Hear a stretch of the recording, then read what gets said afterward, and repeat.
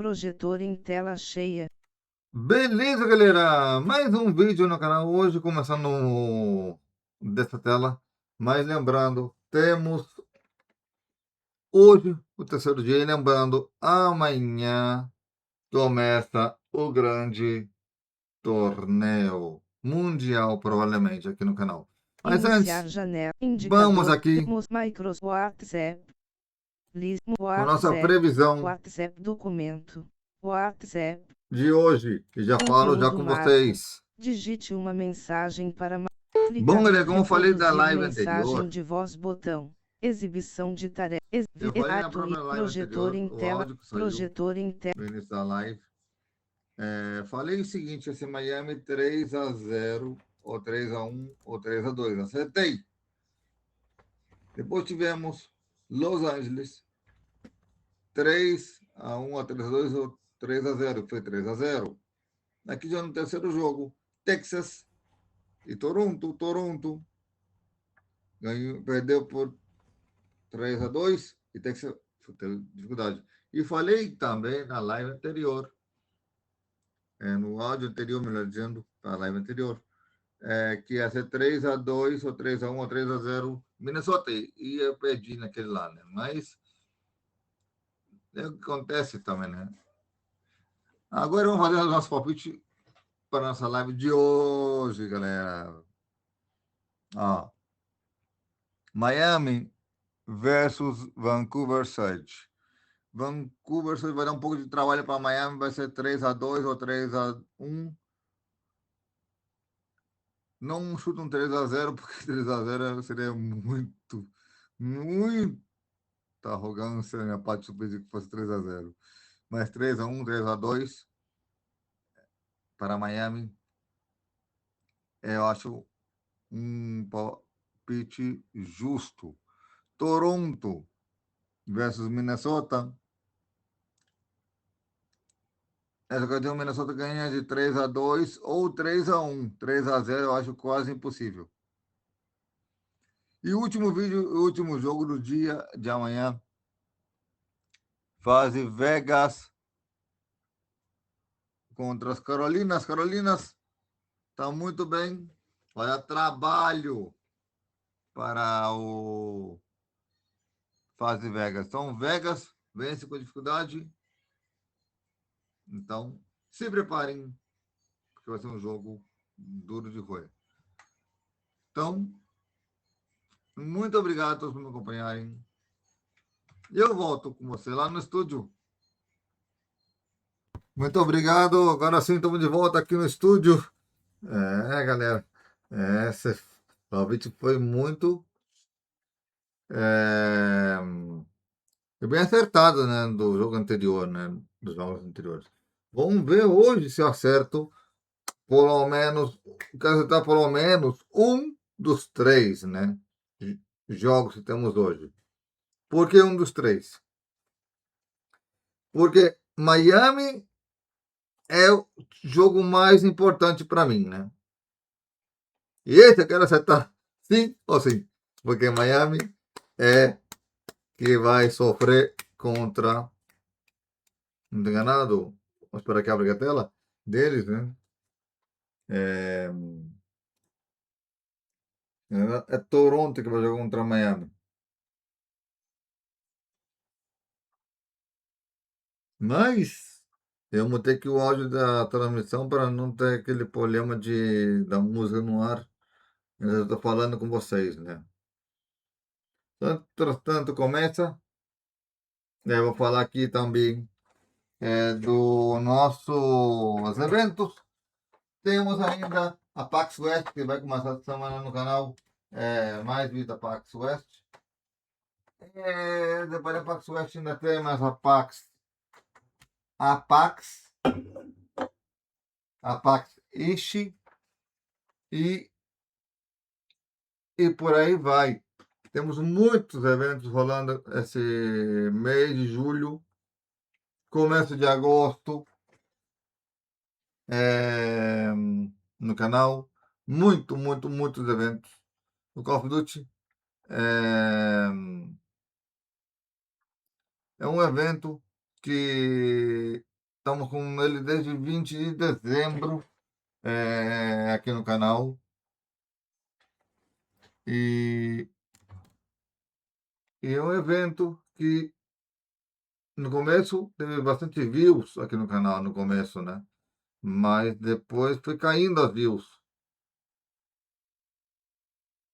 Chegamos a ter 200 views no começo das nossas transmissões de COD.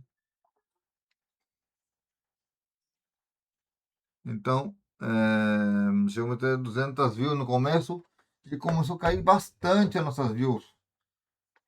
E mais então já neta final Miami, como eu falei, joga contra Vancouver Surge, Minnesota, Toronto e as Carolinas contra a Fase Vegas. Como eu falei no meu palpite do final do vídeo anterior, eu trouxe aqui de volta no começo dessa live, Miami 3-2, 3-1 em cima de Vancouver Surge. Não 3-0, porque Vancouver não é qualquer time.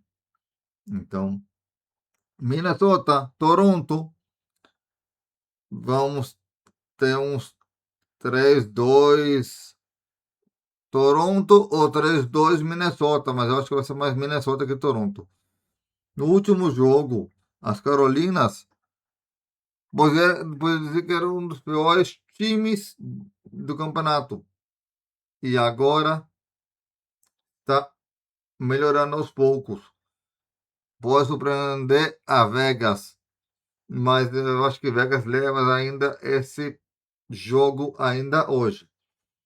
Ok? Vamos seguir agora aqui. Os eventos que nós temos. PAX West, PAX East, a PAX, temos a Gamescom, agora em agosto, que é daqui a um par de dias ainda, mais ou menos daqui a um mês. Temos a PAX, a Gamescom, daqui a um mês, a Gamescom. PAX West 2026 também, daqui a um mês. Tokyo Game Show, daqui a 2 meses. Também temos os nominados para os Game Awards em novembro 20. Novembro 28, Joystick Games Awards. Dezembro 4 a dezembro 8, o, o PC Game Awards. E entre dezembro 6 a dezembro 10, por aí, teremos Latin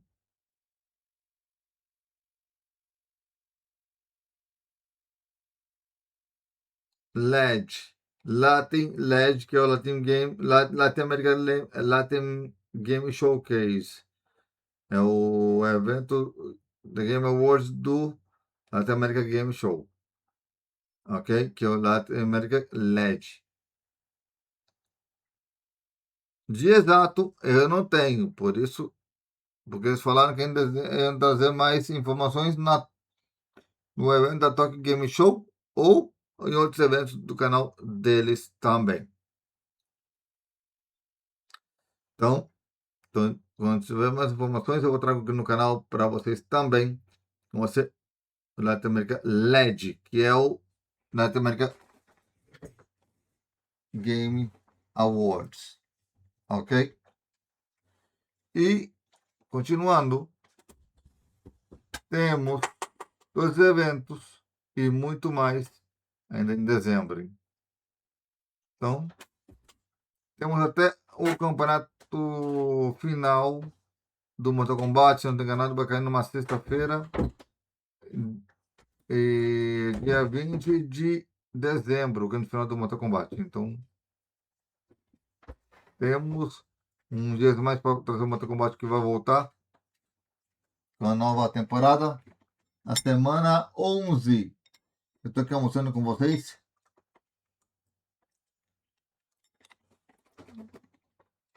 Então, temos muito o que falar nas próximas semanas de todos os eventos que vierem em caminho. Alguns eventos foram de junho adiados para julho. Por exemplo, dia 19 de junho, saiu um adiado em julho. E o do dia 25 de junho, tivemos também adiamento. E tivemos a pré-order do GTA 6. A grande pré-order GTA 6, hein? Eu também trago a minha pré-order aqui no canal, esse mesmo dia para vocês. Devem ter visto já no canal. E também siga lá no TikTok, que a Marquitos apresenta também. Aqui na Twitch, que nós fazemos ao vivo. No YouTube, sai um pouco depois desses canais. Então, se na Twitch, TikTok sai primeiro, porque nós estamos buscando mais públicos para crescer os canais. Então, sai primeiro os nossos eventos todos lá. Primeiro. Outra coisa, a entrevista da minha amor Maneta Gavilotti é em dezembro, mas eu não tenho a data.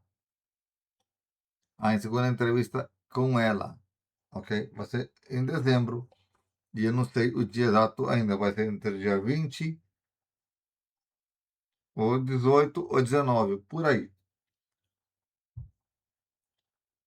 Ok? E falar em Meu Amor, Marita Gavilotti, tivemos várias músicas dela aí, fica na playlist dela, Maria Antônia Gavilotti, é o nome da playlist. Segue aí a playlist. São mais de 70 músicas. E das 70 músicas já temos 60, 40 liberadas. 40 já liberadas, aproximadamente. Estamos começando com os merengues. E se preparem que temos muitos merengues na composição especial para a soberania que saiu no final do mês passado. Seu 23 de junho.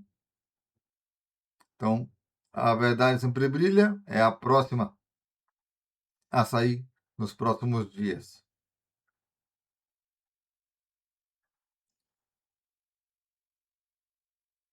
Então, agora aqui, faltam 6 minutos. E vai ter mudança nos times também daqui da liga, do torneio, e vão mudar os jogadores. Por quê? Vão mudar por causa do vários deles que estiverem caindo antes do tempo vão cair e vão perder. Alguns jogadores vão trocar com outros times. Então se preparem para ter mudança também nos times. Já está programada aqui também a próxima transmissão da semana que vem, que é para amanhã já, né? Então se preparem.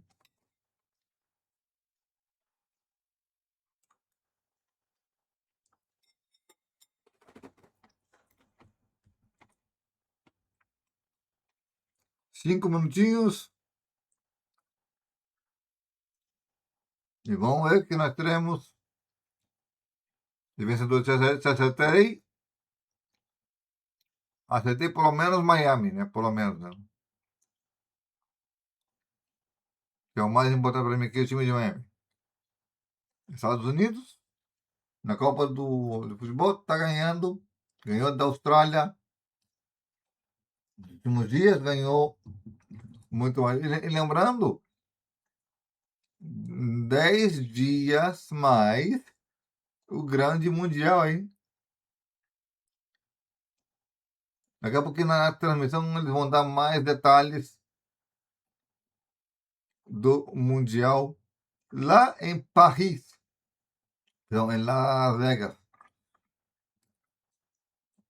Paris primeiro, questão que nós vamos cobrir na semana que vem. E depois vamos para Las Vegas, onde o grande mundial, que é 17, 18, 19 de julho.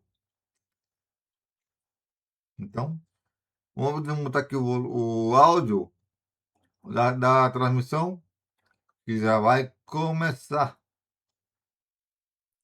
E vamos lá com jingle de entrada. E eu volto em minutos com vocês. E lembrando vocês também, né, do like, comentário, compartilhar o vídeo. Ajuda bastante o canal, seu like é o nosso apoio, nossa força. E é muito bom trazer para vocês, que eu gosto, minha paixão, vocês já sabem. Levanto sempre com vontade de trazer esses torneios para vocês.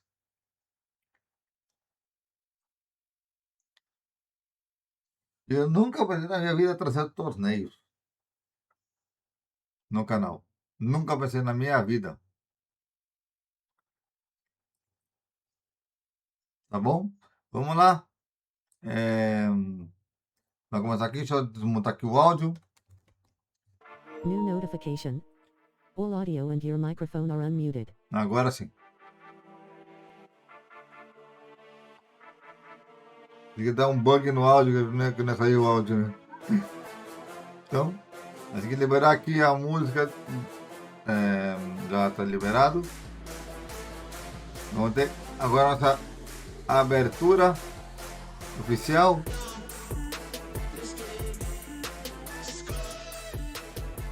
E eu quase nunca gravo, né? Junto com a transmissão. De vez em quando.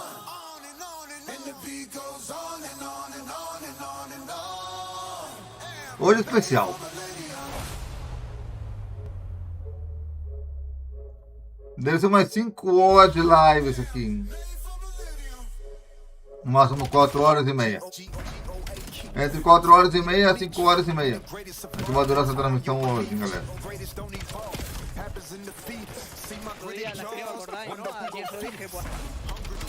Aproximado. Já voltei, galera. Já volto.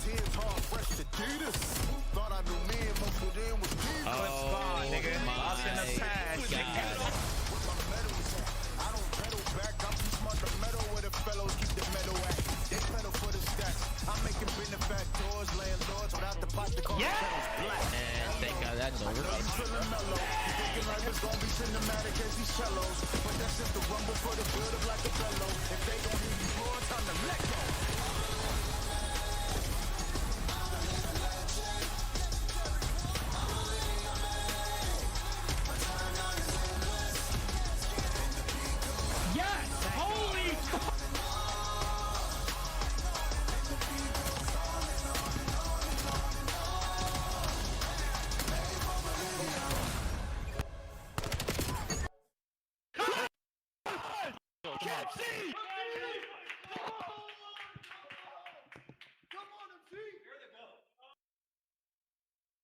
And this is going to be 3 players up for a moment.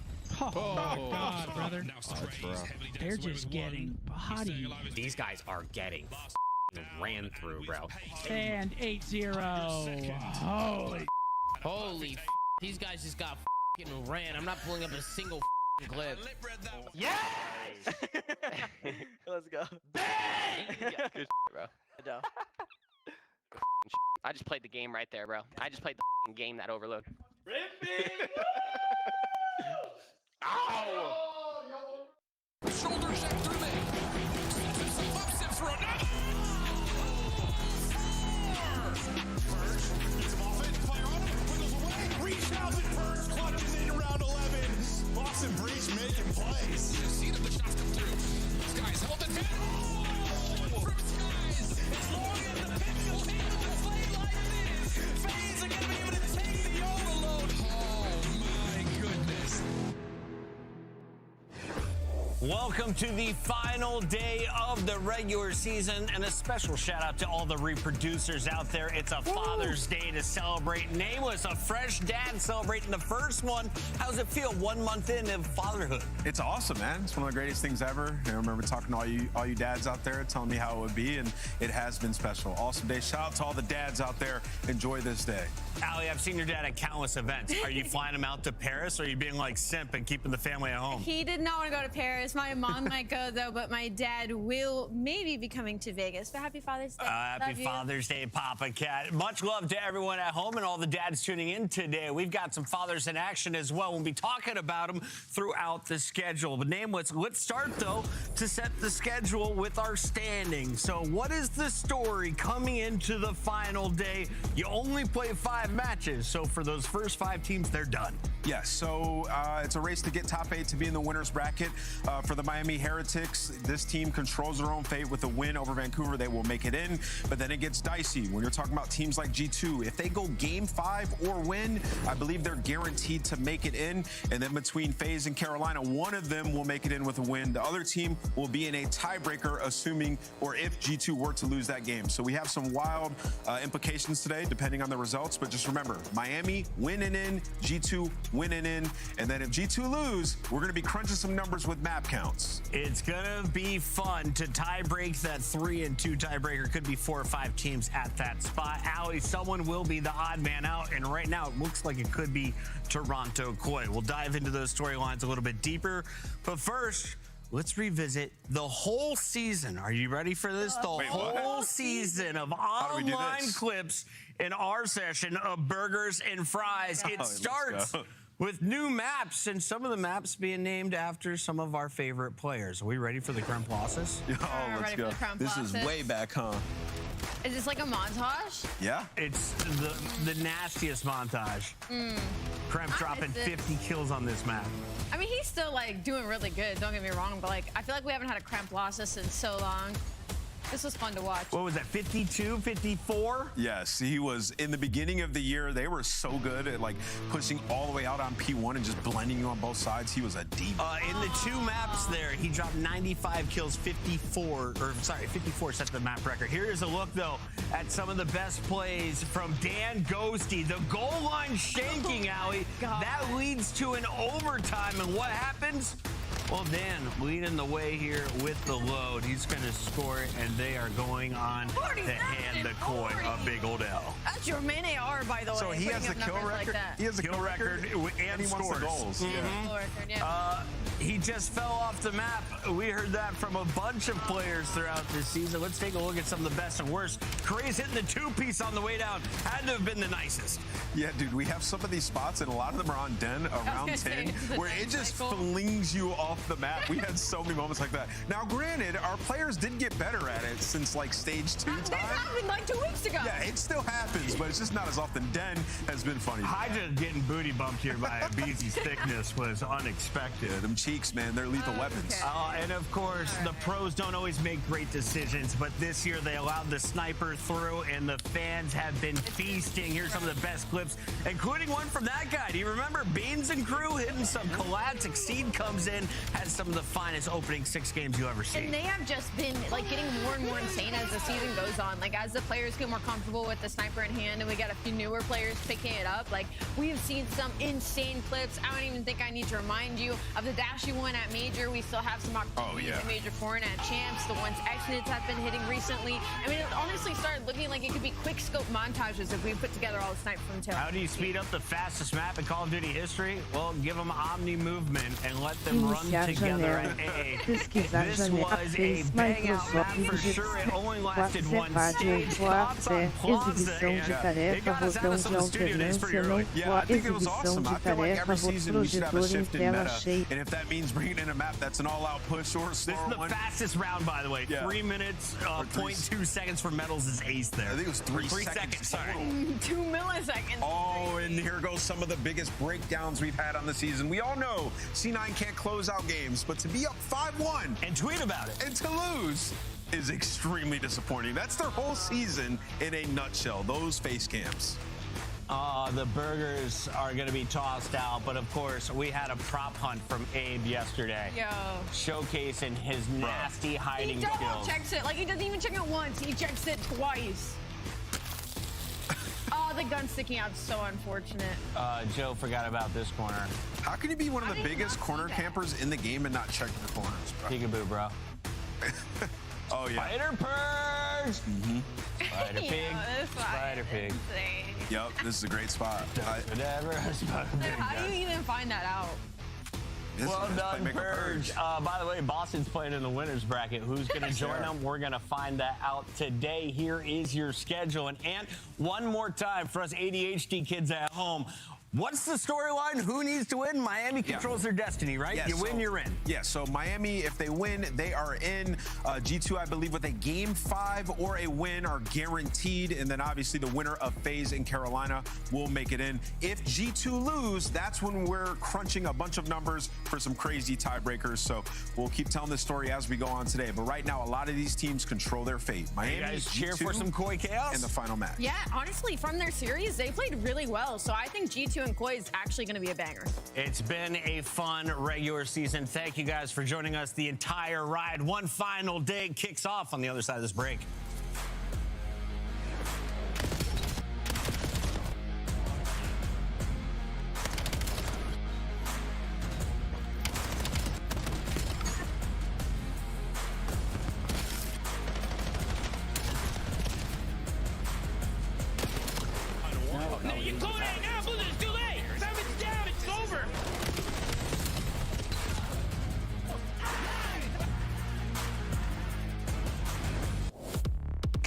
Tickets are on sale now. Come see the best teams lock in for this season's grand finale in fabulous Las Vegas. All 4-day passes come with early venue access. Head to FazeVegas.com or scan the QR code to get your tickets now. Scuff, official controller of the CDL. Monster Energy, the official energy drink of the CDL. Brought to you by America's Navy and the special operators who work in the shadows. Let's find out who's built for the big save. The Heretics ready to dive in. Thanks, Tim. 4 and Snoopy. Come on, wipes them all. But Hydra with the switch impossible. He's making top room. So damn happy. It's Sykes. Down a bruiser. Dominance on the grandest stage.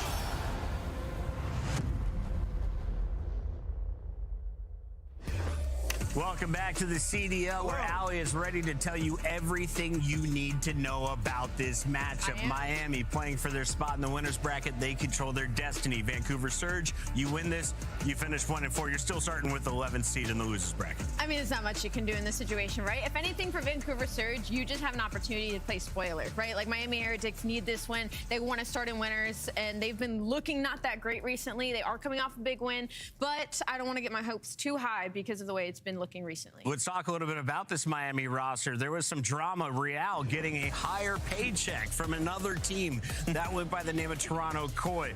After leaving the Heretics, Real was sent to the bench. They bring in Trakes on Miami. He was in the Rookie of the Year conversation for quite a bit. Real gets re-signed. Team starts to fall off. Real back in the starting lineup. Are they better or worse than they were 1 month ago with Trakes in the lineup? Yeah, I feel like they're worse in Search and Destroy. I think we've seen that for sure. They've been getting blitzed there. But in Hardpoint, it does seem like they're making some strides. Real said, you know, when he came in, he can be a leader in HP, and that is his best game mode, right? So he's a fragger. Exactly. We're seeing more success there. But in order for them to, like, make the deep run, they're going to have to be consistent in Hardpoint, which is something we've never seen from this team ever on LAN. And then also, they're going to have to get back to where they were in S&D. And, you know, when we talked to Metals yesterday, he said they were playing hide and seek. The sniper is not hitting for super like we once seen it, and the early round success that we would see from the SMGs, particularly it was Trakes more often than not making those plays, we're not seeing. So that has to get cleaned up today.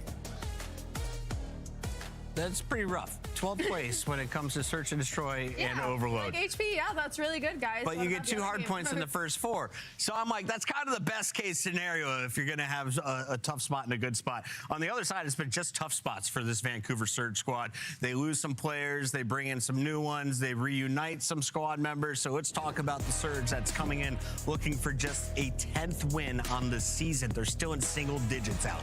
Yeah, for Vancouver Surge, like I said, they're kind of playing spoiler in this situation. I would be worried about the pace that can be set from the side of Miami Heretics in this specific matchup. Yeah. But we didn't really get to see a whole lot from Nero the last time we saw this team go up. So I'm expecting a better series out of him specifically. And even though they are 1-5 in this stage, Hardpoint S&D hasn't been great. Overall, it's all right. But when you look closer into the numbers, like, they're keeping it close. I feel like Mamba and Craze play off each other incredibly well in Search and Destroy right now. Lunars has been the most consistent that he has been all season long with this now current roster. So I'm not counting them out just yet. And I saw a brutal tweet today. It says Vancouver plays their second to the last match of the season tonight.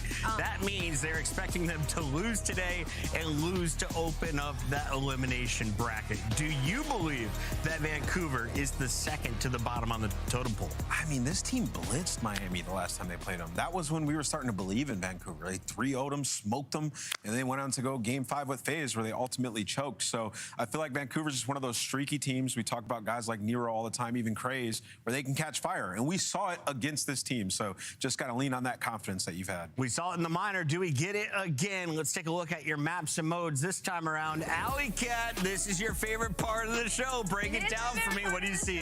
We hear that Colossus not #1. I think Miami Heretics are incredibly happy to see that. I don't hate the score for Vancouver Surge. Unfortunately, they're not going to get that gridlock. Miami Heretics going to get that out of this series. But the raid leaves a little bit of opportunity here. I think map 2 and 3, Vancouver need to win. Yeah, if we go 4, I think an interesting one is the Scar Hardpoint. It's a map Miami used to love early in the season. It started to get away from them recently. I think they lost their last 2 or 3. So that'll be a big one for them for their confidence back. But yeah, Miami want to close this one out. This is winner's bracket for them if they win. Vancouver looking to play spoiler. Allie, what do you think are the most important numbers to factor in as we get ready for this matchup? This specific matchup, I think the most important numbers to factor in is probably just the damage being dealt. This is one of those series that could get away from Vancouver Surge if anybody comes out slow, just because of the team that Miami Heretics is. I mean, we saw the Rencor put up a 1.23. You look at Metals playing some of his most consistent COD, so that's where I'm focusing.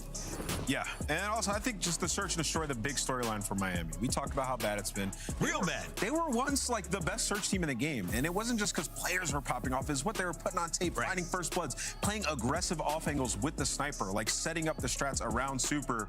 They gotta find that success once again. They're dead last in first bloods this split. That is not gonna get you to a Sunday. So yeah, that's the primary focus. If you win this match, Miami, you have the same match count as Optic Texas, a team that has been to 3 grand finals. Let's get it done. Can you do it in a 3-0 for the best seed possible? That's the question. I got the Heretics in 3 today. I got the Heretics in 4. I think they close it on the Scar Hardpoint. I have Vancouver Surge in 4. Wow. The way Krishna, I mean, they beat him. Is insane. São corajosos. Miles? 4-0. No. Shift and study even better. Love this combo. Hi, guys. Even better. Jay E Casting. eu falei 3. Jay Casting Craze. Zero. Turn up your headphones, ladies and Wow. gentlemen. Get ready to love some Corajoso, hein? SMGs. Let's see what it gives me today, boys. Let's see what it gives us today. Well, happy Father's Day as well to you, Mr. Puckett. Likewise, and brother. Likewise. Wheeler, happy Father's Day to you, Jay. Let's get this thing going, my guy. I think the desk hits on it nicely, talking about the fact that Vancouver really smoked Miami last time that they played them. Yeah. I mean, to be fair, like the hard point was close, the overload was close, but like the general feeling around the series was like, that was one of the first moments where like, all right, Miami, like, did you really make the right move here? Because like, we can't be sitting here losing to a Vancouver Surge team that is just a bunch of misfits essentially at this point. Yeah, just a team that was all the scraps get put together, and hopefully it somewhat kind of works. And it did, at least in the first matchup for Miami, as soon as Real walked into the building. But that was one of those series where if you are the Heretics, you can realize, okay, these are the things that we desperately need to work on. They have been improving in their hardpoint game. Overload, they looked a lot better yesterday versus C9, just controlling the pace of the game. The SMG slaying them to bits. And then you also got Rencor, who's been back on his bully. He's like 1.3 in every single series ever since Real has came back into the building, so he's being a lot more comfortable. It also allows Metals to be more comfortable. They're starting to look like that Miami of old. Yeah, man, and I think just kind of watching this Miami team in particular and seeing Real, you know, play a little bit more of a, I don't want to say like a slower SMG, but a little bit more structured around the rest of the team. It's very different identity-wise. We talked about this last time we watched Miami compared to like when Traix goes out, where he wants to play with speed, he wants to take away space and then force another engagement to really manipulate the map. This feels like a calmer Miami, and whether that's better or worse for them, a little bit hard to say at the moment. They definitely looked much more impressive when they had played Miami, or probably when they played FaZe did Miami, and now it's just down to can you follow up with another big win here, get yourself into a potential winner's bracket situation. So we'll find out. Miami taking on Vancouver, Colossus hardpoint last Sunday. Let's get it out. If you are the Heretics, I love this map #1 pick because I think this is their most efficient hardpoint that they play as a collective unit, just due to the pacing that they set. Everyone is able to whip out an NPC and run and gun alongside your team, and you're consistently filling the gaps correctly. So it allows Miami to just be so fast on a map like Colossus. They have already flipped the map. They're still finding their slaying presence, and Real and Metals combined for 3. They have statue as well. Yeah, really nice job here from Real. Knowing the statue control is good, you can force the spawns for Vancouver to be all the way up to the top left corner of the map. Should put Super into a point of awareness that he should be being hit. And this OE and a couple of shots will aware him of that. Real will drop on the pitch. Now it's time to try to hold on towards the favorite side of the map as Miami will find 20 seconds worth of time. A couple of individual kills are coming through, but Vancouver are doing the dirty work on rotation with 4 seconds remaining, and they will win the spawns for new. Yeah, they forfeited all that 20 seconds off the P1. They were more focused on the big picture aspect, and that's winning the roto over towards the next HP. Because you could lock this down for potentially a full 60, but it's all about the initial gunfights. Real just walks right through top mid, finds a double. Last player's gonna be in blue lobby, but as long as he finds a kill, you still have teammates that are gonna spawn close. So Super's gotta value his life and potentially still slay. Always able to get another, looking over the top. Oh, nice job from Super, now 4 in a row. Miami able to supplant the setup over at the spawns as well as on the hard point. But now you got 2 players for Vancouver trying to find the exact same success over to the middle of the map. Able to get a couple of kills that will move the Miami spawns out. Real trying to lock things down to the back. He's in some trouble. Not at a full force to try to get him out right now, though. As Vancouver are saying, if he just sits back there, maybe that's okay. We can just play for rotation to new, and instead, it's a 4-man feed in favor of Miami, and they get the late break for scrap. Yeah, he just let that guy sit back there. He's blocking the spawns, and now his teammates are finding the kills. So it allows the Heretics to get the break for the final 15 seconds, and now contest early off the rotation. What a play there from Super. Hits a fantastic route, now allows your team the super advantage here at P3. Yeah, this is one of those that I feel like a lot of people have tried and said, well, maybe not worth the risk, but Super's got the movement locked. 3 in a row shut down. Trade's not fully there as Mamba and Lunars will combine for 3. Vancouver now in a position to control over through tunnel on P3. And even better than that, they've got Nero watching over their statue side, so everyone else can just focus on this pure front position from blue. Real will get 1, looking to kind of change the position to get this trade over through tunnel, which he's able to secure. So now it's a little bit of a split focus as Miami's trying to find success from the front and through tunnel at the same time, and that will move Vancouver out of the hard point. Yeah, it was so well played from Vancouver. You had Mamba create an extra space at blue, force them to hit the OE, and then when kills go your way, we just turn your back at the wrong time, and Real makes the big time play. For Miami to at least contest it, but Vancouver, even when they spawn that, they still break it in. And in the final 5 seconds are in control of the map that they want to rotate over towards the P4. So Miami got to keep on sprinting forward. Another wave of gunfights is what you need. Well, they're able to take down Craze, who is trying to put together Some forward presence. Nice shots there from Metals. Huge win on the Lunars. Will start to influence the spawns just a touch. Another win from Rencore at the middle of the map. Means now it's just down to clearing out these corners. Metals doesn't fully check his left. Craze will get one. Rencore there for one trade and the second. Now has to value his life. Pinch on the way. Real spawning out, trying to be just a bit of a distraction from the front, and he's done really well to do just that. Rencore now 5 in a row, MPC and M15 in hand. Yes, his teammates coming up the spawn. Make sure you hard block, clear out the back lanes. I got everything locked in the front. Miami take the lead, and there's still 25 seconds here to play with. You already start off the advantage by taking 2 gunfights at statue. Now you know that the other 2 players from Surge have to commit. You don't want to give up all this time. And the longer you can test Rencore, the more possibility he's going to earn this health. So very quickly, but Craze with the gunny and the headshot stuts him down. Yeah, Vancouver going to get some time here at the end. But a lot of this is just simply down to, well, maybe Miami got out of that position a little bit too quickly because now they're getting beat on rotation to 1. Nice shots there for Metals bouncing off the statue. Craze trying to follow up on the damage that had been dealt, but gets tagged in his own right, leaving Lunars by himself. And he will do the job. Okay, so now Vancouver have numbers over the top of the hardpoint, and they're fighting for that statue control. Yeah, everyone's matching pace right now for both sides. Now, if you are the Heretics who just lost that wave of gunfights, make sure we slow it down on our approach over towards Statue. But Lunars and Craze are still lighting up the kill feed. Lunars on 4 in a row. He knows that the last guy is going to be right in front of him, and the team shots are good enough to eliminate Rencore. You flip the spawns out, and you take the lead. Yeah, Nero's in a good spot to just challenge the mantle from Statue side. Craze stunned up. Can't do too much there from the top. And now it's just down to what can Vancouver do to try to put pressure on the rotation towards New while still fighting for this whole time. 4 in a row for Mamba. Shut down, though, at 19 and 14. And Craze, now really the only hope here for Vancouver to try to flip these spawns around. Only 4 seconds remaining. Nero knows that there's someone else around the corner, but that's just good delay from Miami, who will hold the spawns, but will have to fight back into the hard point. Yeah, the same way that Miami delayed it, so do Vancouver on the opposite side. Just now with Miami getting those close spawns, they have stunts and nades that are gonna be felt, and they run right through the back door and get all 4 kills. So now you can create some extra space over towards Statue. They take the lead again, and now Vancouver banking on this long route from Lunars. Okay, well, Miami nice from Metals getting 2. Not gonna get the 3rd, Miami still in the hard point. And Real's gonna give you, well, not the full second. So Vancouver will flip the spawns and the hard point. Miami on the back foot here at 24 seconds remaining. We'll take a listen in with the Heretics. Está muy compillo por el punto de outer. Y otra son 2, bro. Una bala de los 2. Son outer, sí. Vamos. Ahí los outer. Han pushado esta toalla 2. Han pushado la línea. Dos under ya conmigo. El Lunar de cara. Otro más under conmigo. Under. Ayuda. Queda de cara y el de scrap. Cara, pushado ya. Queda el de scrap. Abre la derecha. Sí, bueno, muy sorprendente. Pego uno. La hacen todos, pero uno tiene que quedar súper. Ha saltado, necesito ayuda. Sí, está difícil.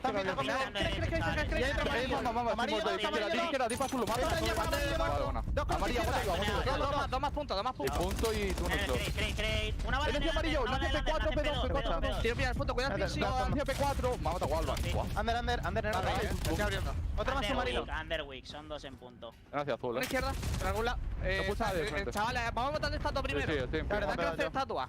No lo veo. Hay pedos y están pedos. Se va a quedar, Chema. No, sigue ahí en el G. Está en el estado ahora. Del punto no le veo. Sí, vale, G. No puedo hacer echar por Under. G Under, una bala. Muerto, uno doble. Un tiro ahora, un tiro izquierda el túnel. Está por el siguiente, me deja el siguiente. Nacen con G en ti. Vamos por la izquierda. Vamos a jugar P1 izquierda. Cuidado, Under. Muerto. Una P1. Voy a bancar P1. Doble fondo Lunar. Amarilla. Con el derecha. Ahí derecha, Mamba. Buena, quedando. El punto está corre. Outer no le veo. Sigue Outer.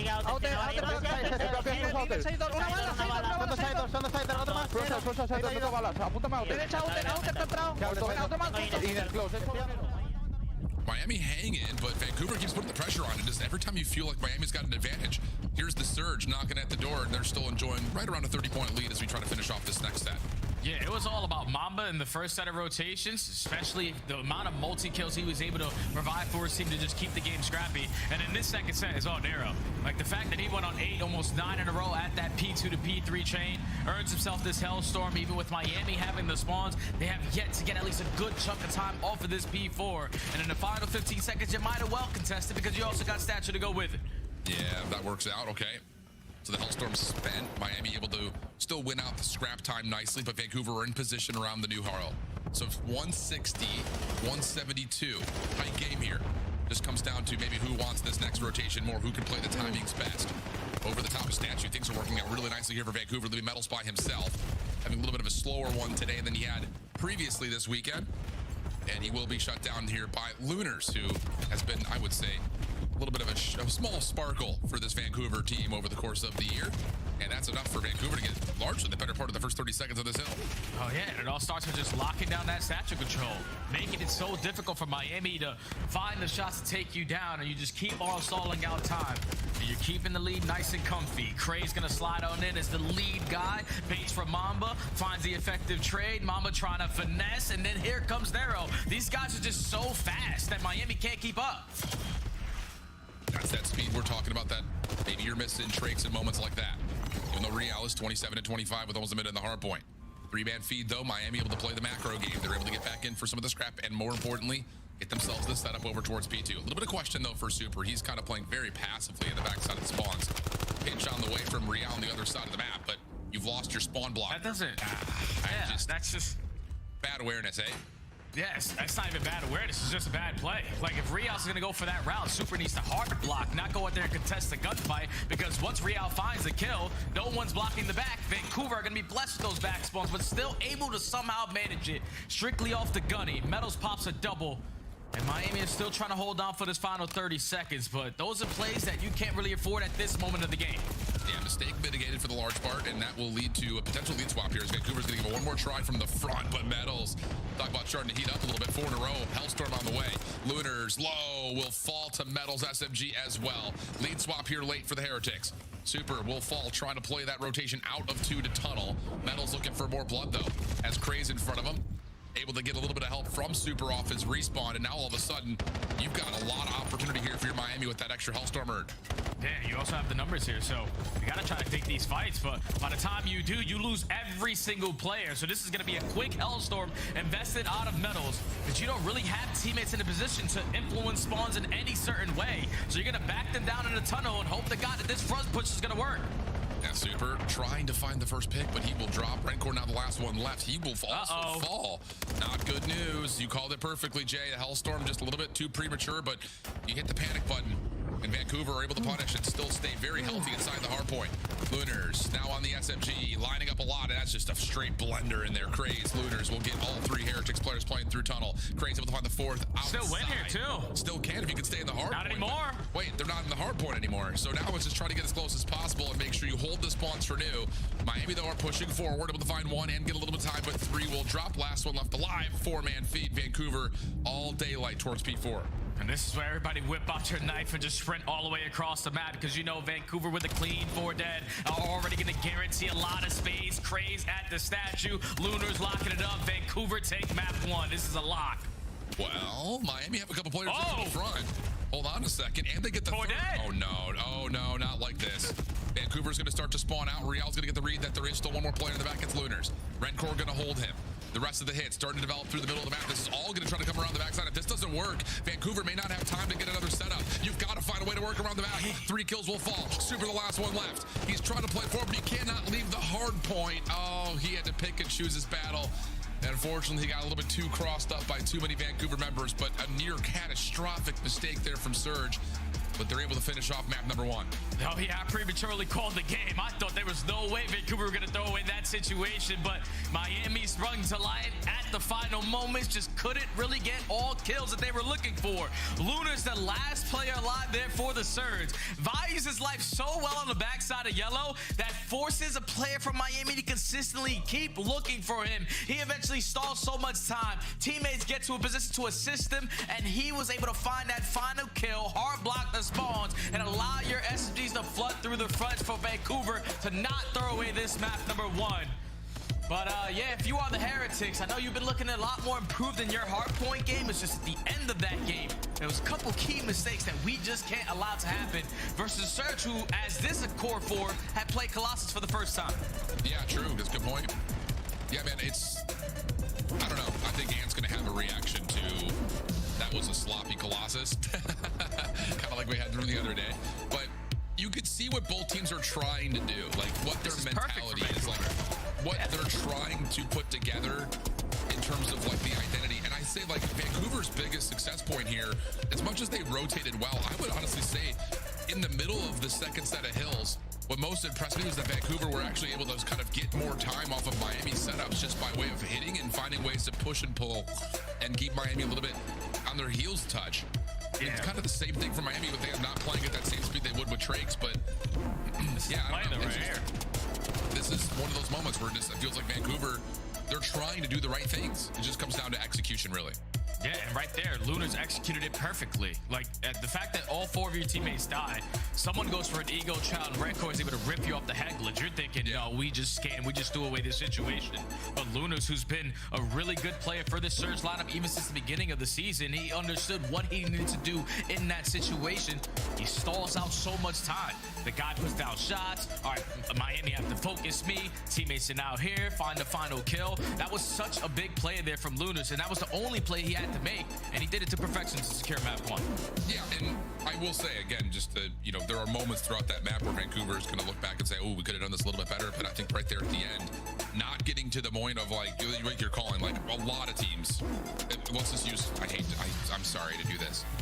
Let's use Cloud9 as an example. They would be in that moment of like, we have a setup, we just got broken, we could have won the game. And instead of making the right play to play a macro route that you should be doing, they're just all full flooding to the front and they just get ripped apart because they lose track of that last second moment. So good understanding and good awareness. And that's what I mean kind of more about like Vancouver's making the right ideas happen. Some of the execution may not have been perfect, but there at the end of the game, it wins you the game. So that back and forth, very fun, those last 3 hills, and a game that honestly never got much above 30-point difference. Yeah, it was a fun one, man. I felt like Miami gave themselves a lot more opportunities to potentially have runaway moments because they were winning a majority of the rotations, but just not doing the simple things of hard blocking, communicating when you're taking extra space away so your teammates can set up properly around it. Those little things turn out to be big things because that's a very tight map number 1. And what we saw in Minor 2, you lost that map number 1 on Gridlock by 16 points. And the reason why it's even more tough now is because you're still struggling in Search and Destroy. Regardless of the 2 series wins that you have found in a row, S&D hasn't really been looking good, and I feel like Nameless hit it on the desk perfectly. We have to start enabling Super again, because trying to play through our submachine guns, if they're not consistently getting those first bloods, which they haven't been, S&D's run away from them when they used to be one of the top teams in the game. Yeah, that's, I think, one of the biggest points about it, and looking at the Search and Destroy and taking that story point, we've kind of seen, really, it gives both sides of Super's gameplay not be as efficient as maybe we would have loved to have seen it. I mean, talking about the sniper rifle, obviously it took over for more than half of the year. We called that was going to be a big factor when they had played most recently. That's going to be another thing here looking at Raid. Can you put yourself into a position to be ready to go for a Vancouver team that, I don't want to say they play like a more one-dimensional Search and Destroy, but they don't have the same mid-round adjusting and push and pull that I think a lot of the other teams out there do. So being able to get an early information or an early pick out of Super Snipe would be critical for them being able to take this raid, which has been one of their preferred Search and Destroy picks on the year. Yeah, God gave him to be the enabler, man. Allow your SMGs to fly in front. Let him put himself in those unorthodox angles to potentially catch those first bloods. Because even though Vancouver are a team full of all the rejects, I guess, from all the other teams when they got dropped, I feel like every roster that these guys have been on love to play raid, and it's usually through the aggression. But Super, instead of the sniper, he's got the M15, and the team shots from him and Lunars leads to the first blood. Yeah. Full 4-man hit now for Miami. Going to take back toward kitchen. Okay. Going to clear out B with this information. That's huge. Looks like Miami are obviously very aware that they could have lost this laundry position on top of that, which there may be a big battle here. Miami's just running together. Mom's gonna get the read. Gonna reset up the pinch on the other side, but Miami are fully prepared for that flawless opening round. Yeah, that's good stuff, man. You get the first one in the first 10 seconds. You know we clearly have the advantage for the rest of this round. So let's continue to use it. Show face through the middle of the map. They think that we're gonna retake from that side, but then we blitz them on the backside of laundry. And just catch them with their pants down. So Miami showing the teamwork in round 1. Yeah, clean. And that's something that we've seen Miami do a lot of, and really any Search and Destroy. Just get Super and Redcore in the same angle, whether it's a sniper rifle or 2 M15s, and just spray down one of those early timings. See what they've tried to set up here. We would have to figure that Miami We're looking to try to get Real active as one of their forward players, and that will indeed be the case. It'll be Metals and Real running together alongside a couple of players here. Whoa, hold on a second. This is a huge hit for Miami, but largely read by Nero. Real will still get money window. Awareness is up and active, though, for Vancouver. Coming back to it, Lunars trying to get Real out of the play, and he will find the kill. Huge numbers advantage, 3v1 for Surge. And now it's Rancor left in a 1v3. Does have the bomb in hand, no ninja. So he is going to be loud every time he takes a step, but he gathers info onto Mamba, not able to finish the kill. Now Vancouver are starting to surround him. Or not. Well, I'm not going to play for the plant just yet. 40 seconds on the clock to play with in this 1v3. He's got a lot of space here on the backside of the play, but Vancouver's not playing untradeable positions right now. Everyone's watching a lane. Look for contact and follow up and help. Not a lot of opportunity here for Rancor unless he absolutely destroys somebody. Yeah, I feel like whenever Rancor is left in the clutch, he loves to enjoy the scenery route. Just takes the Omega long pinches and just tries to stall out time and catch someone off guard with a position there's no way in hell that they're going to read. But in a 1v3, there's no need for Vancouver to take any extra steps. You have to plant the bomb. You eventually have to cross one of our paths. And that is going to lead to success. But a good defensive round there from Surge. Because once that smoke grenade gets invested front laundry, they put themselves in an angle to still spot them contesting the middle of the map. Yeah. So Nero not spotting a sniper, chooses his timing wisely, and is able to find the opening double and keep his team in a man up. Yeah, I need to see Super pull the scope out. And he's been one of those players on Raid, I feel like. Miami will let you believe. There you go. I was going to say, Miami will let you believe that he's going to play a rifle a lot of the time. And then all of a sudden, like round 5, he'll pull out a sniper rifle, and that will change how the map is being played. But he's got it out this round. Took a shot over towards Art, and then a follow-up. Lunars will fall. So he speak of the devil, he shall appear. Rancor over the top. Amba gets the read. Now he's on the hunt. And look at Miami once again after that first blood. They're trying to reset up back over towards Kitchen. Nice shots from Craze. That damage is appreciated, and it's enough space for Nero to plant. And now Miami a little bit frantic on their retake opportunity because there's no one in a position to spot them on the exit. 10 seconds already gone. It's another battle here at Laundry. Well, Super with a pistol, able to find another. What can Craze do on this backside? Finessing, trying to create some space, trying to kill the clock too. He's doing a really nice job on both fronts. Now it's down to can you actually find the kills as he tries to get aggressive. Miami finds the kill. Nero, re-wrap. Able to find the first. You have to stay away from the trade. Is not quite able to. Oh my Super goodness. the pistol's going to get the ace in the round as soon as he swaps to that sniper pistol combo. See what I'm saying? Like, this way you run a sniper, because even when you have this at your main class, the pistol's gonna hit a little bit different. That's how you take over on the round there. Super starts off this initial round by challenging this angle very early, but not a single player from Vancouver tried to push him back, so he still stays in that spot. And if you peek again, I ain't gonna miss this time around. Finds the first blood, pushing out with his team, and the shot's even better there with the Jaeger. Super looking super duper there in that round. Yeah, it's just, that's what we want to see. Miami fans all over the world are like, let me just see Super snipe more. To be fair, Miami has still put together a really good search record in this qualifier. Uh-oh. Oh, boy. Okay, Mamba will fall. Super follows up. 5 in a row now for him. And with the bomb leaning B, do you try to go back to Super's direction with that push through? You have to figure that if there's anyone else on this A site, they're probably playing back. That is indeed what the case is. It's Lunars is playing on the staircase, and Super, I believe, has seen him. Kobe. Oh, with the tags, he thought maybe, but not quite.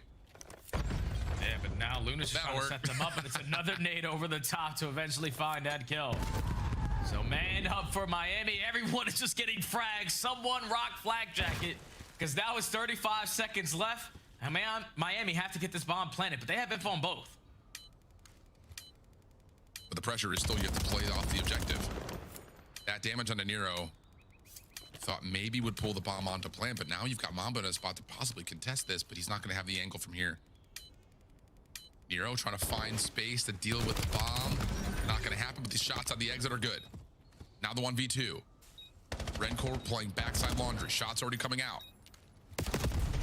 Trying to isolate, but nah, off the top of the staircase, just such a disadvantage, and Mamba will take it finally, easily, no problem. We're tied at 2. Yeah, Mamba was the deciding factor on that round. He's the guy all the way on the opposite side of the map with the pistol, just catching Real on the water for free. Finds a second kill around the middle of the map, and then once it turns into a 2v2, just not really allowing them to be comfortable once they try to commit for that bomb plant. Because Rancor's thinking, all right, I could potentially get the jump on him, but Mamba rips him to shreds. And then the team shots get enough for Vancouver to take the advantage. Okay. Rancor 0-3, so is Craze. Super. After the ace, 6-2. Nice teamwork there as the nades. Free fires will land onto Real. That's the only defender at B. This puts a ton of pressure on Miami to have to make a play, and looks like Metal's going to want to try to instigate that by playing over through water steps. It does not stop Lunar from planting the bomb. He's stuck at Tiki, though, and his teammates have been pushed all the way back towards bedroom.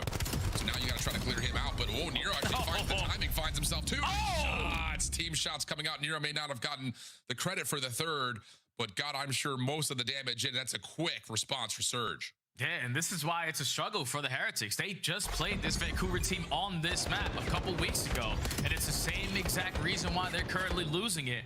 They're getting outpaced. We're dying way too early into these rounds. We know that the Surge want to set the tone with pace, try to take Super Sniper out of play. And if Real's is going to be the only man at one bomb site, he needs to be able to value his life there, because once they realize, all right, we got that first blood, he's the only one here, plant the bomb, we got everything else, especially at that bomb, you can't afford those mistakes. It's tough. Oh, damn. Man. Okay. I mean, fireworks all over Raid. But Real's going to commit for the plant. This is a bold call. It gives you a potential win condition. Smoke will come down. Real will get out. Look at this retake, though, at Art. Rencor is going to be in some trouble. Yeah, he will not expect that there's also a play backside driveway. Real trying to blow up the van. Doesn't get there in time. Super, repinching the route. Bombs already been defused by Lunars. This is just too clean for Vancouver, my friend. It's just way too really easy. Good stuff. Really good stuff. Just pushing them back, man. You get the first kill. We take so much space on the map, and then even though the bomb gets planted, Miami try to force the play to come to them. You're scouting for these playmakers. You know that the guy that just planted is most likely going to be sitting at laundry. So we clear out Arc because we have the numbers, and we also gathered information on the super work in this late pinch. So everything right there was an advantage for Vancouver. And that's how you make the game very simple. By playing to your advantages, they are outclassing again Miami here on Raid. It's just, I'm getting a little bit confused on how Miami, well, first of all, they're getting naded in the first 15 seconds. That doesn't give you much of a chance to give yourself a go at some of these rounds, but they're still trying to play for these hard, heavy stacks like this one right here, which they're able to catch Mamba, but there should be trades, and almost Crazy able to get two. Lunar's trying to follow behind that. Water steps, retaken by Nero, but whoa, couldn't get the last bullet, and Super turns to find the kill. And now, yeah, it's just everyone's low. Everyone's getting the comm. Everyone's one shot, but you can't quite find the kills. And okay, that might be a little bit more of the reason why Miami are still trying to play off of each other in three-man stacks. Yeah, that's why I'd rather see it like that for the Heretics. When they've gone to that spread map setup, one of their teammates have fallen at the bomb site very quickly into these rounds. So Real Metals just send a full force through mid-zig. They find the first blood. They get the trade. Great shots at Real with the turn and burn. Then he's also able to get out, allow his teammates to still keep the numbers, and eventually close out that round. Now in the swing round. And I think more importantly, he's able to see that last Surge member running over towards Arts. That's what keeps everyone primed and ready. Quick hit here. Gray's able to shut down the first. Rancor with the trade. Metals able to see Nero stunned, but over slides. The pillar gets in the way. Nero can live to tell the tale. Super still sniping. Bomb is currently down, but quickly possessed by Rancor, and it looks like after they clear laundry, this should be the call to plant. But not yet. Yeah, I would think this is the perfect time to go for this plant, but same. Still a little bit hesitant because there's no one watching the pinch. There's also not going to be anyone watching over the bomb carrier, but here comes Surge from back laundry. Yeah, they're trying to triple hit this. Stun will land, and ooh. Connects on two. Yeah. But Surge are going to re-wrap back through water steps and then try to contest through pillars, if not maybe even get through Zig. Yeah, that's exactly what's going to happen. So now all of a sudden you're 30 seconds and you talk about that window to plant. It's close. Losing it. Absolutely. Nero's going to play for contact. Look, see if he can find the bomb planter. Can't see it. Big stretch. So Rancor will get the bomb down. Can he get out? No. But nice shot from Super. Keeps the players out of Surge. Back behind pillars, 2v2. 35 seconds to go. If you're a Surge, you know that Miami love to play this re-wrap stuff, but you just got it for the first 10 seconds. You gather the information is still locked at Laundry. Lunars with the team shots onto Metals, and then the snap onto Super. Great shots there with the AR and a perfect retake from Surge. Unbelievable shots. I'm not going to lie, Jay. I didn't think that 2v2 was going to develop that quickly. I thought there was going to be this whole battle of, hey, look at us. We're sitting at Laundry. Come fight us. Yeah, you just got to remember one guy has a sniper, though. That's why they try to catch the jump on him, because if Super misses his shot, then you can clear as day get up that first kill with a good team shot, and that's exactly what they do through Ring. And then if you're the second Miami player, you want to try to keep your teammate alive, so you peek, but Lunas was prepared with the snap. Vancouver now at game point, and for Miami, who need this win to guarantee winner's bracket, you better start to fight back, because it might be the same exact result here, 6-3. Holy cow. Well, Miami's going to throw a little bit of aggression into the mix here. Real's going to hit the water out through pool. Rancor watching from backside Tiki. Super just playing over towards the top window, but there's a streak in the way. I didn't realize Mama had earned that. So that's the Hellstorm call, and they're going to move this over towards A. Rancor and Real seen. Freeze frame. Here we go. Nero able to find first blood.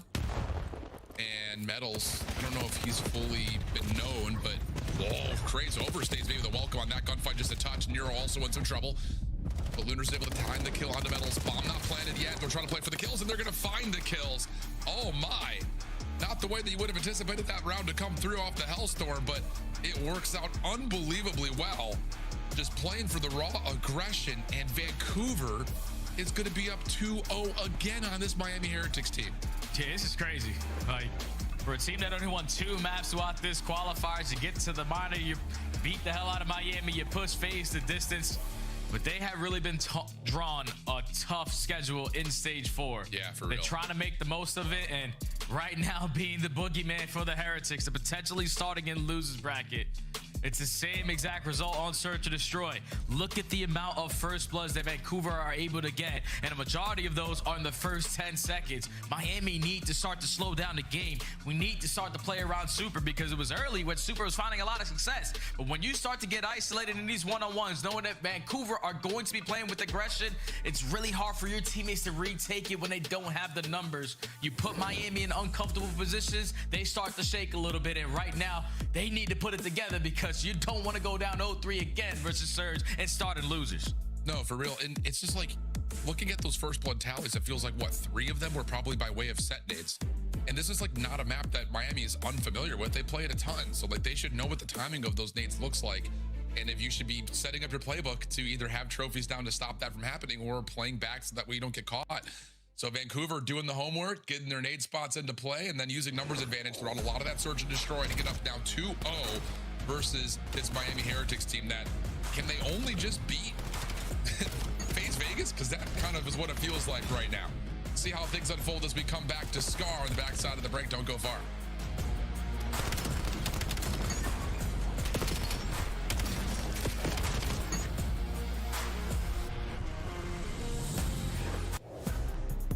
Black Ops 7 returns to the Esports World Cup this summer. Scan the QR code to get your tickets now. Scuff, official controller of the CDL. Monster Energy, the official energy drink of the CDL. Brought to you by America's Navy and the special operators who work in the shadows.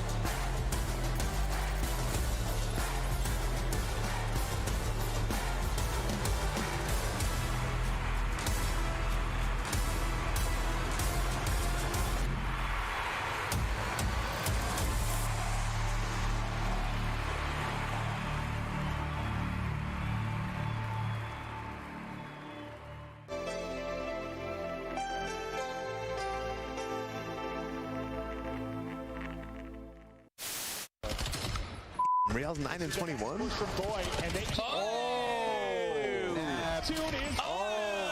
God. We're getting a top 5 play early today. Massive moment. Oh my God. Close to their own, but this is over. This is over. He's destroying the. Holy he's still going. He's still going. Is anyone going to shoot him? This is over. Listen, where am I looking here? It's Mother's Day, all right? Call your moms, all right? And maybe I'll call them too. RCXD out. Yo, these RC cars, please. I don't care if you get a fucking RC car, you do not call it in, bro. Ignore the thing. Do not call that goddamn car in. Scrap sitting back. It just doesn't feel good to be able to clean up one. Scrap. It's just waiting. No way. Oh my god. All right, well. Oh. Chat, don't clip that. Don't fucking clip that. Welcome back there, friends. Happy Father's Day to all of you fathers or fathers-to-be.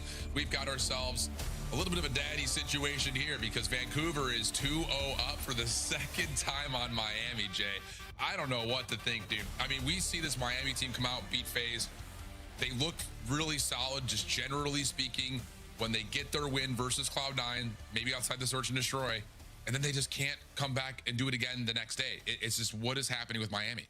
I think the difference is like their map once, man. Like the fact that you put that Colossus there, which has been a bread and butter for your team. There was so many little mistakes at the end of that game that you throw away that situation.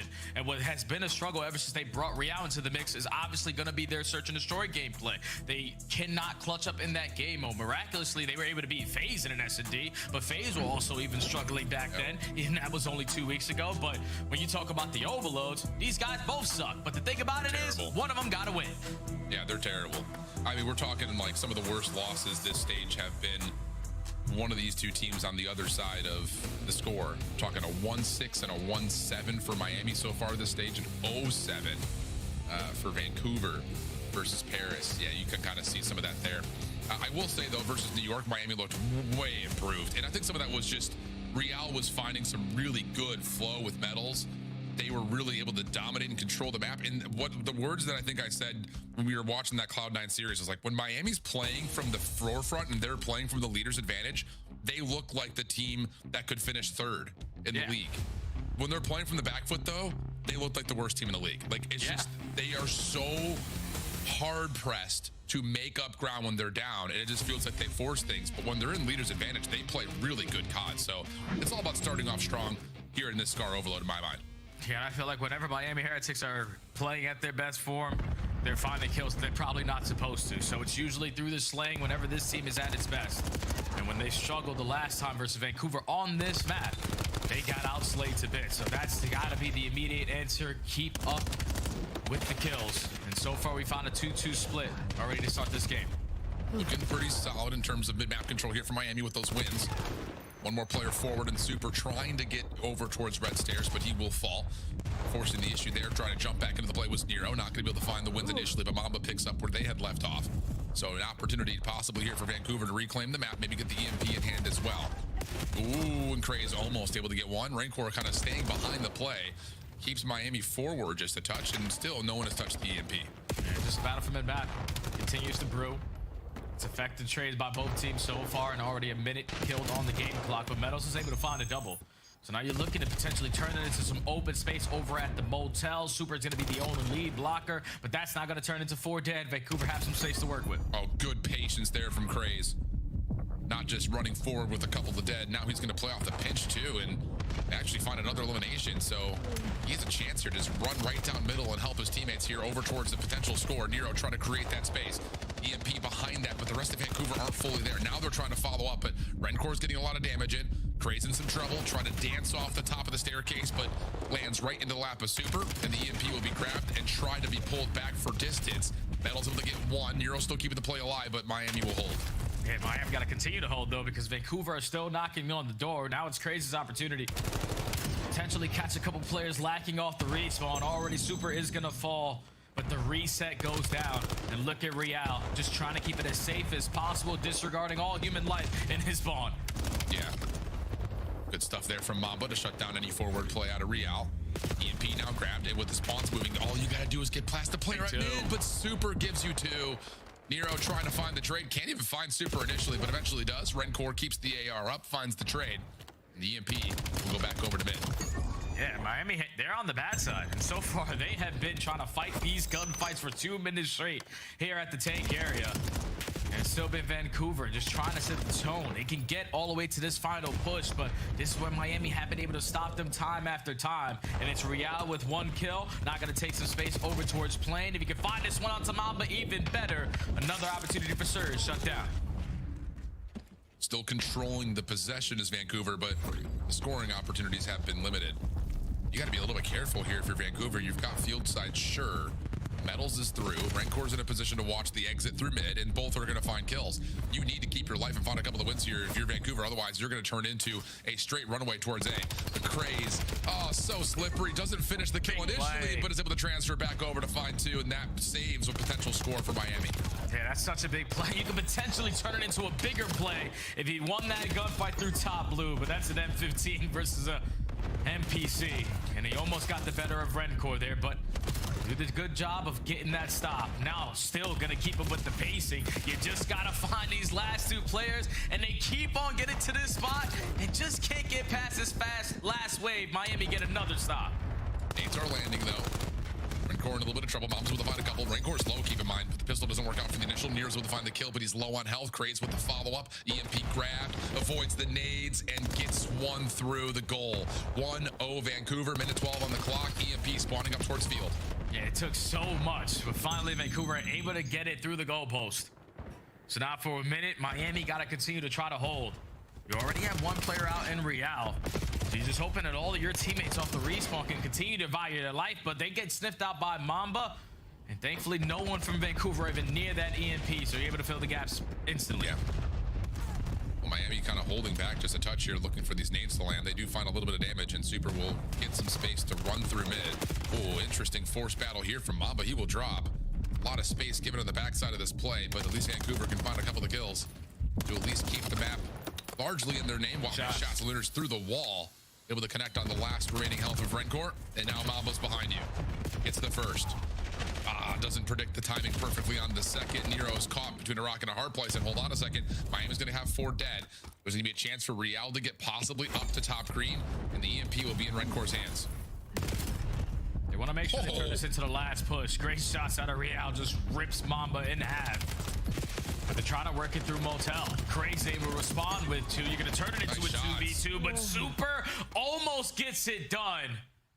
Vancouver get the stop. Realistically, though, if you are the Heretics, you're happy with that side because you're on the bad side, and you were fighting kind of your spawn for 3 minutes out of the 5, and you only give up 1 score. Perfectly played out of the Heretics. You would have loved for it to be tied, but you'll take this. Yeah, I mean, there's a couple of good defensive holds in here. It looks like Vancouver just was not able to get really anything past white wall, which goes to show that, again, Miami doing a nice job, especially from Super's perspective, kind of continue to put pressure through market, keep them stalled, find a couple of kills, slow them down. This moment right here, though, was a huge one for Surge, because like you called, if you're Miami, you're thinking you're about to get the 1-0 lead. You've got 3 dead. All you need to find is where Craze is, and he's just tucked into a corner in the worst possible spot for Miami, trying to get that over towards A. So we'll swap the sides. 20-17 the first half for Super. Holy cow. Man, he was slaying, man, and he had to bring it. Give it up. Yeah, he had to do it on that first side. So many goal line stop, jump up on that black box on the backside of blue roof. Just be able to find the kills when you need to, but the domination out of possession time was all in favor of Surge. You can already see the Heretics with a lot of map control, trying to have an instant score here, but all the stuns connecting, no one rocking tac mass, and Surge get the stop. Yeah, dude, I remember we were in the green room before one of the CDL broadcasts, and we were kind of having the conversation, would you rather have tac mass or flat? Because it feels like stuns are just absolutely crushing dreams. But no trophy down, it feels like either option would be punished regardless. So Miami looked like off the break off they were going to have a freebie. Not the case. Vancouver stuns clean. Nero trying to move their way forward. Super is low, waiting for the regen to come through. Has a little bit of help, but Real will drop. And Miami are starting to kind of string together a defense here, but Vancouver continued just to hold and play a little keep away, and now they have a chance to generate an offensive look. Yeah, this is not the position you want to be in if you are the Heretics. You are getting pushed back. You are allowing Vancouver to finesse with that EMP and force you to be on your toes. And now trying to commit over through the motel. Thankfully, Real had a pistol in the back pocket because he shuts that player down with the EMP. The rest of his teammates find their kills and they get the stop that they want. Now turn it into offense. Okay, Metals, I was going to say, if he can stay alive and get into blue, that could be really instrumental towards Miami trying to get a quick score here. Trades will still allow Miami to hold on towards this plain side of the map, although the EMP next to Super is not going to feel great to grab till maybe a little bit of help comes through, but a couple of kills for Vancouver at mid-map. Now a follow-up onto Super makes it just down to Rencore. He will only get one, and Vancouver are trying to find space over towards this B zone. Real's going to be called to really act defensively here. There's no EMP in hand at the moment, but Vancouver are working on positioning, and Real will shut down one. Pops over, doesn't quite get the second. That'll be 3 dead again. And now it's a one-on-one. Rencore, just keep your life. Stole a lot of time. Vancouver had the EMP in their possession. Rencore's taking a lot of space. So if you are the Surge, you jump up here and you give him that first kill. It might cause you some issues, but it's Mamba and Nera already finding 2. And now Real's all the way on the opposite side of the map. Almost gets the score. But thankfully, Vancouver are showing that teamwork. I'm not going to leave you by yourself, buddy. That was a little too close for comfort, though. Almost a sneaky play from Real, but now we're down to 2:25 on the clock. Vancouver still holding on to the EMP. Miami, little sense of urgency here, trying to find the EMP carrier. Lunars is essentially by himself, but here's a pinch coming out over the way. Crane's able to find one, just traded. Nero trying to keep the EMP safe. Real hoping and praying pistol shots will come through. And from the bad side, we're still dealing with Vancouver and a massive possession advantage, and they finally find the kills they need to get through Miami's defense at B. 2-0, 2 on the clock, and Miami need to pick it up. Miami can't find any kills, man. They are getting outslayed. Metal single-handedly is next 16. Vancouver are just dictating the game. It's like 6 minutes so far out of the 9 that we have played. They are fighting out of their spawn, but trying to turn this into offense, and you're already going to be shut down. You got to retreat, but you can't. That's going to be another 4 dead. Vancouver, with 1:30, just got to continue to hold. Yep, and if Graves can just stay in this position up top here, say it should be an opportunity for the rest of the teammates to clean things up over towards B, and they should be able to get a 3rd score in the way, but a couple of gunfights go around. Mama's still able to find one, but that won't really influence the ability for Surge to play for this attack. Minute 15. EMP still down. Krace is going to play a little bit of gatekeeping here. As soon as someone grabs it, he's going to pop up and try to find the kill, but it resets instead. First 2 kills from Vancouver SMGs. They've lost Real, but the trade is quickly there. That's going to be another 3 dead and a chance for Vancouver just to hold the EMP into the 60 seconds on the clock. Yeah, it might be over with, man. The Heretics.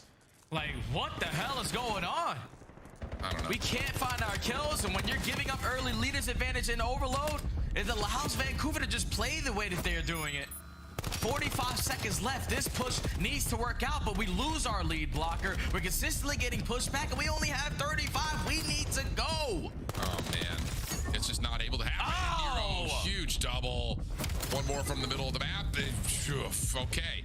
Nero will put the staple on the end of this game. And it's just another moment of, like, what is happening with this Miami Heretics team? And are we blasted? Maybe the best move out there is the one that everyone's afraid to say. Maybe the Real and Trakes conversation isn't the real one. Maybe it's about what happens with Metals, man. I mean, it's just, there's so many moments that he's been either, if he, what we've often said is, like, if he plays well, Miami's going to win. But that's a question mark. And that's just not a great map for Metals. And Miami just gets abused again by the Vancouver Surge at the bottom of the standings. Yeah, that's crazy. And now I think with Miami losing what they did, it basically guarantees our top 8. The other 2 matches for the rest of the day isn't going to be that much of a difference maker. I think the only one that could possibly change something, if Carolina get 3-0, that could potentially put them in a tiebreaker with the Heretics. But this was an awful showing here from the Heretics going into the event, especially because they've been riding the high. You took care of FaZe in dominant fashion. All right, I understand the series versus C9 was a little bit mixy, but this series is something that you needed to right the wrongs off of, because this was the first time when you brought Real back. I can understand, all right, early jitters, whatever, Vancouver playing with a little bit more chip on their shoulder, but after the way that you've been looking recently, this needed to be a 3-0 in a different way. Just you come out sloppy in the map, number 1. We know that Search and Destroy has been their woes, and for when you get to the overload, You look great on Den because you were able to control the pace. Vancouver are not going to allow you to do that. They are not going to shy away from those gunfights. So when you give up those early couple of scores and you're consistently so much on both sides of the map fighting out of your spawn, you're not going to stand a chance if you are the Heretics. So I don't really know what to think about these guys now going into Major 4, but yeah, that's a tough showing, man. You might have to get Trix a ring. I think maybe so. And it's just tough because like the Metals story surrounding like his legacy with the Heretics has been so long standing. Yeah. But as I'm kind of looking at it, and I might be wrong, maybe the desk would know more than I do, but I want to say Metals right now is the lowest active player KD in the league. So if that's the case, like, is that the miss that Miami's putting together right now? Like, how do you leave Trix, who's dropping 45s and challengers? Wait. I don't know. Allie's got to take. Hit me with it. Before we start this narrative, I want us to remember the medals that we had when Trix was a part of this roster. It was the best we've gotten from him. He was disgusting. He was playing well. So it might be a situation I don't think it's Metals' fault. where bringing Real back the in, system is just broken. we see his floor. Well, the system was already broken with Trix on the team. They would just, when they would individually fry, they'd have success. Now you bring in Real, and you have to win your HPs. That's the result when they lose that map 1 hardpoint.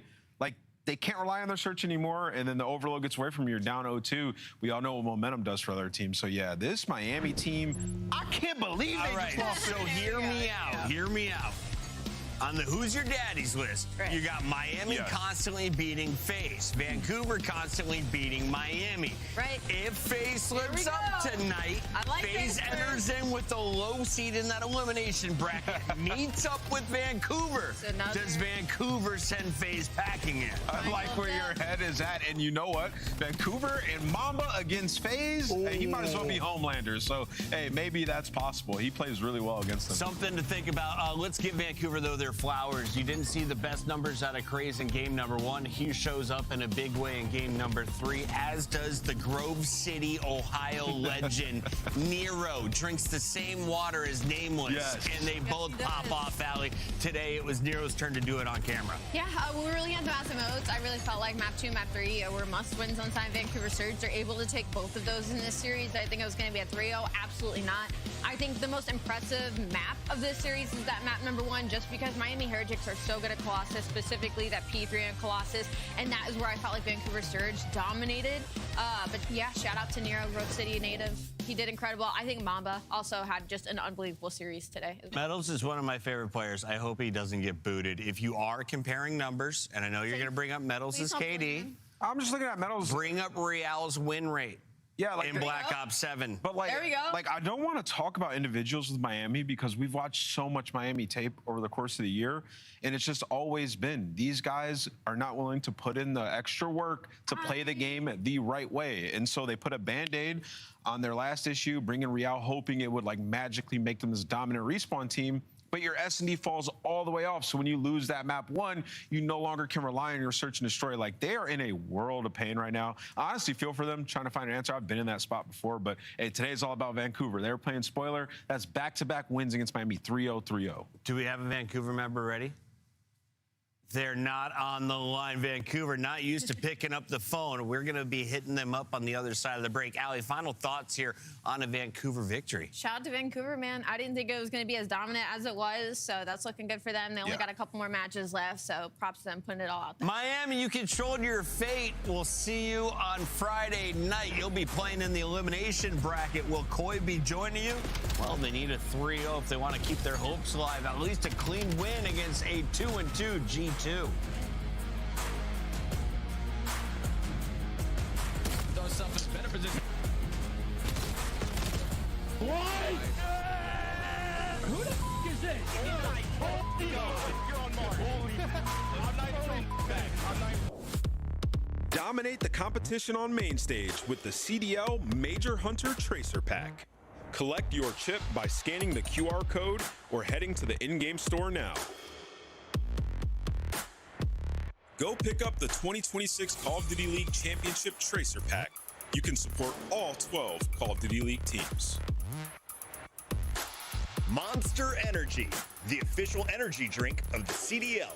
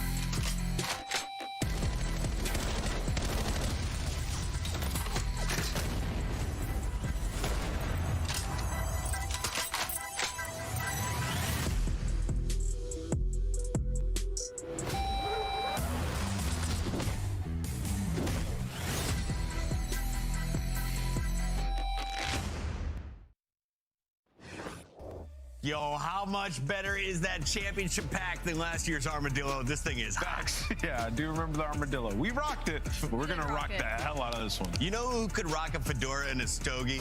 Me. This guy joining us in the Monster Winner Spotlight, the one and only Mamba. Mamba, you're not making it to champs. We look at the math and it's not in the cards here for Vancouver. So this is your champs in Paris. Talk to me about the final fight for the team in blue. I mean, like I said in other interviews, we're just trying to ruin people's events, ruin people's weekends. I mean, I just want to see people get off that stage with a sad face, knowing they have to go to champs, not confident at all. So I'm just trying to ruin people's days and have fun at the end of the day. And I'm trying to get that bread. Send them back and take their money. I noticed something you guys exploited today on the side of Miami was your guys' tack usage was incredible. And I know everybody's always preaching that in their camp, but you guys had, I think it was 3 or 4 First Bloods with nades today in Search and Destroy. Where do you think that comes from? You guys practicing those in private match? Yeah, actually, yesterday I got on their ass saying that we need to get in the server and get our nades down, and we were practicing our nades. I mean, shout out Caesar Skies. I mean, he got me in the nade school earlier in the year. So now I'm teaching the guys. So I mean, shout out him. Yeah, you're putting that tape out there. People are gonna be using it against you now. Get ready. Yep. Mama, I loved your interview last time so much so that going into the series, I picked you guys saying, look, they wanted to ruin days. I think this is a perfect opportunity. You certainly did. Miami now staring down the barrel of elimination. I want to talk to you a little bit about, like, as a team, what you guys have been hoping to work on throughout the entirety of the split, and if you feel like you accomplished those goals, you know, how confident you're feeling going into Major 4, even considering the situation, all the noise aside, how are you guys feeling?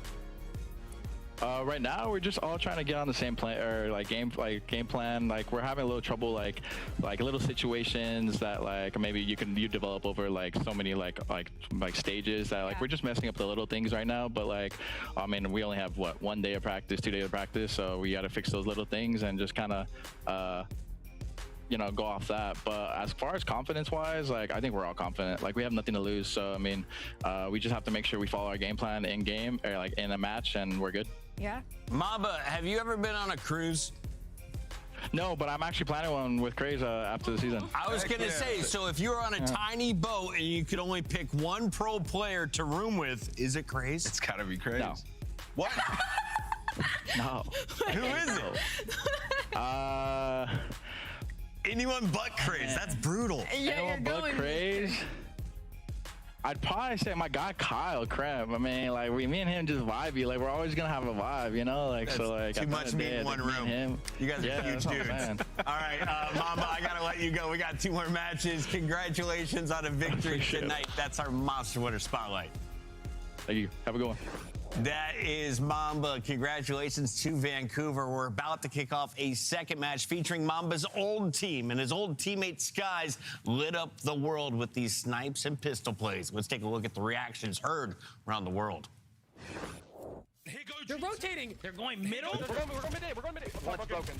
Underbroken, about him, red. Oh my God, not like this, dog. Why did they just run off of B-bomb? That's red. He was red. Yeah, bomb. Not sure. He probably has it. Be fast. 4 winners bracket. Bueno can extend it. What the hell are you doing? Plant the bomb, bro. Plant the bomb. No! He's not planting. Plant the bomb! He's not planting. He's not planting the bomb! Plant the bomb! Plant the bomb! I can't respect that. Dumbest road accident I've ever watched in my entire life. Oh, bro. Back, bro. It's so raps back, bro. I should have checked that, Kyle. My bad. All right, well, now G2, they're going to have to win tomorrow. Now they're not safe. Just some bad comms, right? What are we doing? Not his bad not putting the bomb down. You don't know why he did it, but yeah. No, that was ass. But honestly, let's keep it a buck. This is a lit match because G2 and Koi both lost in the most embarrassing ways yesterday. Seriously, both of them in Game 5 and both on Den.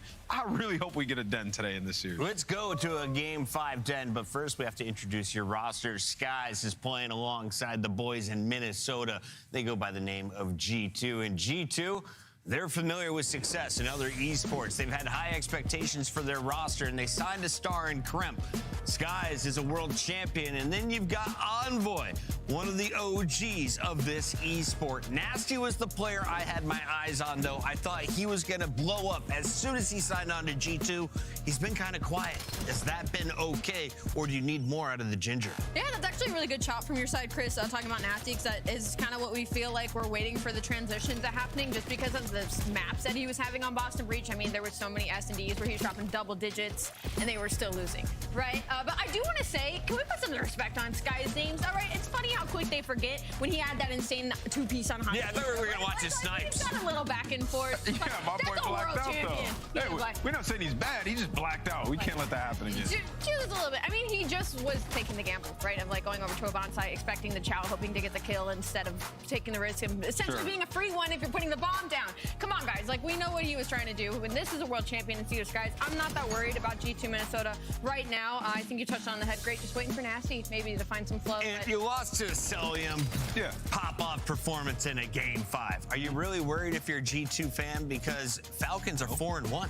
You're not worried. I mean, Celium, you know, he heard what people were talking about on the day before and had a pop-off series. You lost in a Game 5 where it was extremely winnable. If you're G2, I believe they're in regardless, right? And you just got to win like a map. I believe this is how the math works out for them. So in this series, just trying to get a dub. Koi have been struggling, and they're another team that in Search and Destroy you can really exploit, especially when they're on defense. And G2 is a stout S&D team. Should be able to do that. I've never seen Aroma more scared than the matchup against Cloud9. Let's take a look at Aroma's favorite team. They go by the name of Toronto Koi, and they have had people on the edge of their seats. We're calling for blow it up going into Major 2, saying this roster is not good enough. Insight revitalizes his career in front of the UK crowd. Since then, they had their ups and recently downs. After losing Joe Deceives, they haven't had a lot of wins. They've had a tough schedule, Allie. What do you take of their Major 4 appearances so far? I give up with this team. I don't. I really like the way they played against Optic Texas. I didn't really agree with the fact that it was embarrassing Game 5. I think especially maps 4 and 5, like was some of the best COD that we saw from out of them. It was just unfortunate their Search and Destroy still needs a little bit of work, but they're able to close out both those hard points versus Optic Texas, which I think we're taking a little too lightly considering this is a Koi team that was like 7th and 8th in hard point overall in the season. They're sitting at top 3 currently during stage 4, so I'm not off them, especially the way Abe performed versus. He dropped 17 in a Game 5 and you're hating on him? Yeah, let me tell from the other perspective. Yes. So your rookie comes in, gives you a generational Game 5 series. 17 in the Game 5. And the record's 18. And exactly. And the problem that y'all have had for 2 years straight, y'all can't just spread the map and play info and not play roulette in round 11. Like, that's the only story. That is the only thing to talk about with this Koi team.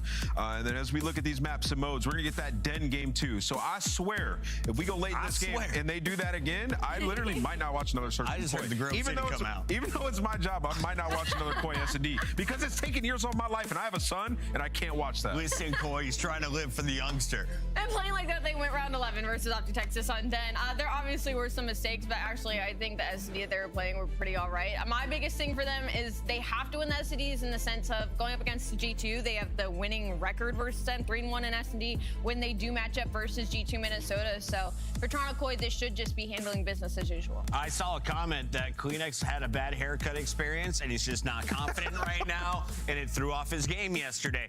Did it show up in the statistics? We'll have to find out. It's time to jump into our Scuff Pick'ems. Alley Cat, you are crushing it. Formerly 6 back, now just 4 back of Nameless after calling Vancouver's 10th win on the season. I'm going to catch another one right now. Give me Toronto Koi in 4. I'm going to go G2. I can't in good faith pick Koi anymore. G2. Allie's on one today. She's all hyped up on chocolate. She's dipping strawberries in fondue. I'm going with the Koi boys. Let's ride with that purple team tonight. The fans are going with G2.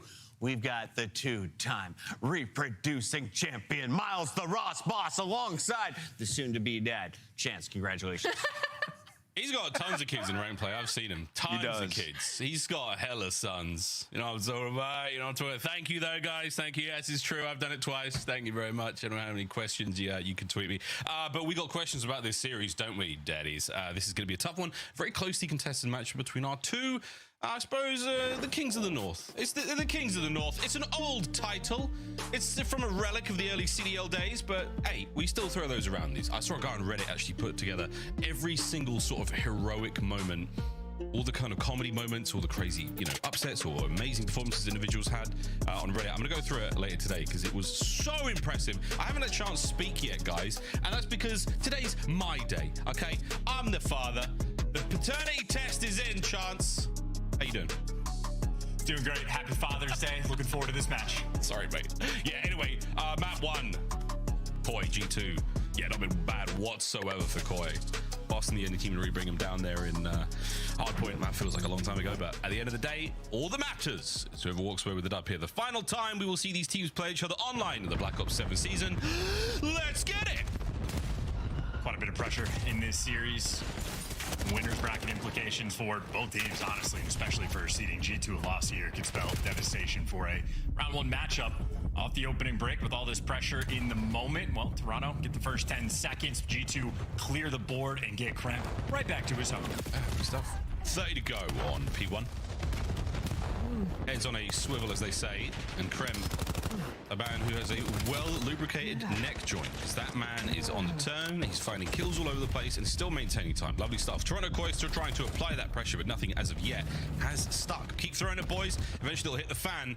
Might have to hit the fan earlier than you expected on the rotation of P2. Yes, Kremp, an owl-based player. It's a universal truth. We've always known it. And as we have a 25-point lead going into new time, Nasty on a 3 spree, a lot of things going right. Yeah, that was a really good one, Chance. That was much like an elevator. That joke worked on many levels. Bang! We've started. It's begun. Get on time. Nasty on a spree. Decent 5. No deaths as of yet. Envoy yet to get a kill. Kremp on 1 as well. And I tell you what, folks, Toronto Koi, they have come to play a little slow here on Gridlock. Hefty slang from G2. This is not even remotely close. Nasty and Kremp lighting up the kill feed. I mean, taking turns doing tricks on it. 12 kills for the pair of them. Finally, Toronto at least have an opening to get near the time. Kips is the one that was there. Survives for half a second. Skies gets to play the cleanup crew. And well, you're trying to take mail control. Next man in line, it's just dominoes. Everybody for Toronto falling. This is right now a hellish start. Miles, we casted G2 yesterday. If we learned anything, these guys are nutty on Gridlock. Yeah, they're very, very strong Gridlock squad. Opportunity for the turnaround here? Don't think so. Nafty's already on the rotation towards 3. And Kremp, nice 2. It's a delightful 2. It's a sweet pair, and it is now a brand new hardpoint. There's a cheeky Abe. Oh, who gets traded out immediately. A lovely attempt, but not a lot's going to happen from that one. No way G2 let him get away with any more shenanigans now. 3-man hit through the outside. Krem, tactical retreat. Scorched Earth leaves a nade for the boys to make their way through it. Gibbs is good for the kill. Insight on the trades. Envoy now from time makes it a 4. This is how Abe you expect to get traded out in an instant, and he does. Maybe the spawn's actually flipping. Didn't acknowledge or see how Minnesota let those back spawns open. So all of that was actually a very painful sequence for Toronto Koi. They do just enough to have the bodies to make the break, and they needed that lifeline. They're going to take it. 20 seconds left to play on this hill, and shaped up to get nearly every last second. G2, not to say if they're going to play the containment game. If they want to go for the break, they're trying to make moves, but breaking into this one is not an easy thing, and they immediately get punished. Overcommitment. They're going to spawn out. Now it's a foot race to the new time. Gibbs the only man on new. He's got himself a trophy. Here comes the hit. Oh, the lineup was good for a second, but Gibbs only could walk away with a single kill inside on the backline. Gunned by Envoy. Wow, what a 2-piece. Back right hand side of the map, all G2. Koi unable to get going. Abe trying to keep the battle on the live on the back line. Does more than that. Gives you a 2-piece. Disgusting work. The front, though, is all good for G2. They have managed to survive as Abe, the man behind enemy lines, finally brought down by a ridiculous gunfight. And another from Envoy. What a battle here on Gridlock. G2, they put so much emphasis on that back statue spot. They will flood endless bodies to make sure they take that space. And, I mean, enough of a fight. The Toronto final, when they get it, it's only good for the final 20. When you have the back spawns, you expect the break to be a little bit quicker, but G2 very heads up on how they play these P4s. They're one of the better teams in the game on it. When all's said and done, I think Toronto Koi may be happy that it's only a 40-point gap between these two teams. They needed that gift on P3 just to keep it close. Ball with insight here, that 4 and 9, make it 5. Looking a little slow to start things off, but our second set of 5 points now upon us, and mean, it's if not for Kremp and Nasty just racing their way towards the highest kills in the lobby right now, they're looking very, very strong. Koi, plenty of time still to pull this one back. Shots are inside of range there again. Nothing really sticking just yet. No one that close to the hard point. Here comes Kips over the top alongside Kleenex. The submachine guns there at Koi. Cut the hard point down. One man to deal with. Done. Good stuff. Koi on time. Honestly, a great look at the sort of skill of Insight. 6 and 10 KD doesn't look great, this and that, but does a great job of just staying alive towards the back. Alleviates the pressure for his teammates to get through the front. Only lasts for a few seconds because the gun skill from the G2 players continues to be nutty. MPC's ringing out. M15, not so much. Over towards the new time. Well, Kremp actually, the moment he got that kill, Envoy spawns up right on top of him. So because of the squad spawn, G2 have created a very interesting minimap. I would love to be a submachine gun player of Toronto Koi with Insight looking over me. I really would. I've actually had the joy of doing that. Just way back in League play, back on Cold War. What a time. Good work here from Koi. Yeah, we got absolutely run. Envoy finding a couple there. Kips trying to get himself on towards this, but B2's yet again very good for G2. Minnesota have an iron grip right now on Gridlock. Skies and Envoy looking fine. Insight with suppressing fire. Shots indeed on a Nasty. Takes on a fellow Brit, and now the shots forward. Great work again for the damage. Lets his boys get involved. Envoy good for the trades, and Abe down and out. Nasty from spawn, back in it. 165 to 77. We're looking at P3.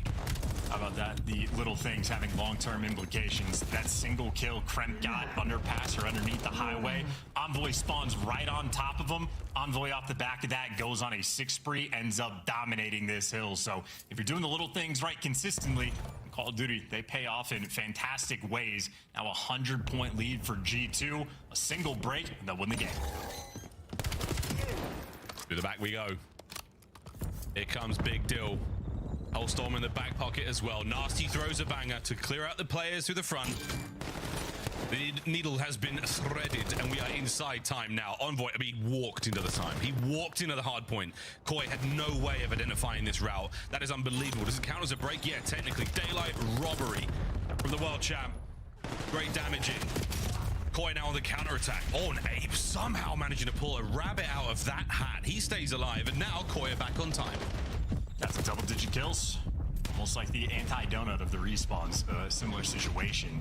Toronto continues to have the only success here on P3, and I don't know if that's necessarily going to continue for too long. G2 has some extra bodies in the mix. They get picked apart, so there you go. Insight with the 2-piece. Cleans house. Going to spawn G2 on the left side of the map, and a free gifted rotation. So it's still a situation for G2. They get a break. They should be good to win the game, but unable to do so on P3. We'll try the new time. There's Kips there. Perfect 2020 vision on the rotation and 2020 in the kills. Nasty Envoy through the back line. Abe's going to be the only man on time right now for Koi. Reinforcements from Kremp, but he's on the middle of the map. He's watching his lane, and now it is all going to come down to Envoy, trying to cut his way forward. Kleenex takes care of business. Abe finds another. Koi for now. Hold.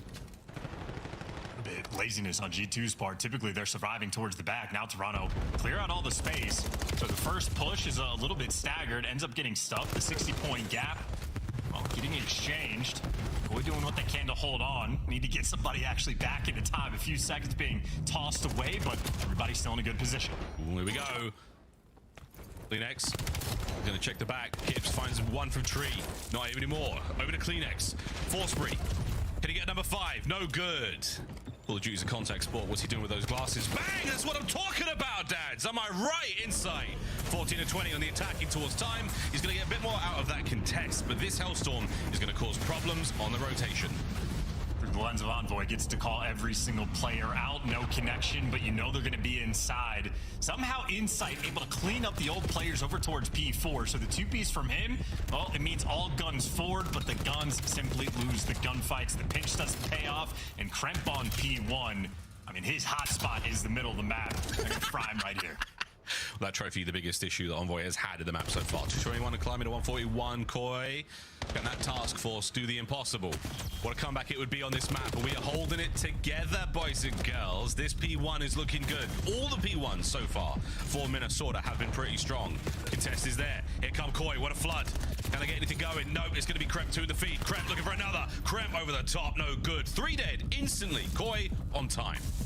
Hanging on by a thread. Yeah. They've been down so much the entire game, but they're just continuing to fight. Never say die. Next on the outside of the 18, he's got 2 players over behind him to back him up.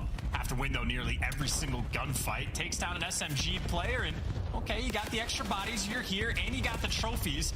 Quite a few little things going right for Toronto. Kills being exchanged, though. G2 now have the man up. Gibbs got somehow find his way through a couple. Oh, somehow finds a way. 35 seconds to go here on P2. They've been good for G2, but right now, Koi, they are the men on time. Keep the fight alive. Abe, good shots. Gibbs causing damage and staying alive at the same time. Incredibly impressive work. The reach out from Nasty. That works out. Now the wave, down, and dead. Kleenex has got to go big. And when you need him the most, the Great Dane delivers. The final 15 will go to Koi, but the rotation is not theirs. Is there a Hellstorm? A Hellstorm, their kingdom for a Hellstorm right now. I don't think anything's going to happen. The next break essential for Toronto. And Kremp dominates the middle of the map. Gets the 2 Ps, one with the nade, one with the gun. Hinge now is very easy to read, and those 2 Toronto players spawn out across the map in old. And as soon as Kleenex falls, well, G2, only one direction to look. They're going to call game here. Here we go. Abe, quick contest. Stays alive for a second longer. No, the final seconds here for Koi. Anyone able to get a contest? The lineup a bit awkward, but no kills, no problem. G2, yet again, the masters of gridlock. We stated it yesterday, Miles. I don't know if I'm expecting to see this team play this map very often when it comes to LAN.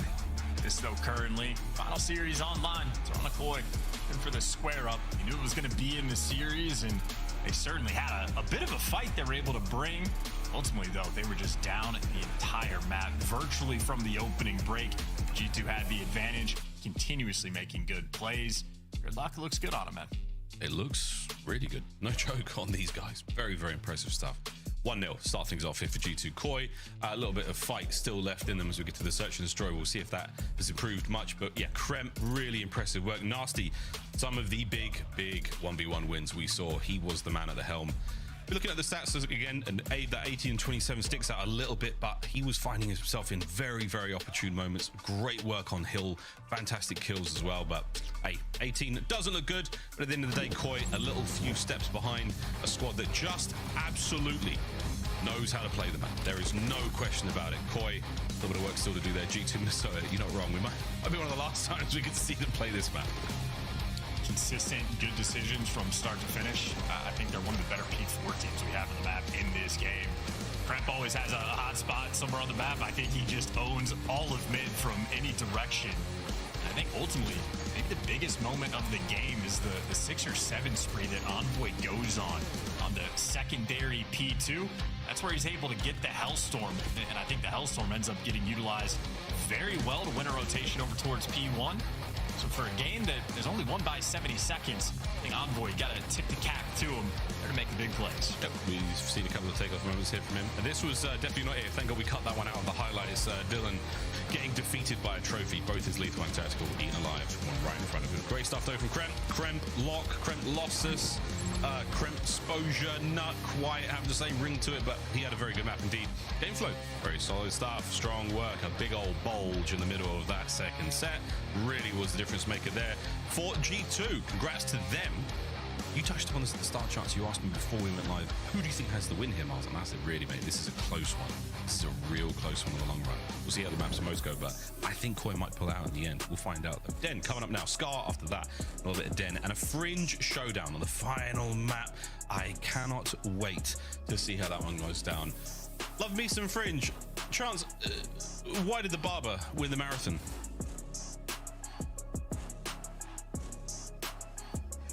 He was out by a hair? That's not bad. You knew it was a shortcut. Ah, there you go. Not bad. Thank you. It's pretty good. You're very welcome. Very, very welcome. Okay, folks, back in. Everyone, lock back in. I know. Compose yourself. Calm yourselves. I see you in chat. I saw the guy doing the 6-7 thing. Lock in. Here we go. Time to get in the search and destroy. How are we feeling about this one, mate? Feeling good. Miles, I don't always tell dad jokes, but when I do, he laughs. That sounds very good. Brother, this guy stinks. Is that your soundboard, or did I just get cooked by production? You got cooked by production. I swear to God. That's awesome. What a outstanding. Wow, that was fantastic. That was me, but it wasn't me. I didn't press any buttons. That was not me. Wow. Okay. Okay. Everyone lock in. Lock in. I'll lock in for you. We have a den for the map too. Both of these teams are looking for redemption, whether it be Skies in the 1v1 not going for the bomb plant, or Toronto not playing effectively for the retakes, or at least they're planning for them, unable to execute. So redemption here on Den. These are the two front runners in S&D you're paying attention to carry their team to this potential victory. Kremp has been a monster in the game mode all year, truly for a few years now. In the rookie and Kips, he's also been electric. 1.15 KD, not too shabby. Great as a damage dealer, and equality here in the kills production they are able to get. Absolute playmakers, both of these guys. Hey, absolutely. Back to Den we go. Slowly. Scary prospect for some of the G2 fans. You've all seen the clips. You all saw the reactions. We'll see how this goes. Koi, the masters of Den once upon a time. Have they relinquished the title? Has it been taken from them? Did they give it up themselves? Nobody knows. We're going to find out, though, how they fare in this matchup against G2. Homework has certainly been done. Is that Falcons victory a sore spot indeed for G2? Can they right the wrongs of yesterday and find the dub here? Get us over to that Scar overload. 2-0. God only knows. We're going to find out, folks. Here we go. Into the second map, into the search and destroy. Really, for both these teams, you're just looking for the confidence in decision making. Be quick on the bomb plants, quick on the retakes. That means Toronto haven't seen a single thing. 4 guns forward. Just a Kremp here to slow you down, and Kips is all over him, taking all the space and a freebie kill for the first blood. Now you get the bomb down. They're cooking up a good strat. Or Skies from downtown. What a shot. What a shot. We saw that one go past Kleenex. Unbelievable. Kips timing a little bit off. That player from Rooftops is going to be an issue in a second. Can he deal with it? Kremp, a problem. Sniper's gone. Kremp and Nasty find their kills, so now it comes down to Abe. And he is in a tough spot. A lot of time, though, still to play with here. G2. Slowly but surely. Oh, good God. The roundabout is on. And that is an unfortunate series of events for Koi. G2 take the first. Maybe I asked for too much with the confidence from Koi. I think once you spot out Kremp on the flank, Kips just instant showed. Not worried about cover. Doesn't even hit the one pump. Just goes and chows. One of the better players we have in the game. Kremp shreds him. You immediately have the extra odds, and Abe sort of just left in hell there for that 1v2. Of course, a good amount of credit for Skies to even the odds with a sniper. It's a shot from absolute depths. Oh! And so close to an even better highlight. Wow.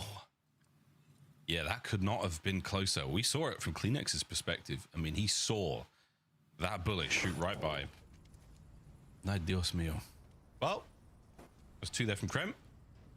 Opening hit looks towards A, and Koi on the defense. Nice spread, even spread. B, though, going to be an issue. And now A wide open. It's going to be a fast reaction here from inside. Oh, just the stun, but they know he is here. This is not going to be an easy fight whatsoever. For Envoy, will be an easy one at that range with his NPC. Here we go, Koi on the attempted retake down a man. Unlucky.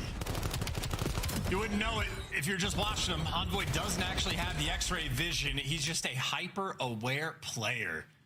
I don't know if that's a cooked-up, calculated strat, if Kleenex plays that spot a little too often, or if they were just making sure they hard clear it. Or maybe if Skies somehow had some weird angle with the sniper rifle to Skies, you truly never know. Either way, Envoy side straight out for the first blood, knew exactly where to look, and the round and execution after that, very simple, very easy. And for G2 fans, happy to see, hey, they got the bomb down, no time wasted. A resolute focus right now from G2. They saw the memes, they've done the VOD review, and they have had their fair share of angry tweets read to them. Now, though, oh, what a shot! Abe takes a nade, Nasty cleans up Kips, and once again you find yourself down a man. Inside, though, levels it up with a lovely 2-piece. 2 clean picks. You love to see it now with a man advantage Koi. Spots him out in the middle of the map. This should be an instant bomb plant. Number 6 gonna drop it, does through to the safe spot, and now you have every direction covered. Inside worried about the pinch, Abe worried about Dojo. Kleenex can float either way. Here come the nades, here comes the snipe. Oh, Skies eats his fair share of fragmentation. 30 seconds. Closer and closer we get. The barrel not spotted out. Oh boy, Kleenex yet again, the bullet dodger. Force spree for Nasty, big snipe, connection. Nasty What a shot. But Kleenex now on the run. 1v1, does he have the time? Does he have the patience? The Great Dane. What a brilliant round from him. Ends the spree as well. Tobias Yul Jonsson, the bullet dodger, yet again. Nasty playing mental games, shaking his head because he knows if the bomb's planted for lockers, 90% of the time that guy's going to be there. Expecting Kleenex with the MPC to be wrapping quick, but Kleenex just makes the sort of default smart play. Has the advantage in the situation, backs down from the sniper, doesn't overchow, has the timing to check the bomb under lock and key. Vetty plays coming through. And shout out to Inside as well, the two-piece to sort of flip that round on its head, keeping his team in it. Sky's nade. Over the top, doesn't connect to anybody this time, but he's always cooking. Swing and a miss on Inside. Second chance. No good. Dojo loaded right now with Vakoi. That lower hand side of the map. 2 on 8 as well. Envoy somehow managed to dodge all of those stuns. Well done to him again, remaining unknown at this point. If you're wondering why Inside slides back and forth, it's to get this mid-map intel. So Envoy undetected to get here. And he's just waiting for the sort of late resurgence. Kremp in the meantime, another first blood on Kips, and the patience pays off. Envoy makes the impact as Kremp effectively calling the round. Kleenex left alone, isolated, a 1v3. 1v3. Technical 1v4 if you can get any more out of this, because they'll get the first kill, but now he's in serious trouble. There's the pinch, and that is that G2. Sneaky moves there from Envoy to get himself right in the corner of mid-map. Coverage from Skies, you name it, all good. Then the Kremp and Nasty show over by the bomb site. Happily to plant that one. And this is the G2 we know, statistically, incredibly strong at search and destroy. Defensive rounds and post-plant positions on point. So far, so good. Consistent good plays. Always a game plan. And almost two different duos having that conversation. I mean, listen, every single player is getting involved in the conversation of what G2 are looking for on this round. So no mystery for this squad. 2 players to mid, 2 players to B. Insight already back down with the snipe and taking off the map. Another nade kill in S&D. And overwhelmed is Abe. Kips back down, put in a corner in the depths of his spawn. Kips is so deep. And Kleenex like, yeah, man, I'll try and get cross map to help out. Great attempt, can't lie. But now to Kips. Easy pickings. Shooting fish in a barrel right on the backside of spawn, and Koi now left stunned. Getting ran. No section of the map really paying off for him. Painful to get naded top broken. Not easy nades for G2 to hit, but we've heard it from interviews. This is a team that they will be in private matches. They are working on the details and their game plan. Whatever they saw, their vision before that round pays off perfectly. Every place on the map they have been aggressive, they have found success. Every place they have been passive, they have found success. G2 right now calculated for this 4-1 lead.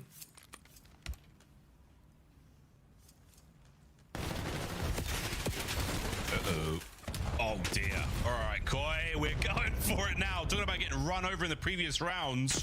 This time, they are well up the creek. No paddle. Koi, perfect bounce back. Fight fire with fire. The Sky snipe over middle strat is to get players like Envoy or Kremp in position. Middle of the map has been a sort of key focal point. Toronto just looked to take it away from them. No sniper there from inside, had the M15 out, and 3 players working through mid. Kips had freedom through the B bomb site.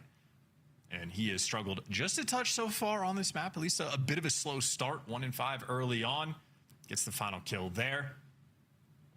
Maybe trying to crack this G2 puzzle on the attacking round. Yeah, no success earlier towards A. Not a lot of success through the middle of the map, so it is all 4 players to B. G2, good luck with this one. I mean, Koi, I love it. Together. Guys, good luck here, man. What the hell? What the hell? Mr. Bueno, how did you walk away with 2? That is disgusting. And now, Koi, you are surrounded. Got another great reaction from Skies in the player cam as well. Insight now tail tucked. He's running. A 1v2 that is still possible. Laser focus, a little bit of time. Inside a player when he first came onto the scene, extremely clutch in search and destroy. Has not had that ice as of late, and none of his teammates saw the guy serving no. So one of his teammates called him out. There you go. Able to get one on the board. Kremp, though, so fast to take away the space. Kremp gives him nothing to work with and guns him to bed. Kremp is exhaustive to play against. There's a red dot to be chased. If there's a kill to be gotten, he's not going to waste any time. Yeah, man. Much like the fastest male fruit, mango. Thank you. Thank you. Skies, what a play this was. A near miss onto the first man, but immediately to the Jaeger. This is a ridiculous win. Abe didn't hit him once. Wow. And then on the Kips, the airborne Kips, and oh, wow, I got two. Truly surprised. Wow. Unbelievable plays out of Skies. Map point G2. Oh dear God. And it's on. Yeah, it's on. It's on. Here we go. Okay. We'll be loading up Scar Overload any moment now, ladies and gentlemen. Insight could not escape cover. He's gone. He's down. And Kips, this will be the 1v4. A truly sensational bit of work from G2. I like what I'm seeing. Now with the bomb B3. planted. Yeah, this is going to be tough, Kips. And every single cross right now was covered. Not gonna happen. Not gonna happen. G2 take the lead 2-0 in the series. Here, Koi are down and in dire straits as they now crawl into Overload. Man, that Skies play really did make all the difference. Koi were like, yeah, we're gonna do that 4-man hit strat. It's gonna work. It worked one round. The second round looking fantastic. What happens? Bueno does it. True investment made. That's a stinger. And that 6-2 certainly looking painful. Momentum crusher. 6-2 on the... Ligação de voz. Silenciar microfone botão.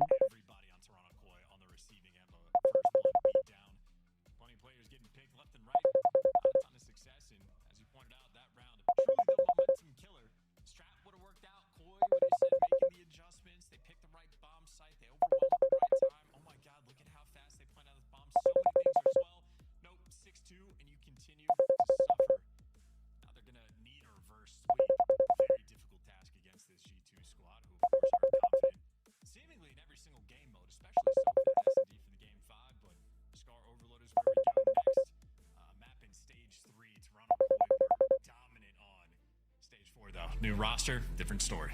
No, and very, very strong work. And much like the way I conceived, they're doing it on their own accord. There we go, folks. That's right, on the hood of the car. Terrible. Absolutely terrible. It's a terrible. It's a car joke. It's a car joke. It's an awful one indeed. But awful is what we are seeing out of Koi so far. They've got to pull their socks up. Time to get going, boys. Reverse sweep has to start now as G2 Minnesota running the show in their last match of the Black Ops 7 Online season. We'll be right back after this with Overload.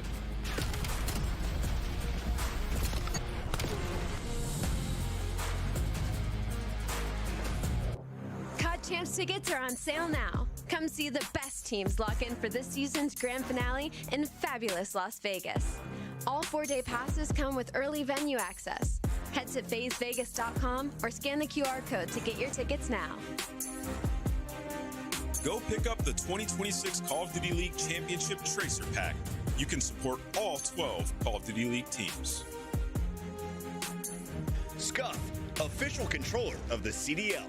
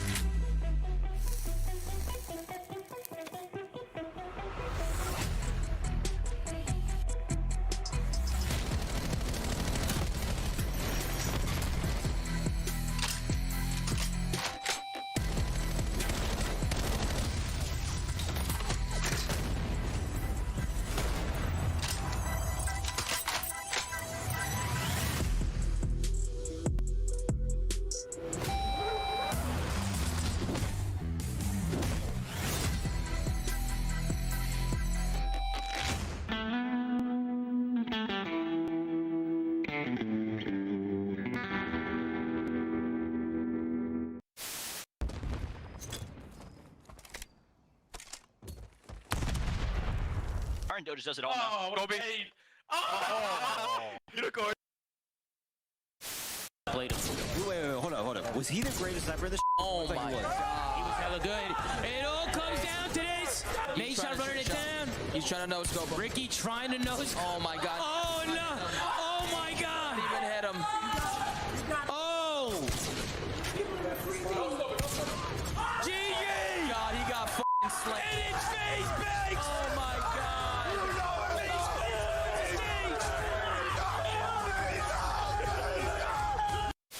Let me show these motherfuckers how to snipe real quick. Let me show you how to snipe, guys. I got 10. You got? Oh, I'm so dead. Who's getting in my way? I was gonna try. I don't know if they'll be doing the same thing again. Getting beaten down both the hard points. Axney just gets to feast on them. He dropped 40 in map number 1. Didn't need that much in map number 4. Falcons dominate FaZe in the hard points. That is a convincing victory. A very convincing victory for the Falcons. Come on, guys! Hold the line! Oh, God, they're still second. They're on the other side. There's no respawns remaining. Oh, no! It's all falling apart! Yeah, there's still time left. Oh, if they get the minute extension, it's done. Oh.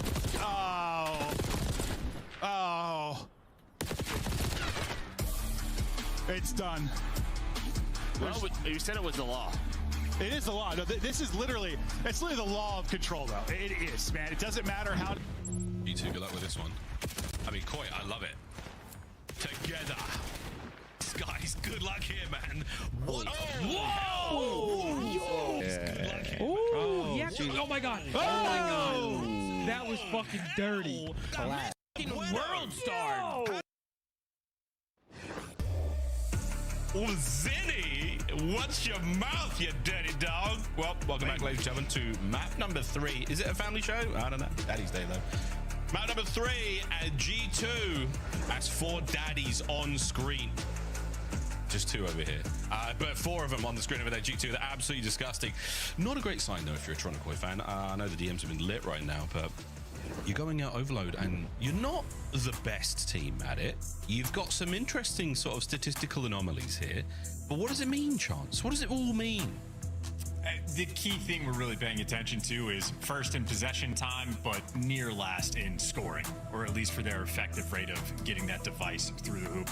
Ultimately, 2 and 4 is not the best. They have some close losses, and of course, with the new roster change, still things to be figured out. Scar, honestly, a perfect map to pay attention to this team for Overload, because in the previous stage, undefeated record. They were fantastic on it. Love them some Scar Overload. Struggles here would be that clear-cut indication, and of course, they have that device control for the majority of the time, unable to score, and we call Easy Mac a wizard. Keep on with the day. You're a wizard. He's a wizard. Austin, we just do Austin.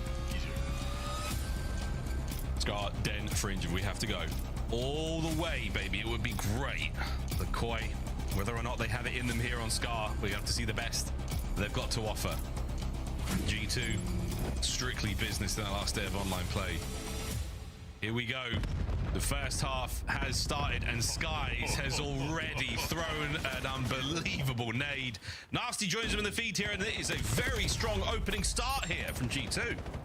Is that G2 specific prep of you could absolutely not go near that exploding vehicle off the rip? Like, this is a team guaranteed to hit it. Whatever the case, suffer there, and now it's possession in the hands of G2, and it is going to be a slow approach on Plain side. They're keeping things under control. Wait for Envoy to strike, and boy, does he strike. They should make this a score. This could have been 4, but it's going to be the damage dealt. But wait, Abe, a tough customer. He's asked to see the manager, and the manager's shown up. Krem now on the flank.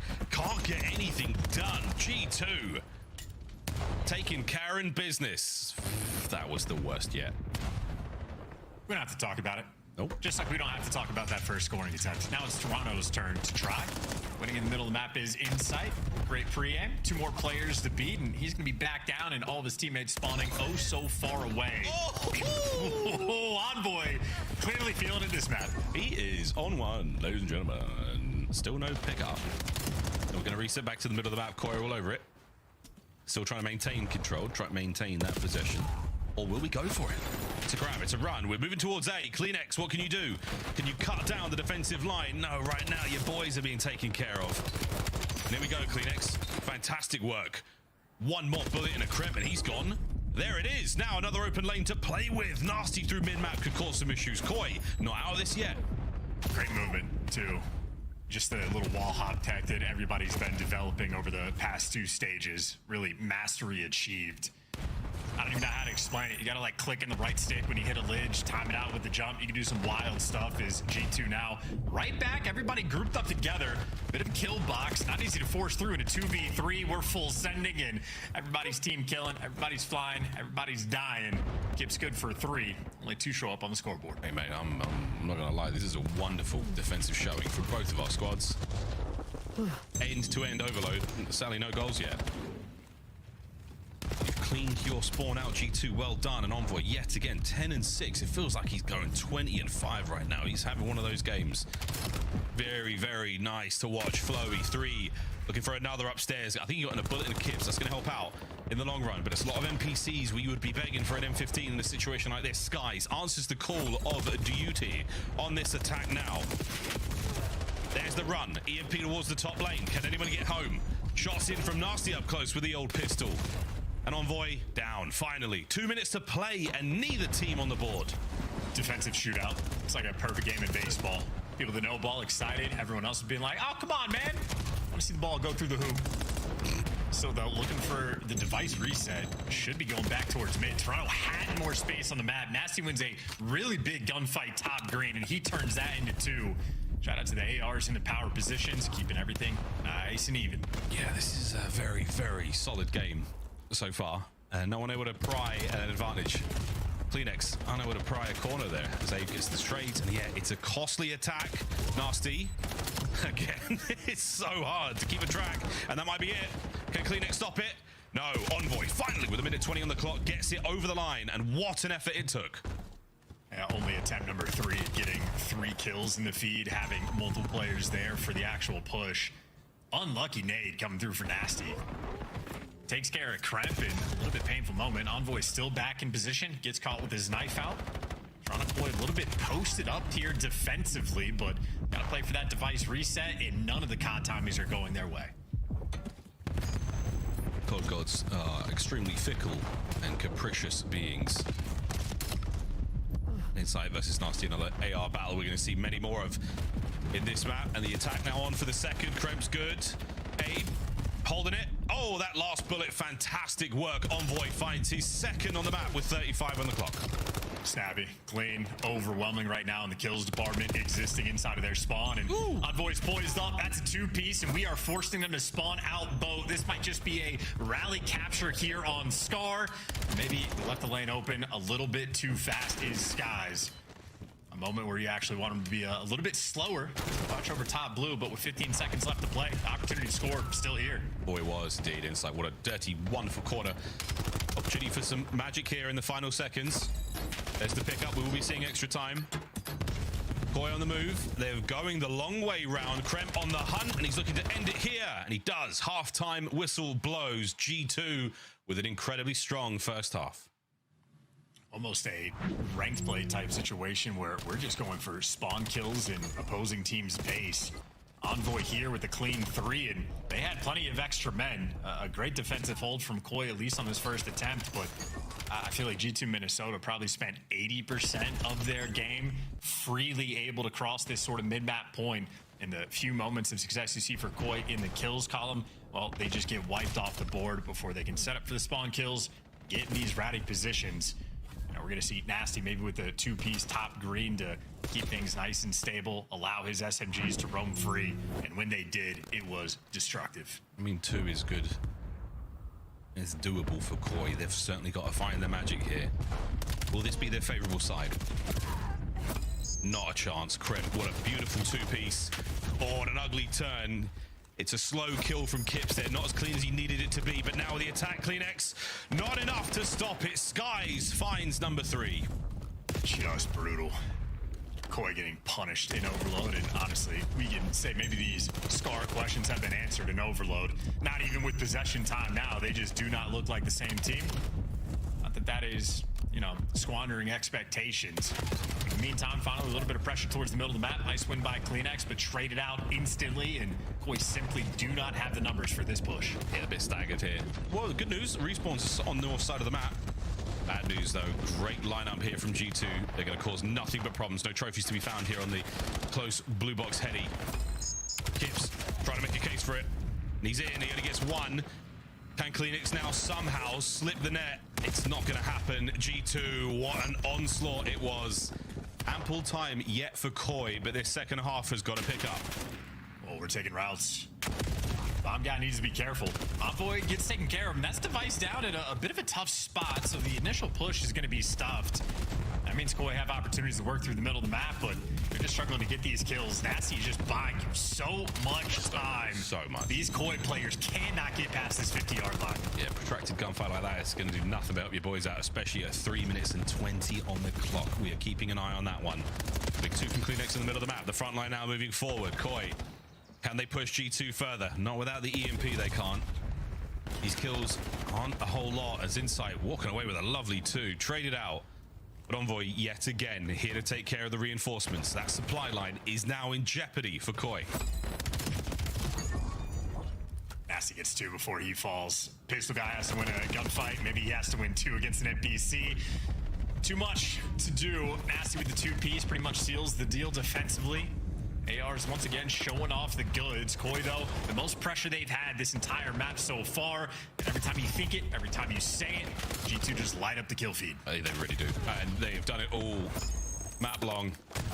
2 minutes and 30.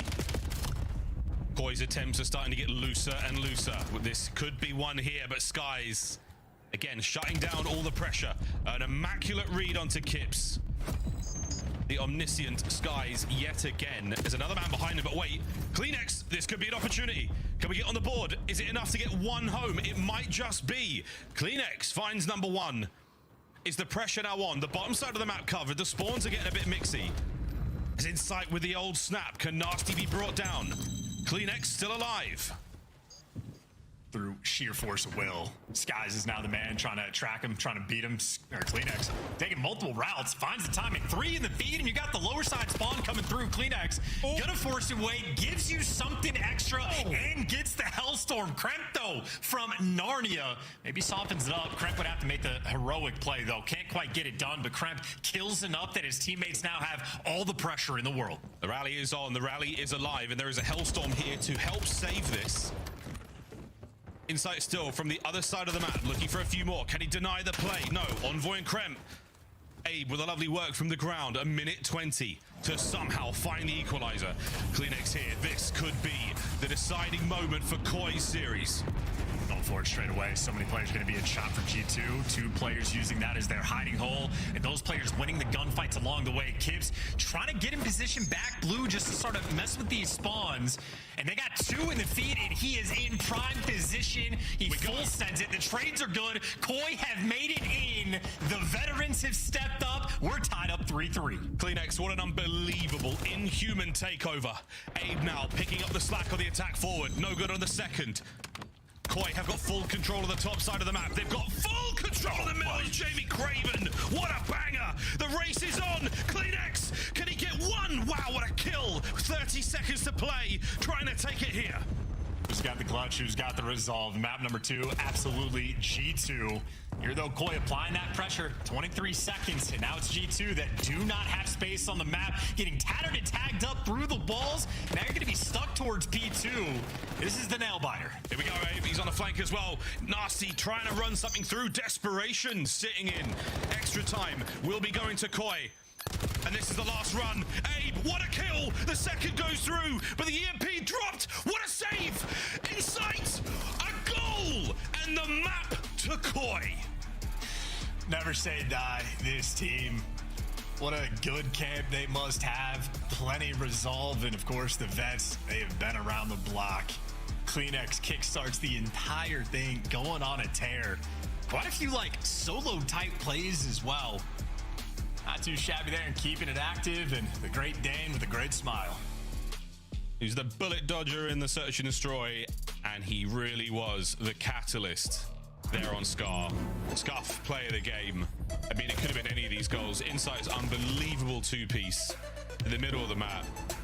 Kleenex finds himself one there, but the final capture with 0.3 seconds on the clock to save it, Koi find a way. I mean, this entire year, especially so for Kleenex and Insight, and then Kips is, absorbing 80% of it, has just been a mental test for this team of can they keep their resolve, and nothing would be worse than your final online series where you're 1-3 in the standings overall, staring down the barrel of losers bracket just to get 3-0'd and go out with a whimper.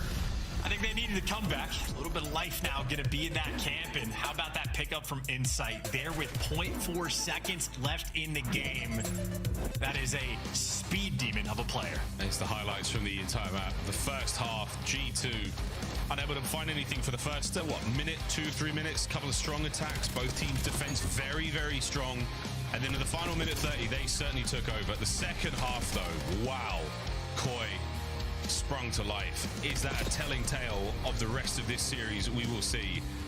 But until then, you read every play. Kleenex, an inhuman performance on the inside of blue. He really did take over for Koi. 2 great goals. Overloads. You know what I'm saying, chat? World Cup's on. Can't help ourselves. Unreal work. They get these back-to-back in a maybe 25 or a 40-second span. All 3 scores. Well, not even all 3. All 4 scores they got in the final 2 minutes and 10 seconds. Not an easy thing to orchestrate on Scar in either direction. So electric stuff, and Kleenex, he kickstarts that with just the sort of heads-up play. That's a very fun map of Call of Duty. Super fun. Really, really fun. Kleenex was absolutely instrumental in those 3 goals. This last one as well from Insight. I mean, the G2 player right next to him. An emphatic reaction there from Koi. Well-deserved. Very well-deserved. And a sigh of relief. A brilliant, brilliant map. Koi find themselves a lifeline in this series as G2, after what was a very, very strong performance, that Toronto Magic somehow, some way getting over the line. It's surprising stuff in the sense that even when things were cascading, falling out of control, G2 Minnesota are still hitting the nades from cross-map to really make them work for it. Toronto Koi had to fight for that map win, a small 4-3 victory. Plenty of carry kills. Honestly, maybe that's the situation of the carrier kills Toronto Koi just had. That was maybe 15 different stops they had to orchestrate in that game. They gave away 3 goals in the first half, but even then, defensively, not too shabby, just with the way the pressure was going. That's just to keep the series alive. I don't know if we're in for a long one, but at least guaranteed now to see this Den hardpoint. Typically a backbone thing for this team. We'll see if they can keep that fight going, man. Well, Den hardpoint for the longest of times was very much Toronto territory. G2 obviously a squad that cannot be denied right now, but Koi overall here in stage 4 still with a slight advantage, a very, very slight one at that. We'll see if it could be enough to get them to that fringe search and destroy, our final map of the series. What a showdown it would be between these squads. An exciting way to close out their online season here at Black Ops 7. Hydration break nearly complete. Lol, lol, lol. As we get ourselves now into that Den. Map number 4, G2 Toronto Koi. Here we go. Lol. These gentlemen are made of. Mostly water after all that drinking. Could be the same thing for all of us. Although I think Maven's made up mostly of Monster. Yeah. Map 4, here we go. Den, hardpoint, fringe, S&D for the final map. Again, we are counting our blessings. If we make it there, we'll find out truly what our players are made of. In the Den we go. First to 250 seconds in that time. And Abe, look at him go. Go on, get 3. There's a 4th up there if you're feeling brave. Woo, the fadeaway. Delightful stuff. Abe, what a start. What in the ranked play strat? 2 players top window, and all 4 players going mid, and Abe nearly kills the entire roster. An interesting idea for G2. Maybe not an opening break. We'll see again. At the very least, Koi pick them apart. Early little lead that they have developed. It looks good though. G2 right back inside. Kips. Decisions. You want to help the team and try to work through mid. He spotted out a few players, but G2, they're just soaking up all the time. and he hasn't shot his gun. In the meantime, every one of his teammates has just died. Now you flip the map on its head. A painful moment there. The G2 have taken the lead. Another hard point with strong openers here from G2. That's 4 spree out of Nasty there. We had a little one from Envoy, now Skies and 2 of his own. Looking to make it 3. Insight on the approach towards time. Spawns in the back right now for G2. Through the front we are going, and Krem, he has been battered and bruised. Envoy down, and that's the hard point Koi. For the back spawns, Insight with the intel. Couches is under control for Kleenex, and Skies actually takes a fantastic route through Broken, so he gets that first blood on the situation. So much pressure now on Insight, and you should be overwhelmed. Abe can't quite get it done. Break is clean. G2 are in. Right back at it. Here comes Kleenex.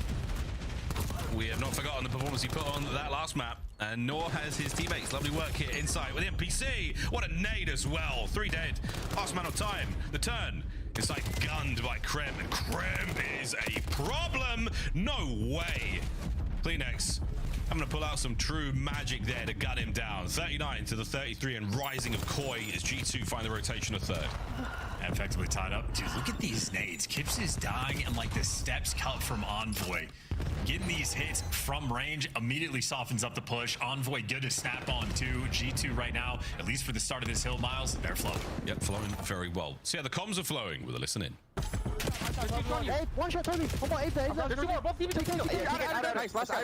Inside, probably ironing. Flip. Make up fast. Dojo weak. 2 of them. I'm getting you. Only two. One's in the lane. I need a cross. Make it. Nice. Look at me. I'm dead. Nice.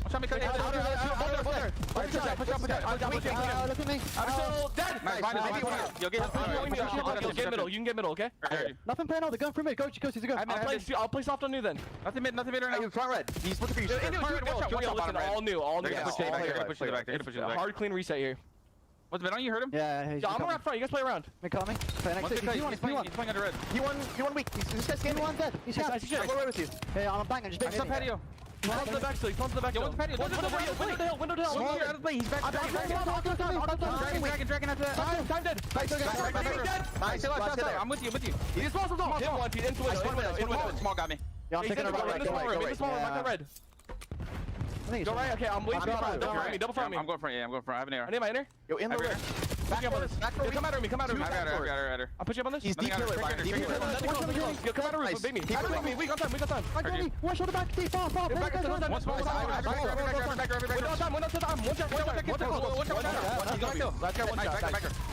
One shot. It's tree right now. He's close right corner. I'm going middle. Close right corner. I'm on there. He's 2 on time. He's close right corner. He backed up. He's on the tree. I can make cut here. Give me bottom right. Already 10, Toby. One shot 10 Toby. That's the first guy. He's still in 10. Hold dead. Stop. Low red. Yo, bottom right. I'll pick up the small kid. Small dead. He's making cut. It's lit. What a fiery listening from G2 Minnesota. Now for something completely different, Toronto Koi. There's only 2 towards time. One's out of white. Out of white. Still out of white. One shot be cut. Okay. I'm trying to get out. They're gonna be long. Dojo. Okay. I'm out, Jimmy. They know I'm out. Set up time. I'm staying out. Russ in mid, one time. He's up. He wants. Guys, not up. I got the time. Weak, I'm at this. Did we kill B cut? Okay, yeah. The B cut. Both at the time. Both on time. That's the time. Nice, bro. I got the time. B cut. Broken. Right side, I'm fine. I'm broken one time. Weak on time. Right side, okay? They're both left. Right side time. Done. Left side. Right side time, I guess. Okay. One shot as fuck. Yeah, I'm trying to help you. The hill. Nice. I'm hitting front now. Right side, left. No way. Your left. Item one. Out of front new. Skies then, boy. I played out of front. I don't know. Nice one off. One shot on new. On the pillar. I want deep back on me. Tank. Just one front new again. Weak on the tank, Jimmy. Might have got split dojo. Yeah. Tank still tank. I'm dead. 2 there, okay? Enter the. I'm front first. Then out of time, weak, nasty. Can't chow. Get out, Joel. I don't see that outdoor. Close left. Both one shot. Absolute close. He's out as well. It's free towards lobby. Triple left. Hold them, they might blow through there. Weak. Nothing out front. Try to get boys. Close top. Outdoor. I'm coming. Still dead. Nice. What's outdoor one in there? Give it a sec. Weak. Yeah, you good. I'm right playing you, okay? I missed, bro. I'm already new. Okay. Outdoor again. Nice. Close. Absolute. Might have a Oh, yo, shotgun. on top. Both. Okay. I went. Very interesting listening yet again from Toronto Koi. They are struggling here on Den, and this is absolutely the last chance in the match. Not convinced that they have belief of their ability to make this comeback in spite of what we saw on the overload. Maybe the pop-off play potential could be there. Kip's good for one. Traded out, though. G2 working with the teamwork. Krem's being sent on the pinch, the ISO player. Everybody else grouped through the front. Yeah, we're starting to lose that faith. Gotta check it. Nasty making his way through the left-hand side of the map. Here comes Envoy through the middle. And the timing is on point, though, but the gunny is not. Abe and Kips, clean house. It's good work. And Krem, well, could have been staggered. Instead makes the impact to maybe stagger Toronto instead, keeping the play active. And once his teammates start to get involved, he makes his move. Good damage. Not good enough for the execution, but I think the damage backs CleanX down. G2 trying to keep this P3 mixing. Yeah, very much so. 25 to go. Here comes Nasty. A big two from Krem. Lovely nades. But guess who's still here? It is Nasty finding kills, and Envoy brings CleanX down, so no reinforcements there from Koi. They do not deny G2 the scrap time. Rotations on. And we've got Koi players on this side of the map. Skies has somehow got lost in between all of them. He's deciding, do you want to kill the guys that just kill your teammates or kill the guys on rotation? And we're going for that, like, execution side play, trying to maximize. Now he's got to bail himself out, and he's at least being annoying, and he does get a kill. I think his teammates should be able to block these back spawns, and that's enough to force Toronto to the other side of the map, but his teammates are going to do the same. Gibson in sight, clean up their base. Could have been a mixing moment, but Toronto Koi staying alive. CleanX reads that as well. He pumps brakes on the roof, hoping for someone to run past him, but not just yet. Here comes Abe, two to the front. There's one. The next man is going to be here, but Abe still holding his line. Lovely work here out of Koi. CleanX loses the battle on the rooftops. Now, over to Abe yet again. Finds himself another. Like ninjas, fleet-footed on the onslaught towards this tree hard point. It's 4. Make it 5 now for Kips. Locking it down for Koi. Are they starting to believe? Woo! See you, boys. Well, decent P4 they've been able to get. Back towards P1, though. This is where the AR is really able to set the tone, and that's only if they get in position. If Envoy's stripping everybody away, you need a shotgun of a moment for the NPC, and Gibbs delivers a ton of damage, and we are squaring up against ARs with the NPC. What a gun. What a gun. That guy has run an assault rifle in a while, and thank God for that, but not the weapon he wanted there. Abe, big flank, cleans house. That's going to be a nice 2 there. Another corner found. Only 2 members here for G2 up to really get in the play as of yet. Koi still on the soak. We're over 200 points right now for G2. And here comes Abe. Oh, it got a bit awkward. Last man in the middle of the map down, and G2 on time again. Yeah, 4-man wipe.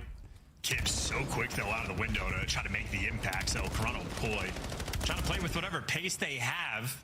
CleanX being a nuisance, Insight doing the same. Skies meanwhile comfortable cleaning up the kills, and he just jumped to the other side and is somehow staying alive. Koi on Den, not quite dialed on by we're used to. And that rotation, G2 so far ahead of the game. Another kill feed that looks great for G2. And Nasty, another brilliant hardpoint performance. At 27 and 18 as Mr. Map 4 is back on it. Entry on a time right now for Koi. Nades there from Skies. No trophies to be found for our Toronto team. Circling around the outside now. Here come the trophies. Insight over the top. A big one from Krem, but his trophy gets his own trade. Here comes Skies with the NPC. Can Kips find it? Somehow no. Skies still on the dance. The blade now comes out, and CleanX presses the front line forward. Nasty down. Krem gone. Koi alive. I mean, that's been the entire story of the respawns. Koi down early on, consistently staying alive, just trying to keep him mixy. The trophies continue to be extremely lethal this weekend. Genuinely, maybe a dozen kills that they've gotten the past few days. You see G2 actually making a heads-up play. That's going to go stripped away. That is now 10 seconds of extra time for their team that Koi does not get. So a 50-point gap going in towards New, and Kremp right through mid, trying to pierce that setup. I think CleanX, though, has the nice response. Koi, they'll be here first. There might be a direct correlation between the amount of NPCs on a map and the amount of trophy kills we see. And so far, another good hold here from Koi. Skies going to be the first man in on the kill feed for G2. Finds one to the middle of the map now, immediately oscillates to the left. Nasty through Dojo. can't catch a thing except a teammate's nade. Envoy now slows down. A three-pronged assault and one flank done. The others dealt with, and Koi alive and kicking, and dare I say it, still in control. Unlucky teammate. Now you're looking forward, insight, info 1-2, and it's actually going to be 3 players here. They're trying to force this one in. Another G2 nade kill, this time in their favor. And now you might mess up. You got to make sure you rotate, because yeah, number 3 and number 4 spawning out across the map. They'll have that open lane. That is now pressure on their teammates to secure the back spawns. Kremp did his job. Oh my good God. Look at the scoreline. 229, 225. No streaks here to break the tree wide open. Abe doesn't check the corner. Has one. CleanX makes his way through, and here we go. Streaks are on. The Sidewinders will not hit their mark, but the big missile might just. 2. No, it's a team nade yet again. G2, the ball has been dropped. Kips is on time. Abe cleans up. Hey, no way. CleanX might just be here calling Abe again. Still got to hold this line. Abe good for one. Try another teammate. Gentlemen, kill the enemy with them. Those are the rules. Friendly fire is not. 245. Koi somehow holding last chance G2 through the rooftops. The damage is dealt, and Koi force a game 5. What a beautiful day for Canada, and therefore for the world. We're going to 5. We're going to Fringe. We're getting some pancakes. Get ready to go. Deliciousness for this map 5. I don't know how much of that is a G2. I think that Hellstorm teammate, I don't know if that would count. I think that might be where Cookin made a big explosion. It happens, but Envoy had one on P3. Kremp had one on the P4. That is an absurd sequence. Are they breakers? Who knows, Miles? We get to find out on the map 5. Abe, 34. 32. CleanX with another, I mean, just heroic moments. Truly the stuff of myth. So impressive work. It's so good. Replay. It's gonna be lit. And this is the final moments, folks. The Hellstorm absolutely worked out. Our Heat Seekers do nothing. In the cold of our battle between our Kings of the North, we're going to see a new king crowned by the end of this one. This is fantastic Call of Duty today, ladies and gentlemen. Or is it not? The teammates are something. I think certainly a stinging G2 right now. Hey, what a play. They're all just dropping it. That's why. Frem just gets caught with it out. The same thing for Skies. He was cooking the nade. So Skies is actually making like a heads-up play in a sense of like just having the nade ready because you're having to give up the time. You know they're going to be on those back doors. Instead, it just looks like Tweedledee and Tweedledum. So it's so painful. The follow-up just makes it look worse. The fact there's the teammate on the P3 before it, everybody taking turns for that. But hey, the COD gods just put in all of the work they possibly could to get this map 5 for Toronto Koi. Again, there are winners bracket implications. I don't know what the tiebreaker situations are going to be looking like. It depends on how the next series goes. But Toronto Koi, certainly, this is a win that they need. Considering G2 went up 2-0 in the series, if you can say the same for them, spicy stuff here. It'll be a Fringe to decide it all. Fringe to decide it all. Bring your milk or your yogurt or yogurt, friends, to handle that heat. We go to Fringe, our final map of the series. G2, Minnesota, Toronto Koi. We will crown the Kings of the North after this break.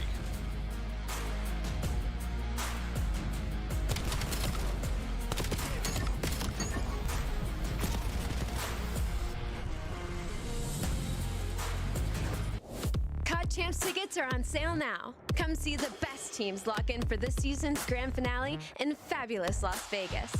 All 4-day passes come with early venue access. Head to FazeVegas.com or scan the QR code to get your tickets now. Scuff, official controller of the CDL. Monster Energy, the official energy drink of the CDL. Brought to you by America's Navy and the special operators who work in the shadows.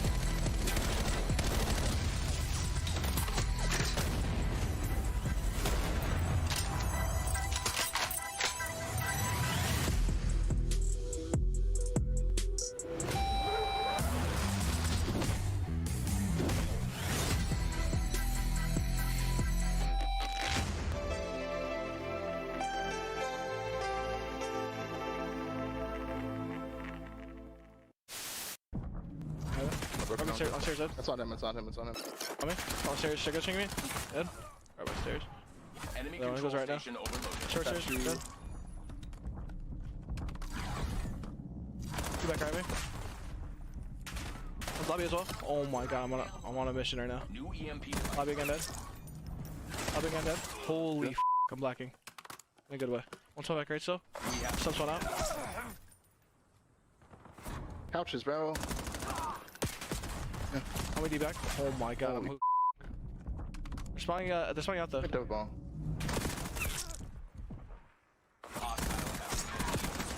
I'm on a dirty fucking streak right now. Holy transported to the enemy zone. Overload device. Still playing for me for some reason?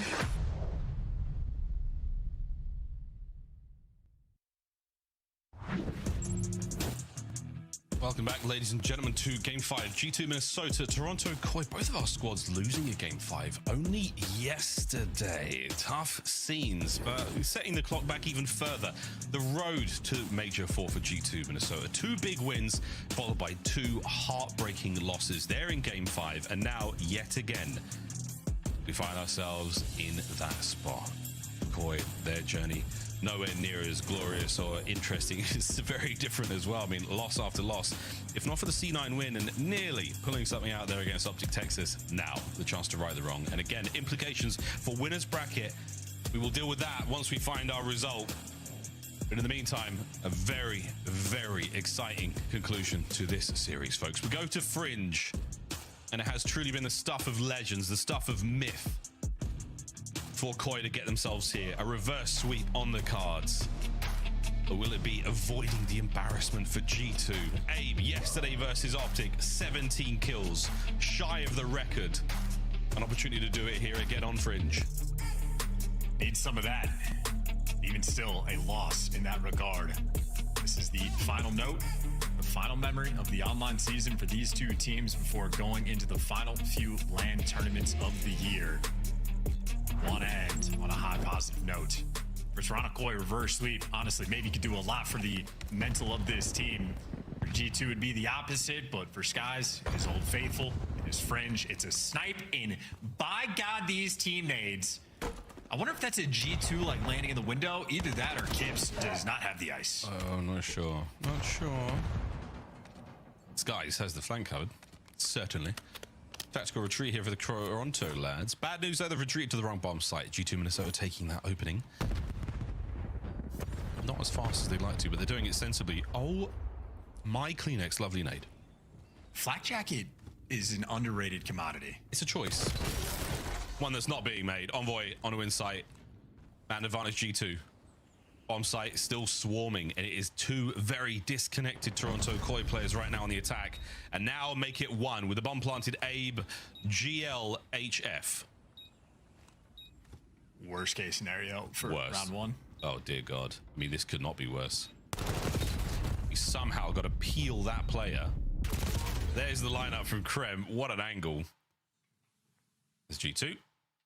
Thanks to a very unfriendly team nade, take a strong advantage.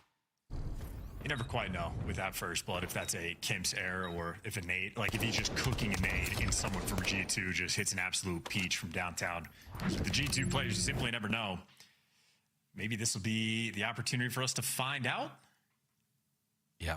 And nope, we are choking in Game 5. Yeah, misses the door, hits the frame, and causing problems. And maybe a tiny trim before the major. Get that hair out his eyes. You never know. Gips looking good out of game. In game, we just got to clean up those nades. It's nades now for insight. Will not connect. It will be seen. Abe up close. A little bit of damage. No kill. And now it'll do the jaws of insight. Can't walk away with a second, but Skies can. 3v1 yet again. G2 on Fringe. Too tough. Overwhelming. That was a play call for G2. Just run him over. Everybody's there, and Kip's an opportunity to make amends for round 1. Probably just going to get caught with his knife out.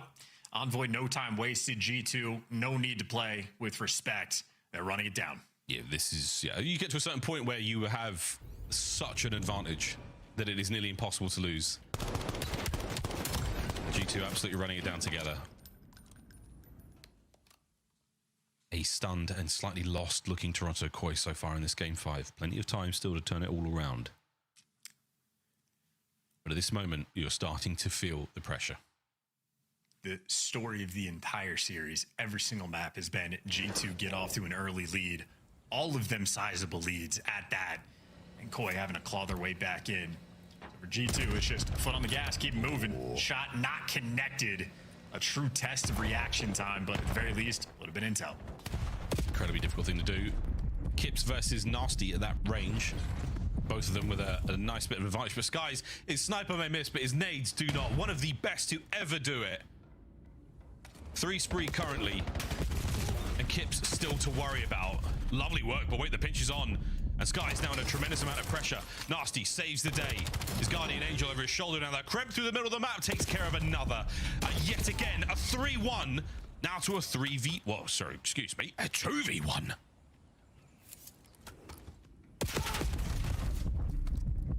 They know where he is now. Luck hits. Backed all the way down. Good luck, mate. Looking for the 1v1. The numbers are here. And Kips is going to hit the rotation at the right time. He's going to get in the right place for this play. I believe they call it the Eiffel Tower. 1 up, 1 down. Backline. Perfect timing. G2 yet again. Great try by Kips, I'd say, with the movement. Tries to go for the wall hop, the cross stubs without being spotted. You saw Skies there in the cam after, though.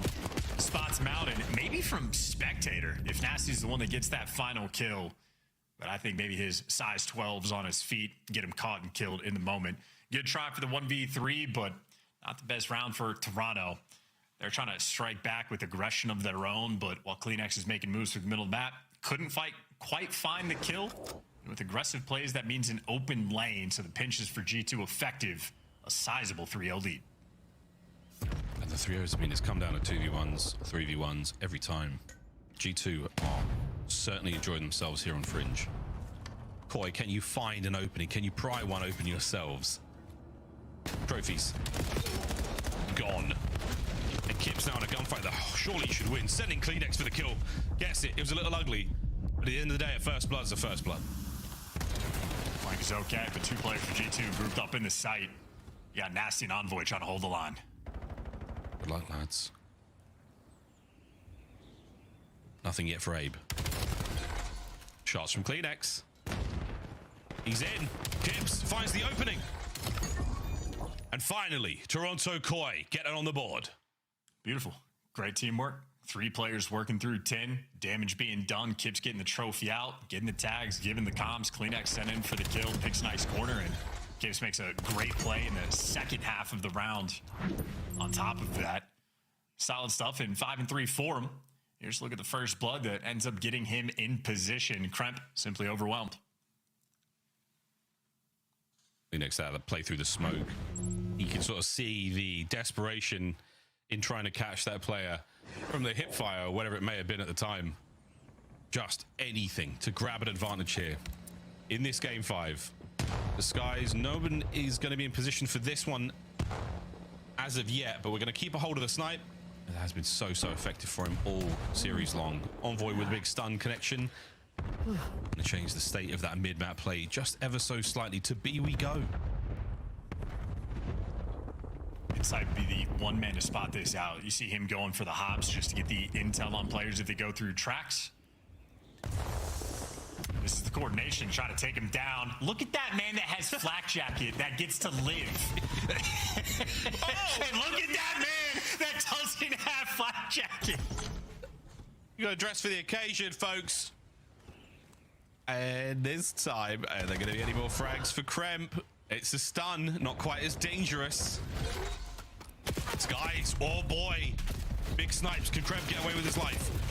Oh, Bueno catches Kips, but no kill. Kremp down, Abe's gone huge. These guys deserve better. Hit markers, so painful. Bomb clear, Nasty, hiding hole, needs the trigger discipline. It needs 18 things to go right for him. Little bit of luck there on Koi's side. The hit marker maybe could have changed the stakes, but good enough to put down another round. Kips for the defuse. It's on a 2 spree, 3/4 of the way to that hellstorm. Yeah, very close. We'll see the replay here on voice perspective. And this is for the plant. I mean, again, it was one nade, a single nade from Kleenex there. Yeah, no secondary follow-up, I believe. So Kleenex just connects perfectly. Absolutely perfect work. 3-2. Koi. String a couple together.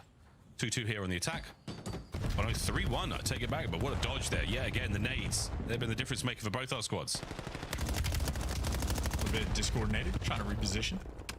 Get enough shots to back a player down, but no one's taking space through the middle of the map, so just padding the damage stats, just a touch. Trains under lock and key. Envoy's got the watch on that. And Koi gearing up to move towards A. 2 defenders. Sneaky Krem. He's going to pounce into action momentarily. The 3 players here for Koi. Holding position on the inside of that tin building. Not showing anything in Nora G2. Kleenex now is going to check it. A terrible gunfight. Nasty batters him, and Kremp. It was indeed a trap. And it is now sprung, and G2 are about to go up 4-2. Kremp with 3. Delightful stuff. They let Koi break themselves down. Didn't have to work for it. Just nasty, holding the line. Kremp, very patient, waiting for the kills to fall into his lap, and boy, did they ever. One of those rare rounds for a pro player where he gets to shoot 3 players in the side, not a single bullet headed his direction. I mean, Kremp, that's the perfect round. That is the absolutely right place, right time. Wonderful patience, working off the comms, and the gift of the second man as well. That was something. Easy wrap now. Whatever's happening in mid-map, he has the comms for it. G2, complete and utter dominance that round. Skies.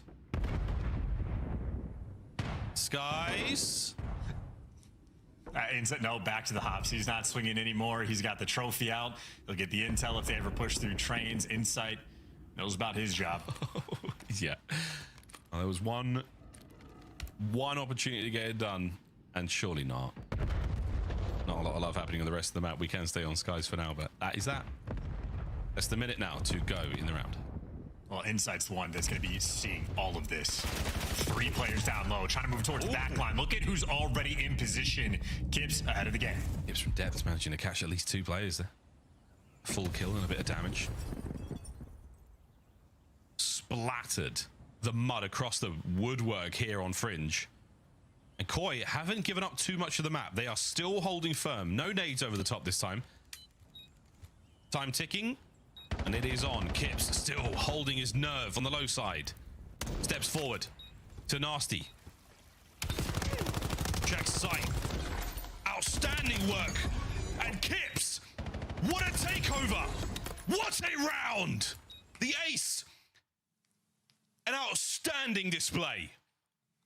For the ace and defuse. Already was 3/4 of the way to one Hellstorm. Well, he's back to 3/4 of the way to another Hellstorm.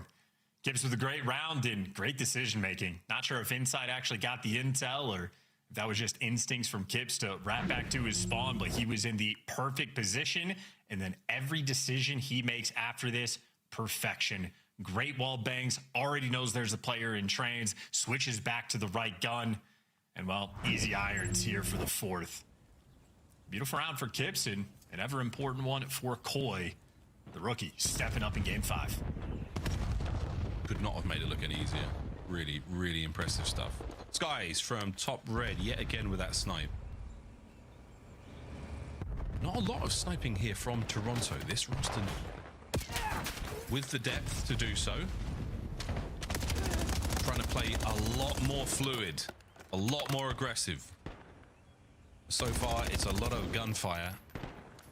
Magazines exhausted, but no kills.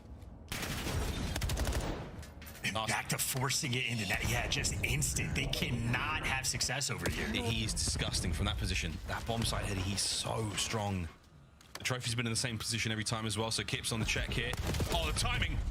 But Kips continues to be a menace. 5 in a row. That's all it is. All you're looking for. Get the NPC up close and personal.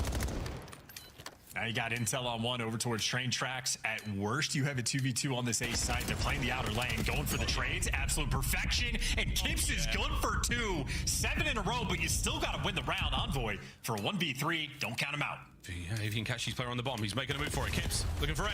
Down. Wait a minute.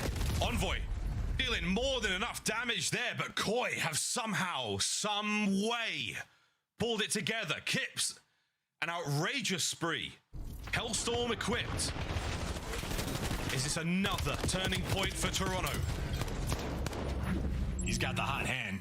Get in front of this man. Bait it out. Kleenex making the right decision after that just to set him up because Kips, solo child, did this one himself. Good teamwork here. Kleenex absorbing a few bullets, and Kips, I mean, getting it done with both weapons. Now we get a test if he can get it done with the Hellstorm in the back pocket. Not sure if you're going to want to invest this defensively or on the next attacking round. Either way, feeling the pressure in this game 5. This guy's in a very different position this time with the old Sniper-Rooski. No good. That's the bullet dodger. We call him that for a reason, Abby. Here we go, Kips. All 4, dude. All 4. Someone needs to run down like train tracks. Where are you going to go for the actual space? You're maintaining. Dude, this is the exact same defensive setup, though. This changes nothing. That only takes away 20 seconds, but G2 still plenty of time to work in this round. Just hoping for a kill, hoping for a player to just make a mistake, but no one does here on G2.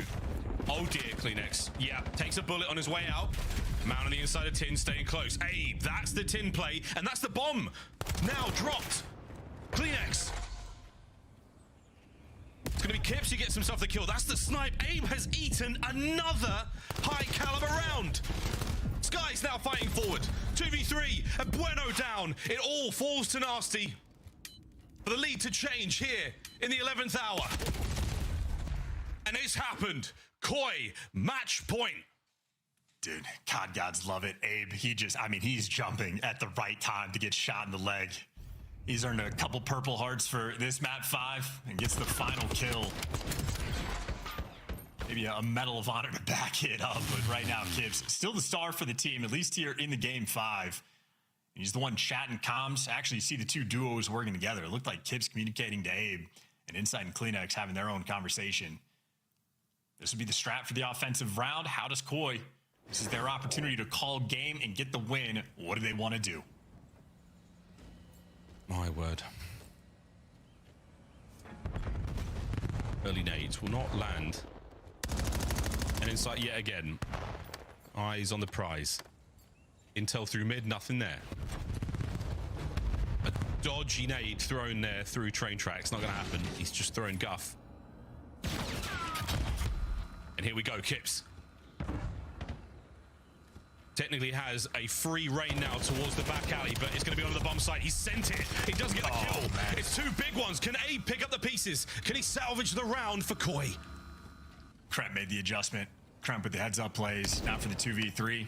Insight, only intel on Skies up top. And he is so disconnected for Abe. Abe has the bomb. And if you got a bomb with an NPC, where do you go? You're praying kills fall into your lap. Well, there's some damage. Damage to everybody. Maybe he needs to take the exit route to go to his teammate. Insight right now is just not involved. Prayers answered. 25 seconds. B-bomb site now the target. There we go. There's time to plant this. Insight will do what he can to close up that angle of the map. And now it's on Abe. A 5 spree of his own. It is the young rookies now. Nasty. Puts you within reach for round 11. It's a 1v1. It's the best of Britain. With 30 seconds to play. Insight goes low. Nasty goes high. Nasty gets it done. As simple as flying out of the window. A defuse. And now the final round. Everybody's stressing. Mate. Do you have any fingernails left at the end of this one, Koi fans? I will be very surprised. G2, yet another game 5. They've saved themselves this far. Will they break again? Will Koi collapse here at the finish line? the final time here. These two teams. Gongs out, dongs out, round 11. Here we go. G2, this might be a bit of an aggressive play call. 3 players looking to gear up and go through 10. No trophies, but making moves. Everything looks clear. No shots being exchanged. Still some corners to check. Well, there's the trophy. There's the first corner check. All the junk is open. You now have the pressure. You hear the trophies, you know the players are here. It's all happening. Trophies actually doesn't help in this situation. But again, numbers here for Koi. Reinforcing. There's a battle on the train tracks.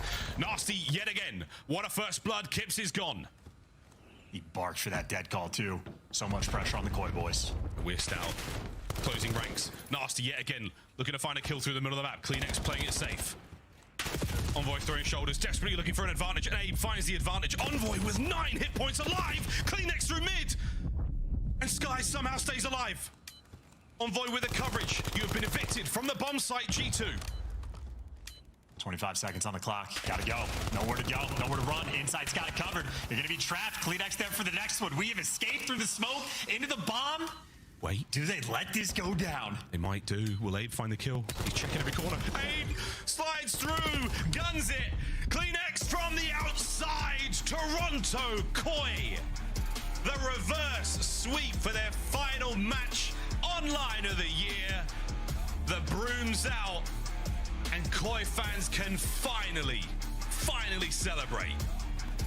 Hey, G2 Minnesota gonna be in hell on their flights having to think about these past 3 maps. In the overload, it was 4 captures from Toronto Koi in the span of 2 minutes and 10 seconds. They were down 3-0 for 80% of that game. Kleenex kicked up and they simply found a way.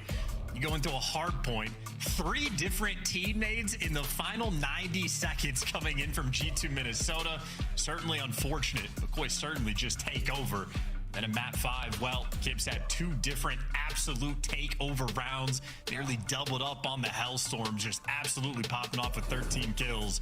Abe had a great round as well to keep his team in the mix, and Kleenex in the final one simply calls game. Painful for Minnesota and a fun one for Koi. God, did Toronto need that? A breathtaking comeback for Toronto in every single map. My God. Koi fans, I mean, it's hard. It's hard to watch the games. You know your team's good. You know they're capable. But when they have to win a series like that, good God, it's a tough one. I am very, very surprised and impressed. Oh, I didn't do bad today. I did not do bad today, Desk. You had a long series. You had a long series to get a lot of them in. Well done, sir. Well done. Back to the kids with you. Chance, we'll see you in Paris, my friend. In the meantime, let's talk Canada. Toronto walks away with the dub, as Ali and I clearly had tons of faith in. Wheeler, I've never seen you more nervous during a series. What was going through your mind during this Game 5? Because you were out here pacing on the set. Because I was like, well, first I said at the start of the Game 5, I said, I pray this goes to round 11, just so I can see how Toronto approached the rounds. Now, listen, Kips ended up dying in the beginning of that round, but they slowed it down. They didn't just bang out one side of the map. They played a default, played for information, and gave themselves a chance, even with losing a man. Like, been waiting for them to kind of play just like some straight-up S&D for so long. They stuck to the game plan today, and it really worked. I mean, a lot of their defensive rounds were awesome. They were slow and, you know, just playing for that information. That's kind of what you need to do when you get to a Game 5. Ali, if I watch this footage, though, I'm like, okay, please let me play Toronto on Fringe. We'll just go to the back train and kill Inside every round, and then we'll go kill the rest of them. That was bang out A. What's going on with the strategy here? Do you need to add more to your arsenal before Paris? I'm going to be on a plane tomorrow night. I can't imagine these players are much further behind. Yeah, no, I see the angle that you're taking here, and I think for Toronto specifically on this map, for sure, just because, like, this A site, it did feel like they did not have a lot of comfortability here, and it was a lot of off of the back of heroic plays from individuals that kind of put themselves back in the game. So for French Search to Destroy, I would definitely lean that way, but like you said, we're heading to Paris, so only so much you can do as we head into a major event like that. Where is Toronto after tonight's win? Well, it should be their third. That'll put them at 3-2, and you've got G2 at 2-3. Yeah, Toronto were 1-3, so now they're 2-3. Thank you. Blacked out. But Their map count coming into this was 6 and 11, so that's going to put them at 9 and 13.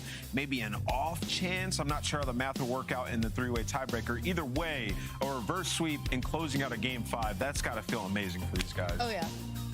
You got the head-to-head over G2. You wonder who else they will finish with at 2 and 3 as we have one more match to go. It is FaZe versus Carolina Royal Ravens. One of them is getting handed a third W and guaranteed a spot in the winner's bracket. Can Carolina get it done tonight, Allie? Ooh, I mean, Knox. They might. I don't know. We gotta see the debut of Knox. We gotta see what he's capable of doing if he can fill those standy shoes. We're double checking right now that these are the standings, but I believe the tiebreaker does go to G2 and then Heretics based on map count. As you mentioned, Nameless, Toronto, just not enough maps earlier in the series. Yeah, and I don't know how the math will shake out once we add another team at 2 and 3 because either FaZe or Royal Ravens will be there. So, yeah, we're going to have a big 2 and 3 cluster. But, yeah, in terms of map count, G2, we're 10 and 9 coming into it. So, you know, they end up, what, 12 and 12? They're probably just going to be locked in. Toronto didn't get a 3-0 today. They get a Game 5 victory. They finished 2 and 3, and they'll be starting in the elimination bracket. Here to talk about it, we welcome Abe into our Monster Winner Spotlight. Abe, congratulations first off on your S&D performance the day before, 17 kills. I was cheering for you in that game. Sheesh. And then tonight, you guys are taking the distance. Another Game 5, a round 11. What is it like playing these type of matches in the CDL? I mean, it's super stressful, but I mean, we got as much reps as possible, and I mean, like going into map 5, like you almost know at this point it's going around 11, so yeah. It's stressful, but I'm happy we got to close it out finally. Yeah, it's nice to see you guys in these tight spots. You know, yesterday you had a hell of a performance, man. Definitely deserved to be in the CDL for a while. When we get to these round 11s, though, typically Toronto, they, you know, push out one side of the map, give up so much space, and, you know, you're now a part of that. I saw today you guys played way more defaults. What discussion did you guys have after, you know, fumbling yesterday's S&D? I mean, we kind of knew going into today, like we were giving up a bunch of bomb sites, so we were trying to, you know, play to spread more aggressive, and we were kind of, you know, not playing to lose, but play to win. You know, take more space. You know, if we're gonna lose, might as well go out the way we want to play. So, you know, just play more aggressive, and I feel like it worked out a little bit, especially in that map 5. Definitely did. Abe, this is now 2 back-to-back series out of you that, you know, you've gone out there and you've done what you've needed to do. You've handled business. So congratulations on that, and congratulations on the win. Yeah. I want to ask you a little bit about a series like this because it was a reverse sweep. We went the distance. Is there any maps in this series that you felt like you guys looked at and were like, okay, if we win this map, like we're going to win the whole series? Could you tell me what map that might have been and why? And if you have any favorite maps?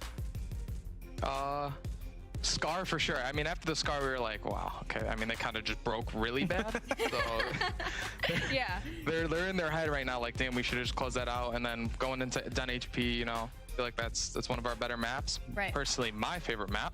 There we go. But you know, we were confident with the maps that ahead, and after the Scar, we had all the confidence. We took a break, or after map 2 when we took the break, I feel like we all knew like these maps that favor us. So yeah, I'd say map 3 is when they.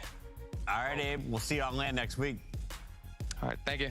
That is Abe. That is our second winner of the day, and we have one more to go. FaZe is going to be looking for their third win and a spot in the winner's bracket.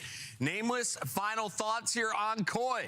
Did they improve enough to get your thumbs up going into Major 4? Yeah, you know, I was picking Koi a lot the last couple of months, but they pissed me off with that search. That one, though, I might be back on the Koi train. I'm happy to see it. I'm happy to see it. Allie, when we come back, it's your aunt's favorite team, Exceed, and the Carolina Royal Ravens are taking the stage against Chris Lair. It'll be fun. Right, fun.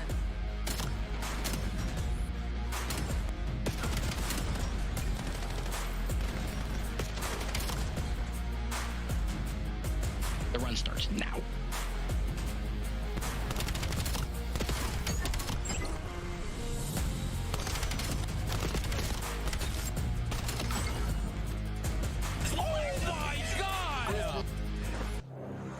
Champs tickets are on sale now. Come see the best teams lock in for this season's grand finale in fabulous Las Vegas. All 4-day passes come with early venue access. Head to FazeVegas.com or scan the QR code to get your tickets now. Scuff, official controller of the CDL. Monster Energy, the official energy drink of the CDL. Brought to you by America's Navy and the special operators who work in the shadows. At COD Champs, it's more than Call of Duty. It's you whipping an F1 go-kart at the Grand Prix Plaza, testing your aim and movement at Summerlin Paintball. It's you driving supercars at Speed Vegas, surviving the best escape rooms at Escapology, experiencing the immersive art in the Arte Museum. It's you taking a picture in front of the Bellagio Water Show and seeing Vegas from the largest observation wheel in the US. It's you and the squad making memories for life. A weekend in Vegas that you'll never forget.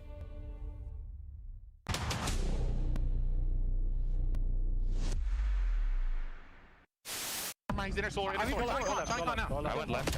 Oh, pinch left. Yeah, this one deep. Wait, Renko did one more deep. Nice, I'll try. Yeah, nice. Go. For the game.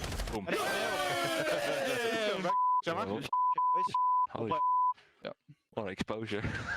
8-0. It's not going to be 8-0, right? We're not going to lose 8-0, are we? Look at the pitch! Look at the pitch! Look at the pitch! It's 8-0! I promise you it's 8-0! I promise you it's 8-0! It's a world record overload! Now that will seal it. Golato! Goal! As Toronto Koi. Have they played the game mode before? Try and work someone on the flank. He's able to find by criminally the Craigs. They're able to get 2 headshots. They know that formula's gone. Vivid. Ooh, I think that's a bit of an over challenge. Envoy, he goes to the defensive side. Nobody able to check the bomb. Crim ready for it. Nice shots. Are criminally now going to find all 4 kills? This is formal for the ace. 3rd. 4. Illy wraps back and it's formal with the ace.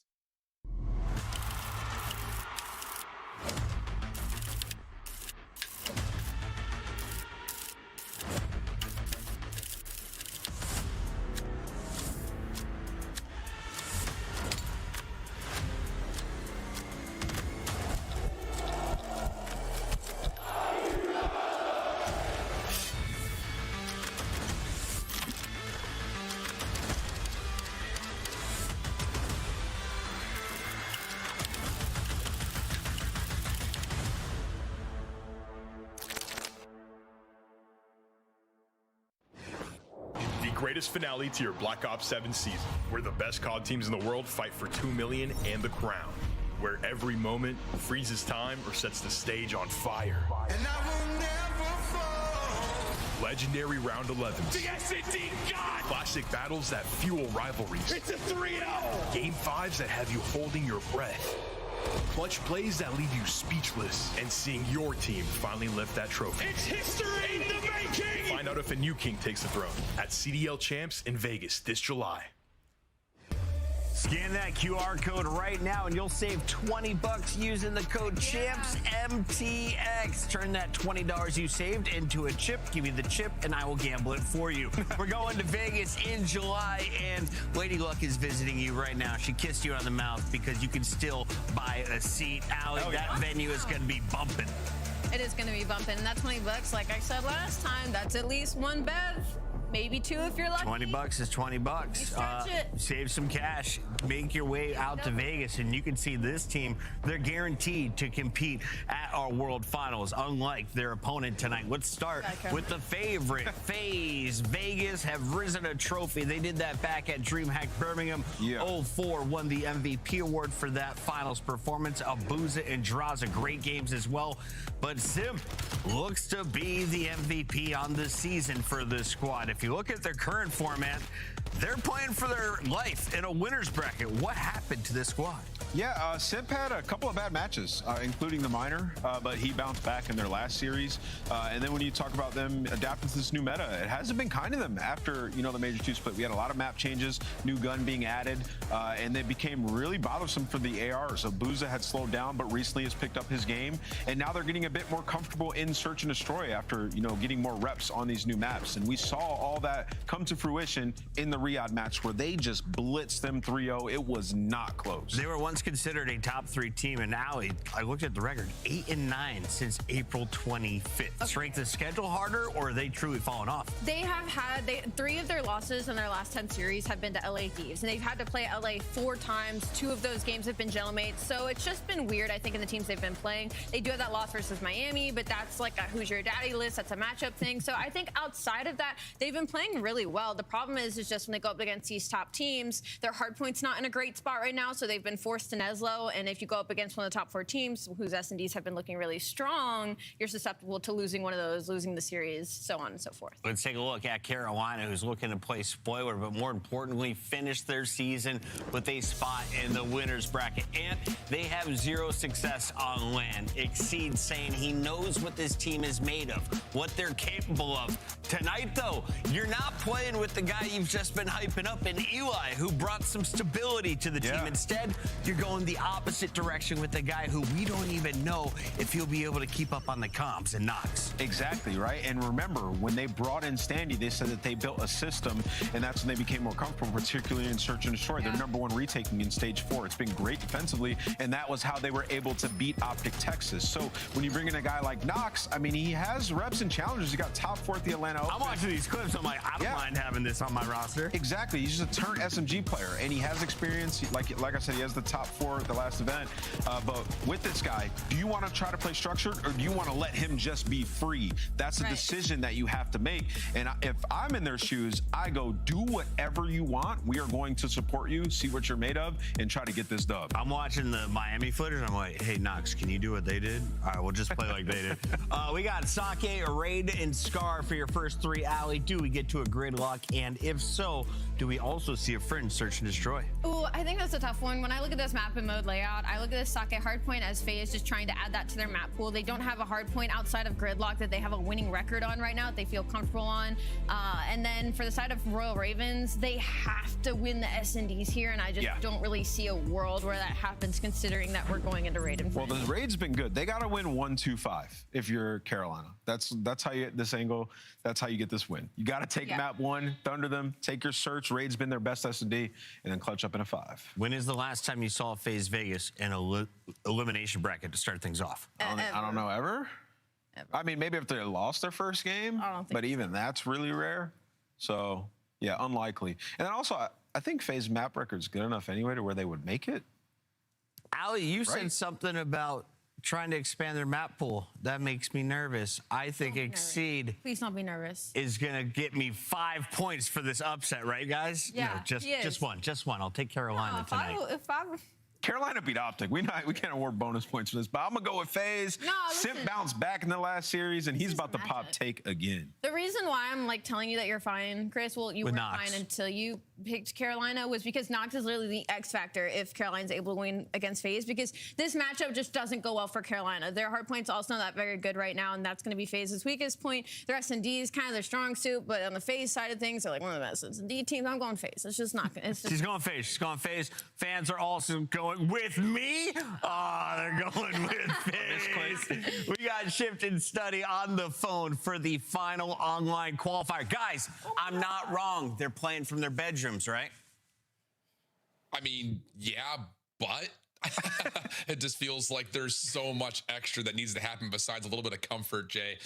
FaZe, I think Ant calls it really nicely. They bounced back really well after the loss to Miami, absolutely blow out the Falcons, and now they're taking a weaker Carolina team with a player who we've watched a lot of this season in Challengers, but this is a huge step, like a giant leap compared to what he's played up against so far this year. Yeah, but if we look back at the season, every time Carolina make a roster change, their honeymoon stage just hits a little bit different. You saw it at the beginning when XC was brought in. They were unbelievable at overload. When Standy got into the mix, they turned into the best Search and Destroy team, especially on the defensive side. But now you're bringing in Knox. And I think when I looked at the numbers for them, it's pretty self-explanatory to the reason why. They are dead last in slaying in hardpoint. You picked up an SMG, dropped Craze and picked up Standy to get more slaying, and you couldn't find it, so we just need a killer. Yeah, I hear that, and we will maybe see that here, but it is Sake, a map that will really punish the Royal Ravens if they cannot work on their teamwork and their coordination. But the opening start really solid here for Carolina. Exceed looking to follow up on the last player down low at the pit, but he's lost Draza, finding that kill. Phase on the bounce back, trying to work their way into Barn.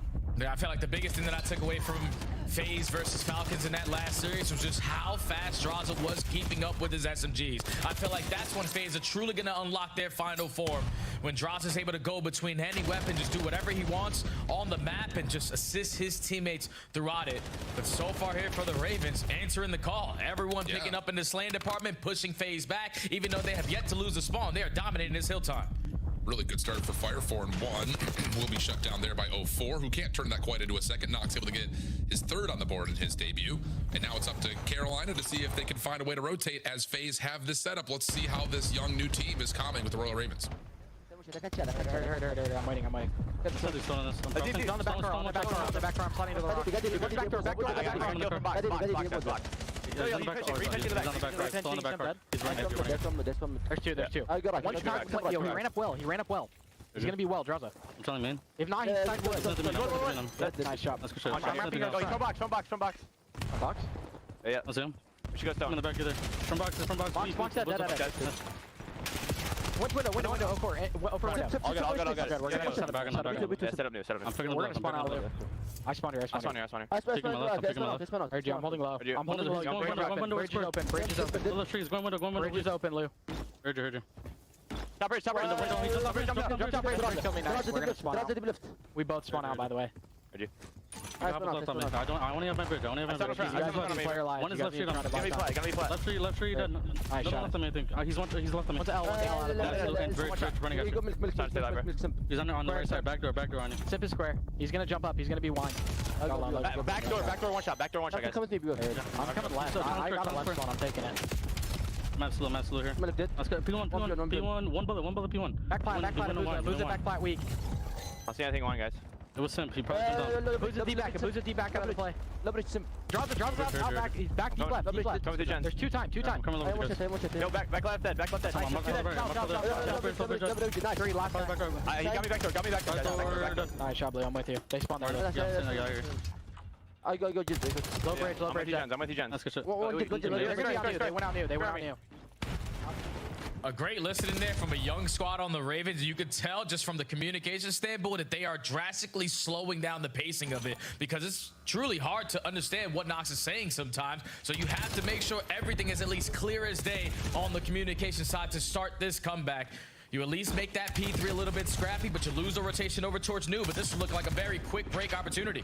Yeah, two still spawn up in the back though for FaZe and simplifying both contestants for the Ravens, trying to play around the back, and then Abuza gets his double from the front. So yeah, I would say so far, to give an early synopsis of how this map has gone, the Ravens are trying to do the right things on the map, like talking about like looking over at the full map picture of how they're moving, how the team is coming through it. But a couple of key gunfights not quite able to come through, and that's just the special difference of what Simp and Abuza have done early so far.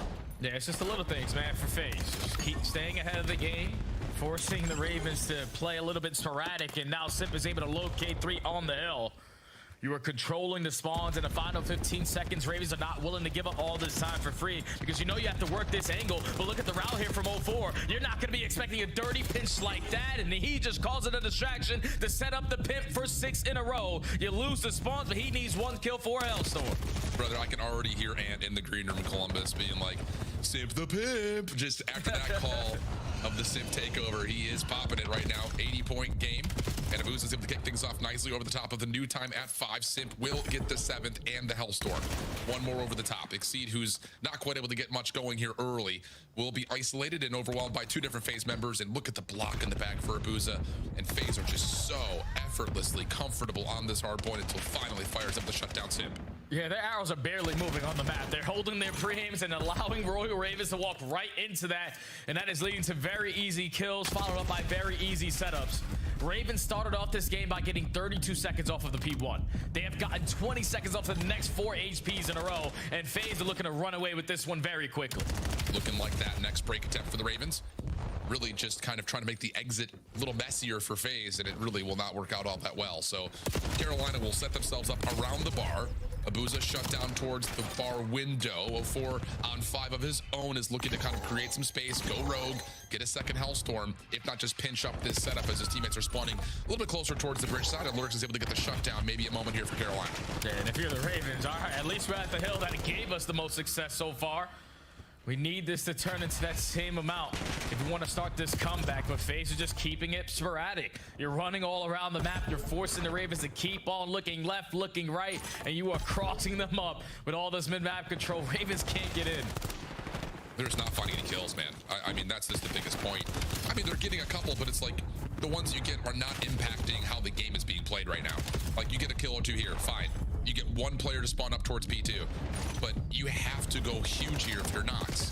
He's played all right here on his debut against a really solid squad, to be fair, but it just feels like FaZe are more than one step ahead, and a lot of that has started in the kill feed, but finally here, maybe a chance for the Ravens to establish some control at P2. Long route developing though for FaZe on the backside of Dojo. Yeah, I think the biggest word that I'm going to be using a lot to close out this season on Black Ops 7 is efficiency. It's not about the craziest stat lines, just how efficient FaZe are currently playing. Everyone providing their 25%. You do your job, hard block the back, I'll do my job of layering. And this is just way too easy of a hardpoint game, and it's going to continue to look like this. Well, Lurk's able to get one, knocks through the window, finds himself a double. Stun check for 04, trying to block that side alleyway, but Draza trying to play with Abuza are going to wait for one more spawn up before they make their play in. Abuza will be shut down to the back door.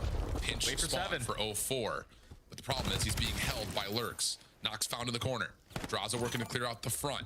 Look what and this is doing. just 04 getting out of here. He's just getting lost trying to play for the next spawn. I mean, you're up by 110 points, so you're playing for win condition here if you're 04. Yep, and him just hitting this route allows one of his teammates to spawn right next to him. Now, if you win the gunfight, even better, because your teammates can clean up house through the bottom side of basement. 215 to 91. I don't think Ravens are going to get another point in this match.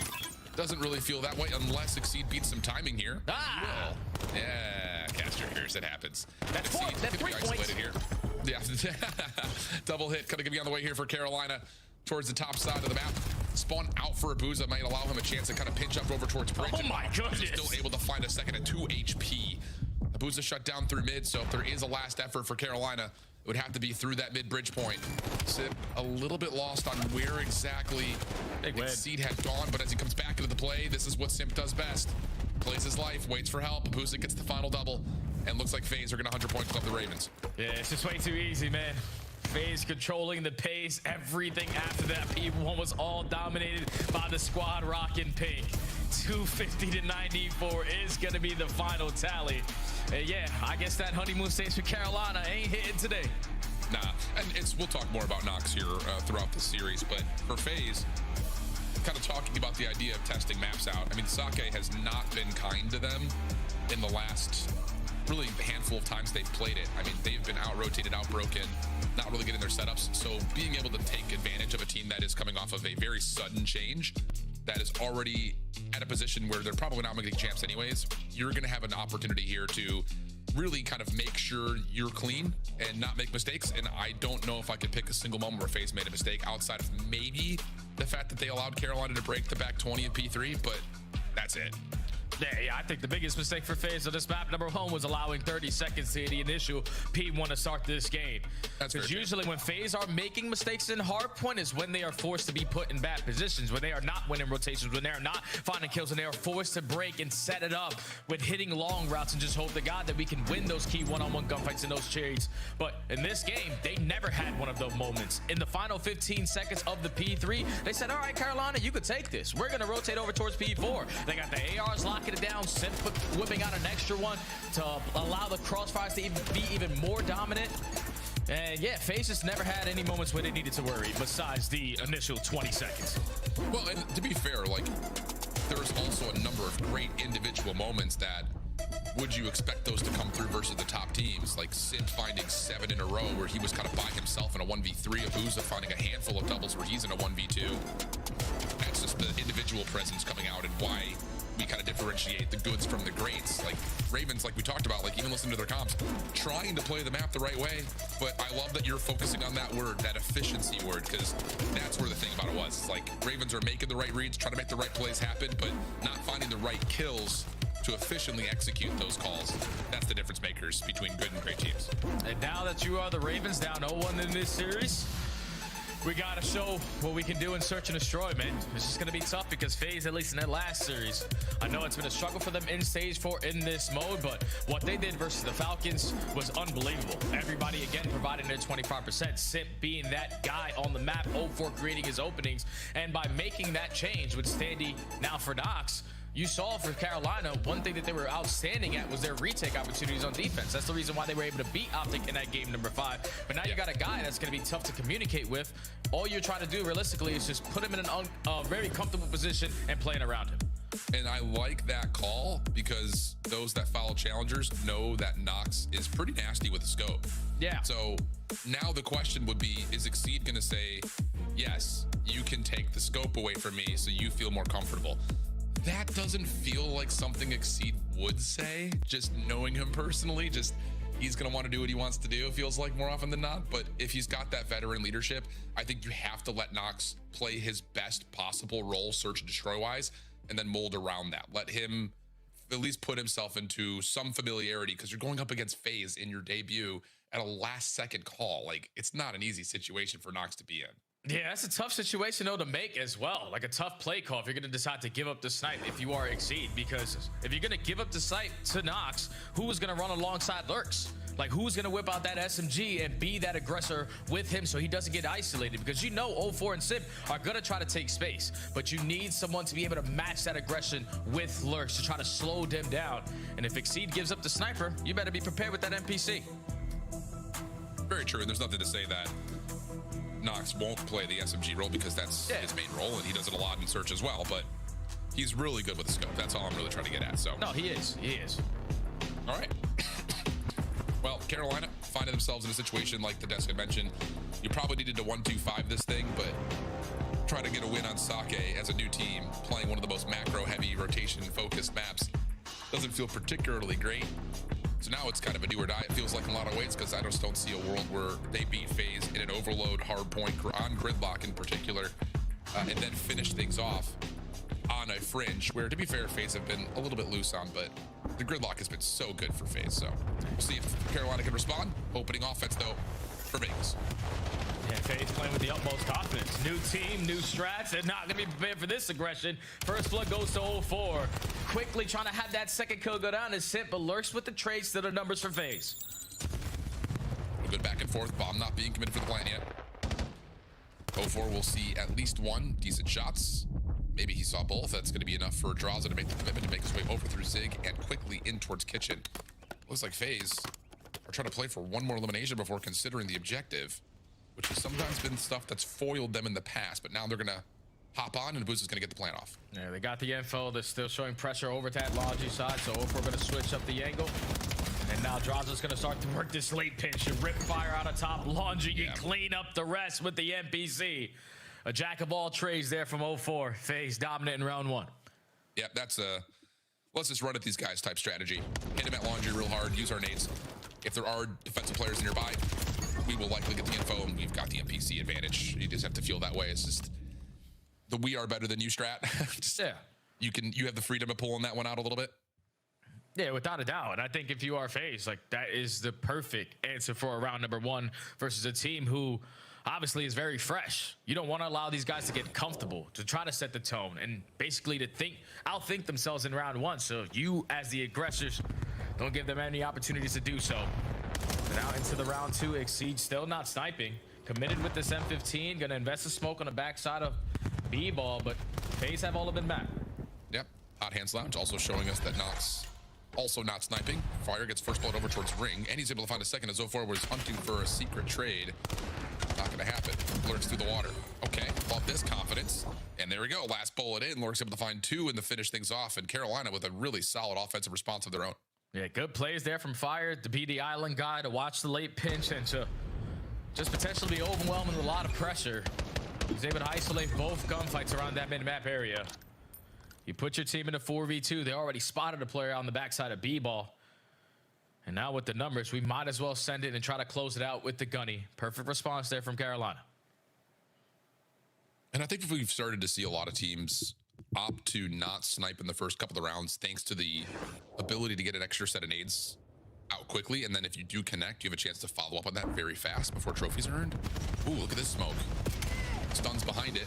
04 is able to connect onto Exceed. But this is just a fake. Defense largely taking the bait. Yeah, it really is. Nox trying to get in towards mid, thinking maybe I can contest pillars, but it was all a ruse, and the bomb will be planted instead at B. Yeah, and I think Nox actually had the sniper pistol in that round. So he gets picked off early. But Lurks takes so much space away immediately. 3v3, they don't spot the guy at Tiki. 4 for Lurks, stays away from the trade. Meanwhile, gunfight starts to happen over towards the backside at Tiki. Exceed, shut down though by 04. So now Lurks has to play the 1v2 out with an NPC from backside pool. And Abuza is watching you. 04 is gonna jump out the window if he needs to. And he turns his attention at pretty much the exact right moment, but Lurks able to find the kill. He's on 5 in a row, looking for the last one. Oh, can't quite find the shots. The time would have been precious as well. But Abuza shuts down the heroics out of Lurks. Oh, yeah, he actually almost had a chance there. Abuza plays it close with the game clock. But he knew he had to jump on him. And he's able to close out that round. Efficient from FaZe to just... the way that they started off this game, all out pressure through laundry, and then you set it up for that play into the next round where 04 is still going to do the same exact thing. This time you add a smoke grenade to the mix to try to keep Carolina on that side of the map to open up a free bomb plant. But then when he's able to wrap back and catch a guy with a sniper pistol just running for free, oh yeah, man up, bomb planted, this should be an easy dub. Well, opening shots towards cutout window as Draza backing up towards the safer angle at basketball. This would be a retake effort though on B. Fire rotating late from garage where FaZe are tracking his footsteps at the moment. And Nox actually cannot fully plant right there. Doesn't get the proper stretch. Now he's low, and here are FaZe from the backside of water steps. Big win for the opener, but 04 responds, but the kills for Carolina too strong. Boo's the last one left, gonna get pressured as Lurks has got the hot hand. He says, I want blood, and he finds it. Yeah, they're just so fast into that water route. Like, Lurks is taking Tiki away in the first 15 seconds. So even if you have a player from FaZe scouting on that side of the map, you can't be too aggressive because you don't want to give up your life for free. So this time they send 2 players on the pinch, but instead of fully committing around the backside, they cut it short through water steps, knowing that their teammates are giving the comms. The guy on bomb is going to be weak. But it's just Carolina were prepared for that. They were ready for that push through mid steps, and they were able to win the majority of the fights to walk away with the round.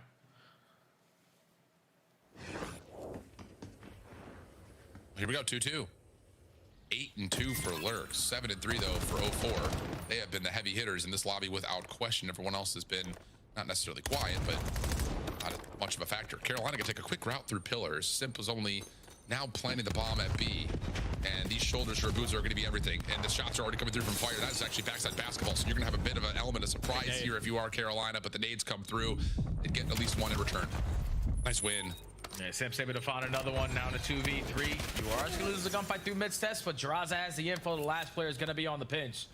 So now Simp alongside Draza trying to isolate onto this gunfight, but time is ticking. Yeah, they're just searching in the wrong spaces. There's the check for the bomb. No one home. No one top window.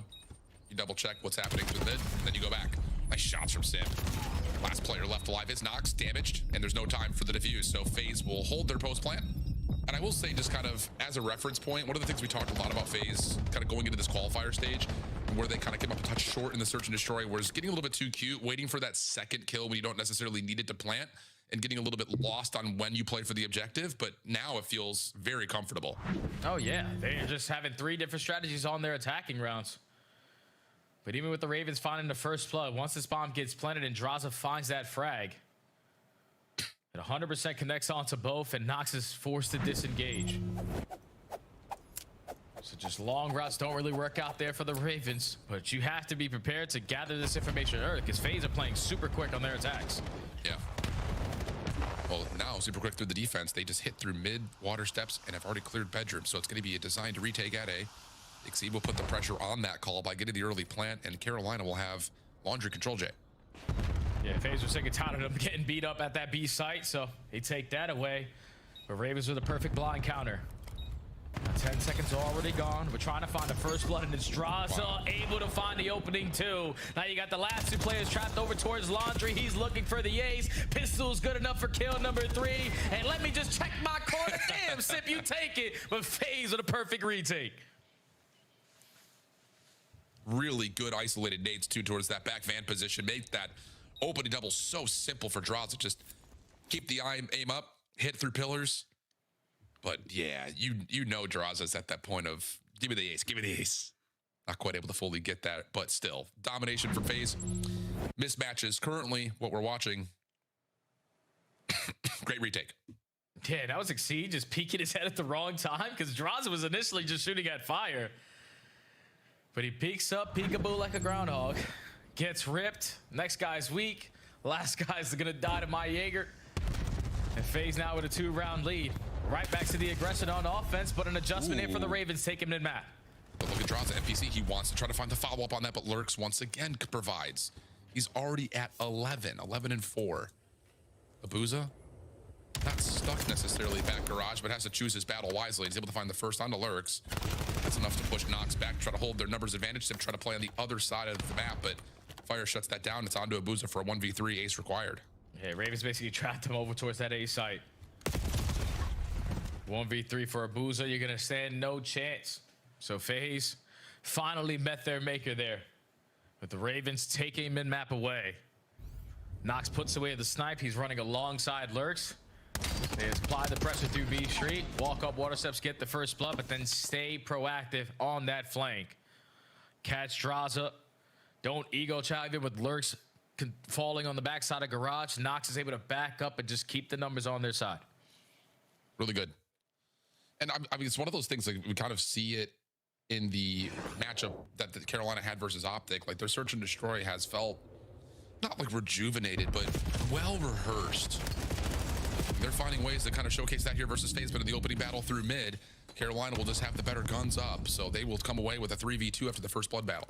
Hey, they're sick and tired of FaZe taking this map in the first 10 seconds, so yeah, they started to stand their ground. So far, it has worked out. Early man up.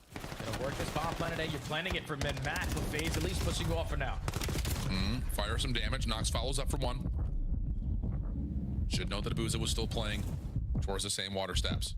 And Exceed is just going to make the call saying, let's just take kitchen, give ourselves a post-plant setup, and look towards B. And that is exactly where they will plant. Yeah, they're going to plant it for B-ball as well, and Abuza's going to be in La La Land, so it's going to be quite some time before he's even in the position to even make a play. He's going to work his way up through mid-map. Nox is able to catch the timing on the spot, and Nox is going to be the closer on the round. Okay, Ravens, that's 2 in a row. They're starting to switch up that pacing, and it's forcing FaZe to be uncomfortable.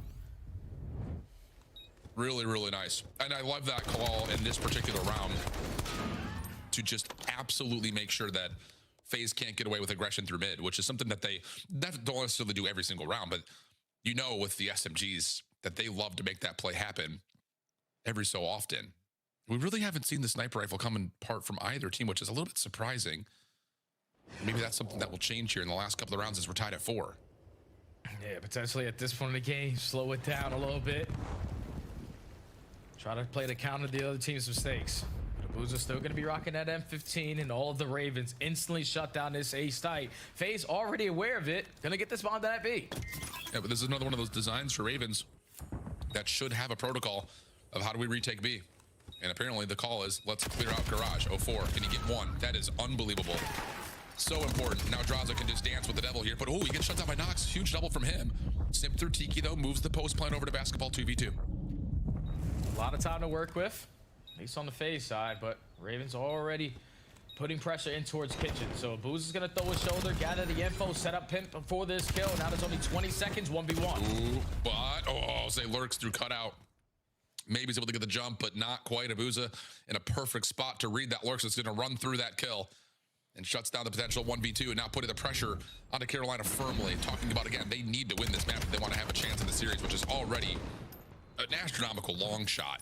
Yeah, but so far, I mean, it's one of those things, Jay. It's just like if there were to be a chance, it's going to be through Surge. And honestly, again, you can't really discredit Carolina. They're playing well. Yeah, without a doubt. It's just when you put yourself in a 3v1 situation for first blood and that guy is able to do his job. by getting that kill before falling and just gathering all that information that this is where the pressure is coming from. Good plays there from 04. But now Ravens trying to go back to the strategy that has treated them well so far all throughout this game number 2. The aggression through this B side, but this time 04 is playing it Tiki. Smoke out, lurks, stunned. I think he was thinking about trying to move his way through that smoke, but now he's got to do this the hard way. He's able to get the jump on 04. Pushed off the bomb again, though, is Knox not able to get the full plant off. Recontest on the way from Abusa. They don't anticipate that initially, do Carolina, but they're able to find the trades, and now puts just on to Simp, who, wow, late to the gunfight, is still able to find the shotgun presence of the NPC to deal with lurks, and now it's a 1v2. Yeah, Carolina, don't give this guy a chance. Back up to bedroom, double stack it. Someone watch low, someone watch top. This should be a guaranteed round of force round 11. And it is. Okay. Yeah, hit me with that sultry lo-fi. Cruising our way into a round 11. And is it all round of first blood? They really haven't. At this B side, they have had no answers. And the only time that they did is when they send it with their SMGs to take that space immediately away. But that round, Carolina actually went to the opposite bomb site. You have yet to shut down their plays at B. And that is what's led to Carolina securing 3 attacking rounds and now forcing this round 11. It's going to be FaZe on the attack, though. Okay. Oh, we might get a battle here at A. Carolina sending all 4 members quickly. Do the stuns get the read on it? No, they don't. Exceed for first blood. Smoke out. Draws in some trouble able to find one before falling. 04 saves his life for the second. Pistol horn for the third. What unbelievable assistance that is from FaZe. Not getting necessarily the full reveal or utility connection that they were anticipating, and now it's Exceed for a 1v2, and he may just fall victim here, but ooh, did 04 see him on the jump? Sure looks that way. First shots are in, and FaZe take the round 11 after a dramatic affair with Carolina here on Raid. Oh, that was a good round 11 there from FaZe, just showing their teamwork, showing their efficiency. Even when we're losing that first player, we have a crossfire set up that's gonna keep everybody else safe. Draza takes this aggressive angle, spots out fire through the smoke, but you see 04, knowing that Draza is under fire, chooses a different angle, finds that second kill, and also provides bullets onto the third player to have him weak. And FaZe, happy as hell that they had offense in that round 11. Now they're up 2-0 in the series. Yes, sir. Yes, sir. 14 for the L out of Lurk, 1,700 damage. Holy cow. Plus 2 first bloods. Exceed had a slow start. A lot of it was because he was getting blooded, but was able to pick things back up to a 6-6 tally. But overall, FaZe just too well coordinated. Same thing you can say about map number 1 on a map that really will punish you if you don't have that same level of coordination. So 2-0 FaZe, Scar Overload coming up next. And just kind of feels like the destiny has been kind of written here. Although, to be fair, FaZe could use a little bit of work on this map. Yeah, they definitely could. They could use work in their overload in general, man, because versus the top teams, it's sometimes a struggle just keeping up with their playmaking ability, because usually players like 04, he loves to hit these long routes. If he finds that opening kill, it's going to guarantee a score.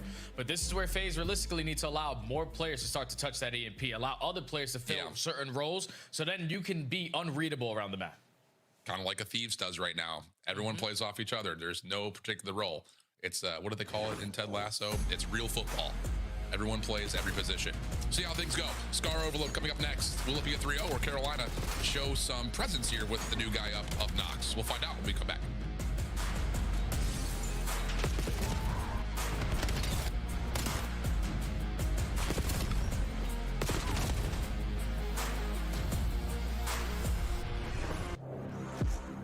Black Ops 7 returns to the Esports World Cup this summer. Scan the QR code to get your tickets now.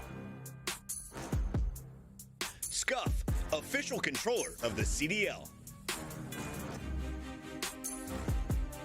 Monster Energy, the official energy drink of the CDL. Brought to you by America's Navy and the special operators who work in the shadows. At COD Champs, the fun goes beyond your seat. Welcome to Vegas! If you're in the starter ranks, you gotta slide over to the iconic Vegas sign for a quick photo. Then drop into the playground made for adults. And then go swimming with sharks at the Shark Reef Aquarium. Now at the next level, full send the obstacles at Spy Ninja's Adventure Park. Then get active at Lake Las Vegas Water Sports. For the ultimate experience, take a helicopter tour of the Grand Canyon, then jump off an 800-foot building at Sky Jump. And that's how you make your Champs weekend unforgettable.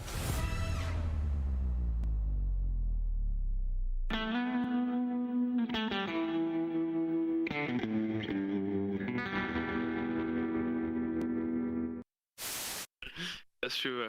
Well, why are you, bro? Where are you going? Where are you going? Dude, you're gonna get in trouble, bro. Why are you gonna like get it? fined? All right. What the is that? Hello. And then actually about looking in the thing. You're an idiot, bro. He's not in here. Join the game.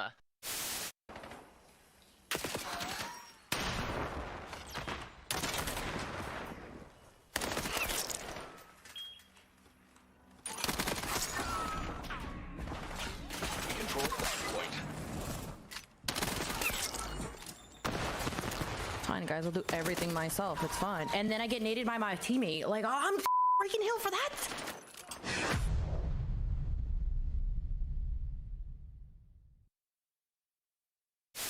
What do you want to say to the fans out there that's been supporting you guys? Fuck Optic, fuck the green wall.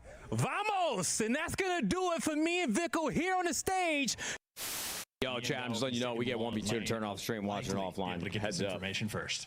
Yeah, surely sees that out, but that's not going to happen, right? Wrinkle. Oh, here they come. The timing on this is going to be unbelievable. Ah, they might have spotted him out. They haven't seen a thing. Ah, Wrinkle! Taps them in off. All right. And I mean, listen, I don't know anything. I'm just a commentator, but I'm looking at that from Rancor. Doesn't even seem like a good try. Appreciate like he just gave himself. Welcome back there, friends. We are looking at a phase 2-0, pretty comfortable outside of the fact they were tested on the raid search and destroy. Carolina just missing that little bit of extra coordination, not just on the search, but really emphasized on the Sake hardpoint. Scar overload coming up next. Again, it's just a really tough situation for Carolina overall. Knox coming in. Yes, he's been good in challengers. Is he an SMG that can improve a team like Carolina? I wouldn't necessarily say so. He fits the picture really well, and I can understand the pickup, but this would be more than a hero welcome if Knox can find a way to set up reverse sleep. Oh yeah, without a doubt, because you know, if you're Carolina Royal Ravens, you still technically have a chance to qualify for champs. You're down by 70. The closest team in front of you is the Heretics, and they are looking very scary every time you watch them on the main stage. But you just need to try to build off of something, because you know this is the roster that you're going to be taking into Paris. Unfortunate circumstances that happened with Standy. I hope that my friend is all good. Whatever he's happening in his personal life, he had to step away. But just a tough situation to be in if you are the Ravens, man, because for a squad who make the roster change to go for that final push, and then you go 2-2 with Standy to line up, beating the likes of teams like Optic, you were thinking, all right, maybe if we get hot at the event, we're going to stand a good chance. But just to make a roster change right before the final tournament potentially for the organization is only tough. And then it's even tougher that you're playing against FaZe now in this form for the event. Yeah, and just on top of that, you looked at those standings. Not only is it a win and get into the top 8, actually top 6 if you are Carolina or FaZe, but in particular, there is a lengthy tiebreaker process that's going to happen for our teams at 2 and 3 to figure out those last 2 positions. But taking a look at FaZe, talking about their desire to really build out their overload, well, they've done it very nicely in the last 2 outings, blowing out Miami, blowing out Riyadh. Looks like Gridlock's going to be good for them, and now it's just about putting together something else, and that obviously comes down to what they have on Scar, is they're already very good at dead and exposure. Yeah, you don't want to play FaZe on anything Gridlock, so just got to try to get through this map. It's one moment at a time, one kill at a time. Ravens need to start to put it together. On board here with Knox, starting off with an AR, but trying to be the sole aggressor up through the middle of the map. He gets picked, and FaZe have hold of the map and might get an immediate score. They very well may, but there is a pinch on the way from Lurks. Find 1 damage out. Nice shots. Able to get the second. Ignore your kill feed. We've got double 1s and double 5s, so we'll try to give you guys the best call-outs as humanly possible. FaZe trying to bring back for some defense, but Lurks is off to a hot start. Exceed following up. Now all of a sudden Carolina looking for the opening score. Draza shuts down the first. Help defensively starting to spawn up as Draza is able to shut down the EMP carrier. where someone of the nature is, and the FaZe are able to hold. Then you can always count on FaZe to be great on the defensive side. We saw it so many times in that Gentleman series. And eventually, when it's their time to strike, they're going to make the most of it, but the reset goes down. That is not ideal for the Ravens because they have so much map control. Someone just got to haul ass all the way across the map to get this in. Well, Nox trying to help out where Exceed is positioned, but both will fall. EMP currently in the hands. Sorry, the kill feed is just, it is what it is. Gonna just talk about the teams at macro level. FaZe gonna find a couple of kills over towards field. Lurks working on mid-map control, but all of a sudden FaZe have the EMP. They're creating some space, and their EMP carrier is going to run its way all the way over and in. Carolina can't get the defense back in time. Yeah, Boozer just puts himself in a position to block those back green spawns. And then eventually jumps over to the car, causes a distraction, and allows Boozer to fly on in for the overload. So now you're up by 1 if you are FaZe. You already have players playing the reset positioning, dominating this power head glitch. And the Ravens are still trying to breathe off the respawn. Oh, Booza able to, well, someone from FaZe able to find the first kill. 04 trying to push out towards green, able to find one more. Simp around the back has now got a pinch set up. This could lead towards a scoring chance if you can find these kills in and around green. 04 is able to catch the first. EMP is out. 04 times the jump pretty darn well, sets up the pistol kill and a second score for FaZe. Third EMP now going down over towards red, and Sim, who would have been late on rotation, is able to find one pivotal kill to stop the play stretching through mid, and now 04 behind it sets up an easy trade for Draza. Nice job for FaZe to rotate back to deal with this position. Again, it's just efficiency here from FaZe. It's not like anyone is going crazy. No one's popping 3-4 pieces to dominate the map control. No, it's just everybody doing what they need to do at the time when they desperately need it. So now you're up by 2. You know you can control the pace of the game. You can start to play some rat spots with Abuza, or actually 04 gets caught. And Carolina looking for their first score attempt at B. Very well made, be able to create it, but Simp in the way. Yeah, that'll work. Just nice teamwork again. FaZe not necessarily in a comfortable defensive setup, but giving themselves the advantages they need by finding that first kill and stopping Carolina in their tracks. Now on the rotation back over to A as now FaZe have control. Big win up top, and that's going to lead to a third score for FaZe. What a rotation from there. I mean, you think that Carolina's about to score down in the B zone, and all of a sudden you blink and FaZe are up top at A. Yeah, man, it's just the positionings that they were putting themselves in. Draza the entire time is like, all right, we know that they're going to spawn on the B point, so let me just take some space over at green. And if you're able to take that EMP through the cut, it's going to lead to a score, and that's exactly what happens here. Ravens just can't get anything going, man. You're getting outclassed by the better team, and it's showing. 04's got a small chuckle. Seems like Simp is doing his thing right now with the comms. But, I mean, this is just one of those things that FaZe have shown us that kind of what we're talking about, like that real football. Everyone plays every role. Doesn't make a difference who's able to grab the overload. Somebody just find a way to forward block and get through. Now, granted, Abuza is still usually the guy that kind of follows up as the running back here, but it's just any given moment in time, one of the 2 SMGs is making a play to move spawns around. Draza is usually in a position to follow up with a long lane to stop Ravens from finding some sort of an overextension, and then it just becomes super casual for Abuza to pick things up and score. He's gotten 3 of the 4, 12 hat trick this season, and after the accelerated halftime, Ravens are already down bad. And again, even though the numbers aren't so beautiful here for FaZe, it's efficiency, and it's Draza with that NPC that's allowing him to hit routes and for 04 and Sim to continue to cause a distraction. Because imagine if you're the Ravens, Al, you see 04 and Sim in front of you, you're not expecting anyone to be working a pinch, but Draza with that NPC is hitting those routes, and that's what's causing the mind games. Now with Abuza locking it down with the AR, they get to stop. Yeah, that's a huge double out of Abuza. Playing just an open angle, needed to get both and not miss a bullet, and he's able to do just that. 04 dealing damage. Booza behind it, still dancing, waiting for help. Perfect. EMP resets back to mid. Yes, you have Exceed on a route. Yes, you have fire over towards red, but FaZe are just trying to play up into your spawn, and you need to come back and help this out if you're Carolina. They do get 1 elimination and a second, so now all of a sudden Simp has to scramble back to try to guard the EMP. Yeah, but he's in a good spot to at least keep it safe for a little bit, but he does get stiffed out there by Nox. So Ravens have them trapped exactly how you want to. You just need this to turn into a score, and it's another stop. Just not good enough. Exceed flies on in, finds a double, and Carolina finally get 1 on the board. Yeah, too many Ravens to deal with there. Lurk's able to find his third in a row. He's 20 and 10, making 21. Huge shots. Now trying to finesse over towards top green. Draws to take a ton of damage. Nox trying to create the space for the EMP carrier to break their way in. And yes, Fire is able to find the detonation on A. So all of a sudden, Lurks is starting to really pop takeover, and Carolina are not out of this map at all. Yeah, that's the difference. Lurks is doing his thing right now. And if he continues to do that, that's going to lead to potential comeback here. But reset is good enough for FaZe to play a stack over at Motel, win their gunfights, draws it a switch to an M15, and keep that 3-score lead. Yeah, that's just one of those tough rotations when you spawn up and you're on the wrong side of the map if you're Ravens after you just scored on the other side of the map.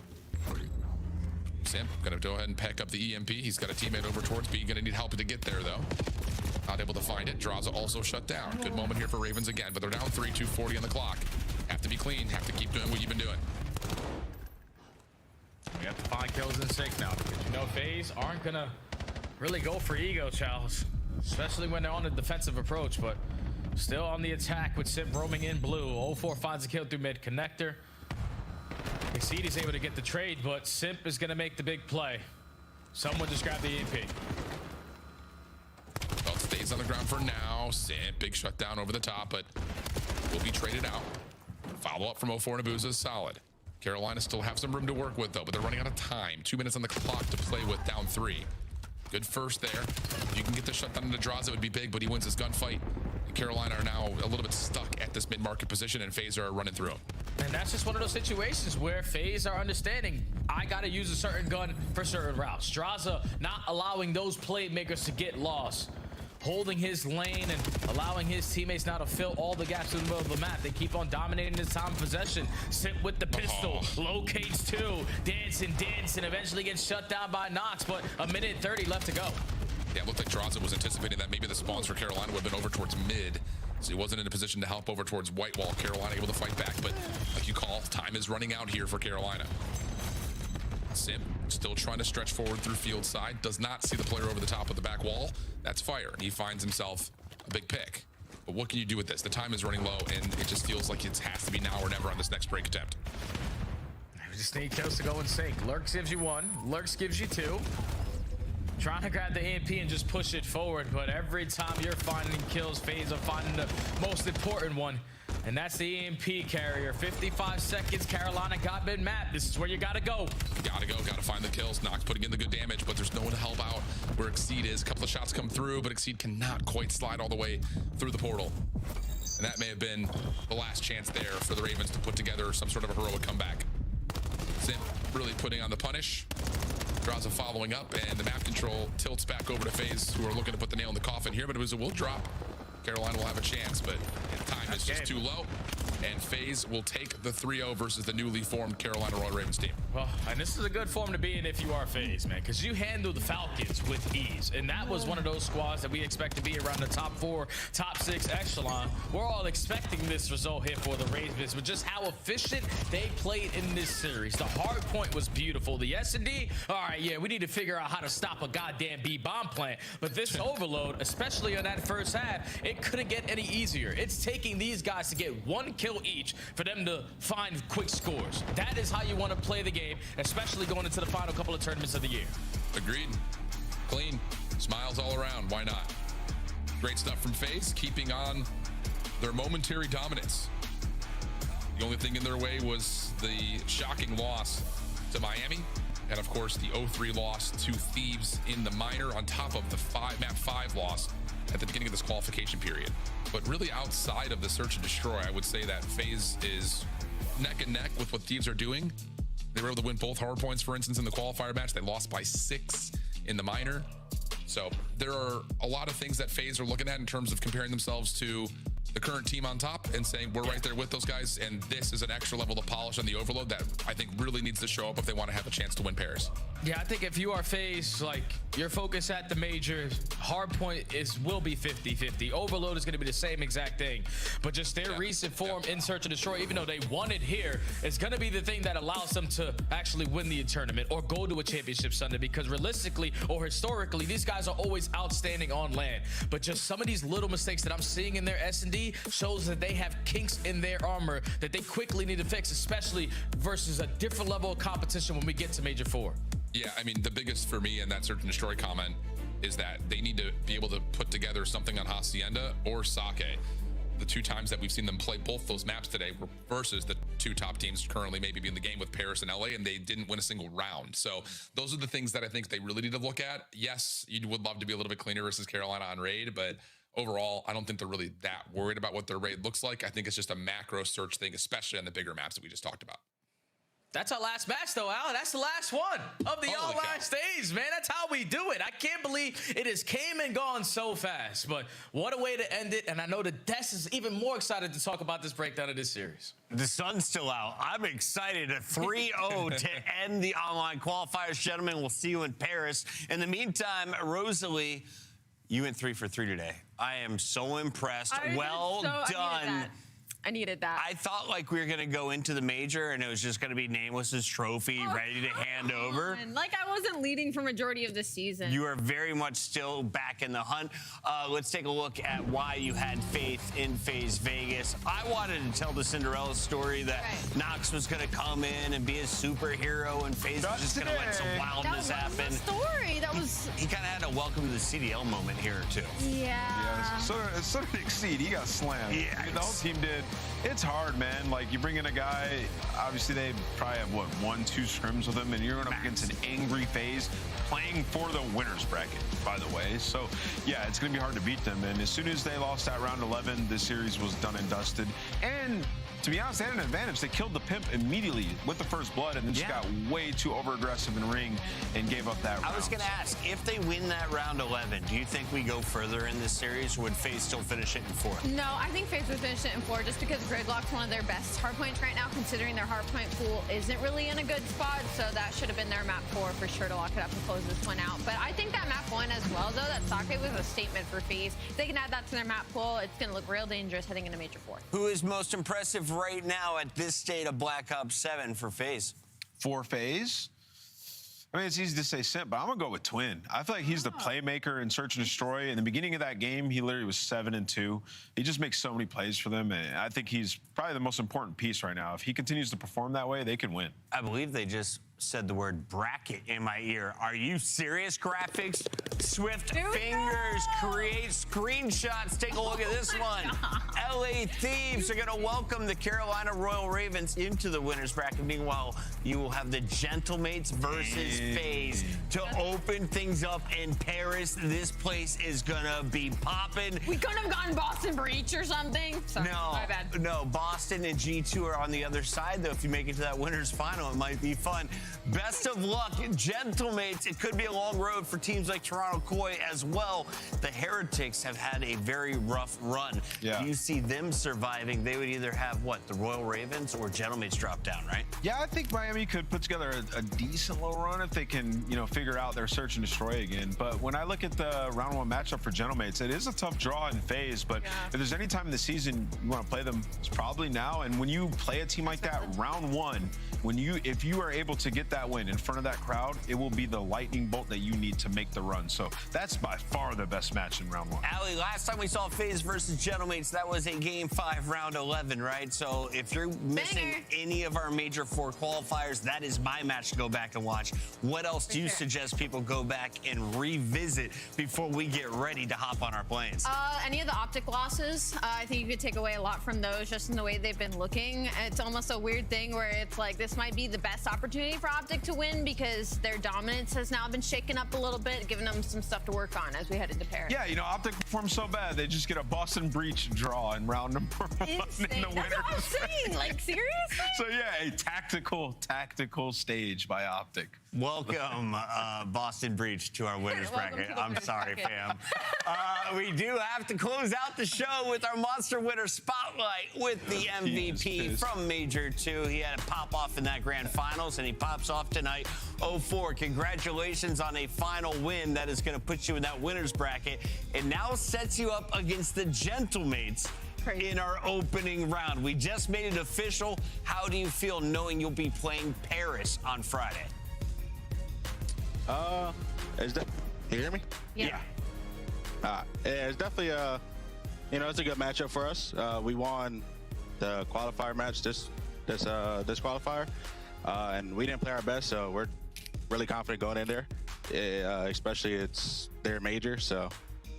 Yeah, I feel like they had you guys on the ropes like all 5 maps. You guys got away with it in that one, but it was after that match that you guys kind of whipped into shape. In these last 2 series, it looked like major 2 phase. I feel like it's been 2 months since you've played this style of Call of Duty. What clicked for you guys? How are you back on form like that? Honestly, we're just going deep into the game. Champs is coming around, EWC, and the Major 4, obviously. Third sets every day, just Crowder just putting us through the work, and we're doing it. So. A little tired. It's like going through the training camp right now. Like you guys are in crazy lock-in mode. So I want to ask you, during all this training camp, you know, during kind of locking in the last couple weeks of the season, what are you most confident about in your team right now? What is your favorite thing as you head into these last couple of major tournaments? Honestly, I'm gonna say our vibes and how our teamwork. I think even though like we haven't been playing our best like before these last 2 matches. Like nothing really changed about the vibes. We didn't lose trust in each other. I think our game modes are looking like real strong right now going into the major. And you know, just going into the major with some confidence. So. For a final question, as you are going to be getting on your plane heading out to the next land, if a French fan or a European fan wants your autograph, when is the best time to approach you, and when should they not ask for an autograph? Before a match. And after a win is probably the best time. If I lose, do not. Good luck. Yeah, good luck. There we go. It's simple stuff. We all love interacting with the fans. Can't wait to see you in person again, bud. Thank you. Yeah, how's it going? That is 04. And when is 04 playing? Well, FaZe is going to be playing the home team in Paris Gentlemates in the second match on Friday. We've already got the schedule for you. Let's reveal it live and take another screenshot and tell your friends. Bang, bang, bang. Get to the defense arena early. Optic Breach. That will be your opener on Alpha. Over on Bravo, Falcons G2. We'll have Gentlemates FaZe in that second match, and LA Thieves will play Royal Ravens. Nameless, we're knocking out teams as well. Yeah. Sending 5 of them home on opening day. Yeah, you know, it's a 3-day weekend. It's going to be awesome. It's going to be a packed arena, honestly. I'm super excited to go to France, see all these fans. It's been a while since I've been to France, but every time it's a special Call of Duty event. Rosalie, if I wanted to set up a signing for you in a Gentlemates booth, would you be willing to sit there and give some autographs? Of course I would. Are you kidding? Rosalie's autograph could be available in Paris. So bad. You can also come get a picture with Nameless. He's handsome. He's a dad. He's heading home to his son. It's Father's Day. Take your father to hibachi. Every father wants steak and fried rice. I love you. We'll see you in Paris. True. That's really true. I might get that tonight. Hibachi. And the beat goes on and on and on and on and on. And the beat goes on and on and on and on and on. Made for millennium.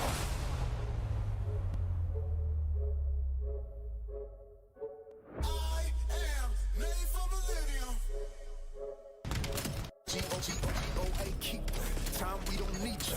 We the greatest of all, in time you'll believe G-O greatest don't evolve. Happens in the feet. See my gritted jaws, wonder who gon' feed us. Hungry to win, hard pressed to beat us. Hundreds and tens, hard fresh to beat us. Thought I could win, most of them was divas. I'm more than man, I'm a natural born genius. Where my medal is at, I don't pedal back. I'm too smart to meddle where the fellows keep the metal at. They pedal for the stacks. I'm making bend back doors, landlords without the pot to call the kettles black. Hello, I know you feeling mellow. You thinking life is gonna be cinematic as these cellos, but that's just the rumble for the build up like a bellow. If they gon' hear you roar, time to let go.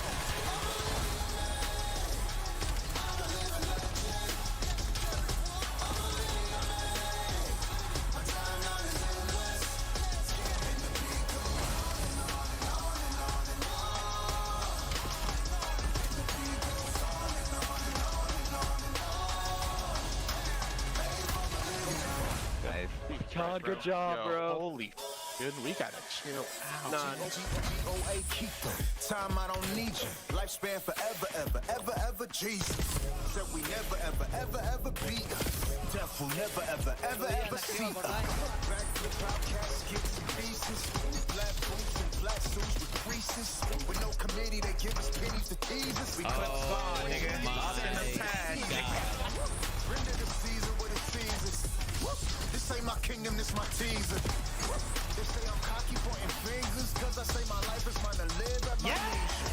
And thank God that's over. Everything I dream up is something I achieve. You are underachieved. I'm Kakarot, that's the past you, Vegeta.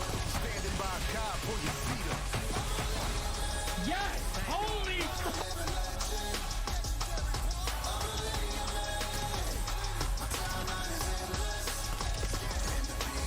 They're rotating. They're going middle. Why did they just run off of people? Plant the bomb, bro. Plant the bomb. No! He's not planting. He's not planting the bomb. Ok, galera. Bom, galera, agora sim voltei, galera, voltei. Falando com a boca vazia. Galera, esse mês de julho, agosto, setembro, outubro, novembro e dezembro vai ser um mês cabuloso, hein?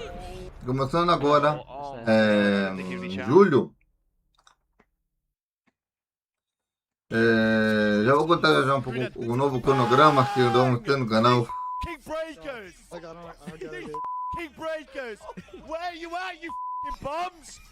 Where you at? I bet you were ready with Jar Jar Jars, weren't you? Stupid you stupid ugly freaks! It just happened the last like 2 minutes of that match.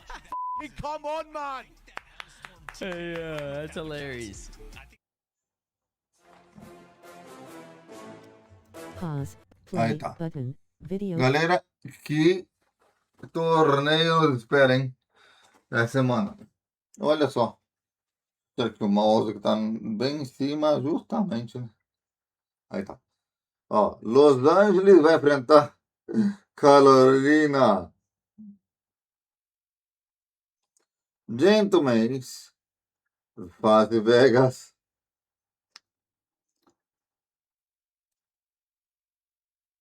Falcões e Minnesota. Up Texas. Boston Beach. São estes os cinco. Deixa eu ver aqui. 1, 2, 3, 4, 5 jogos.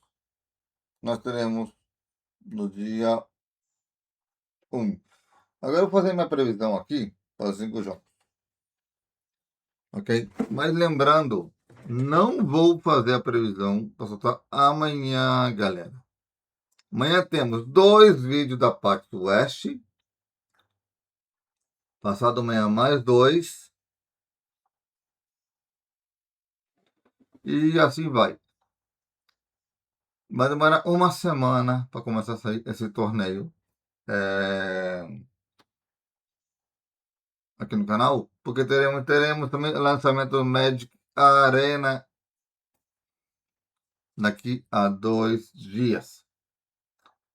Então, também teremos edição do Magic Arena. Essa edição vai ser muito especial porque é a edição do Spider-Man. E teremos de 12 a 20 episódios da edição. E vai ser às 7 da noite, o horário fixo. Então, vai me complicar um pouco, mas também não vai me complicar muito, porque vai me ajudar a trazer mais conteúdo do canal. Eu não falei porque não é trazer mais nada médico do canal. Falei, mas também falei uma edição especial como a do Spider-Man, que é da Marvel. Em geral, eu vou trazer assim, só como uma edição assim como essa, para não me estressar em vídeo. Então, muito obrigado a todos por me acompanharem. Vai nessa semana, temos muito conteúdo de todo tipo de coisa. Muito obrigado. E vamos fazer aqui nossa pesquisar finalização janela, aqui. caixa de ador, WhatsApp,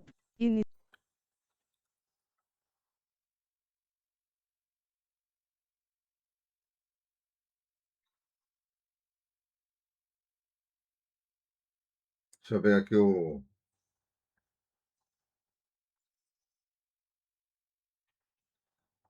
onde está o meu número, meu Deus.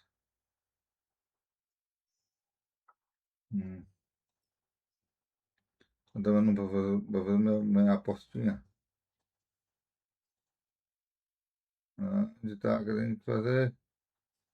Eita, meu.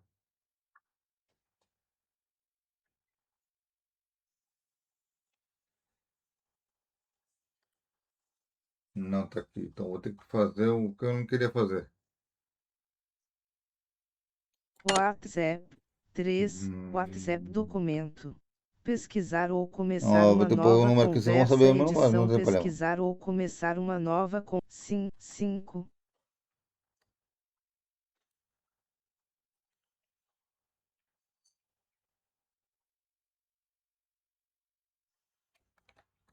Sim. Vou gravar no outro, depois eu limpo, uma forma de limpar. Não preciso limpar outro ainda. Se eu consigo gravar de uma vez. Conteúdo marco. Digite uma mensagem para marcar R a visualização. Bom, galera, Botão de aqui alternância gravando não esse áudio pressionado. para Cancelar live OBS Studio 60 do torneio projetor em tela cheia. dia 1, ok? Tá feita. Primeiro time a se enfrentar é Los Angeles versus Carolina Ravens.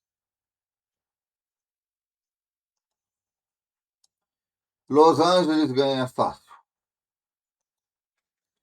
3-0, 3-2 ou 3-1. Segundo jogo. Gentlemen, Paris Gentlemen, donos da casa. Las Vegas. Aqui aonde a coisa vai ficar cabeluda e peluda, hein? Porque isso aqui, ó. Gentlemen é favorito. Vegas é favorito. Vai estar 2-2 e ganha Gentlemen. Eu quero que ganhe Vegas. Quer ver? Eu quero que ganhe Vegas, mas vai ganhar Gentlemen, porque Gentlemen tem apoio da torcida. E eu digo que vai ser cabuloso, hein? Depois temos Falcões versus Minnesota. Aqui vai levar Minnesota. 3-2 ou 3-1. 3-0 não vai ser. E Texas e Boston Rich, que é o último jogo, aqui na tabela, vai ser 3-1 ou 3-2. Opta Texas em cima do Boston Rich. Muito obrigado agora por acompanhar. Agora sim me vou retirando. Nos vemos amanhã aqui no canal com muito mais. Muito obrigado, valeu, falou. Iniciar E janela. eu fui até o próximo vídeo. Pesquisar Twitch. Uma OBS Twitch. A transição. Interromper transmissão.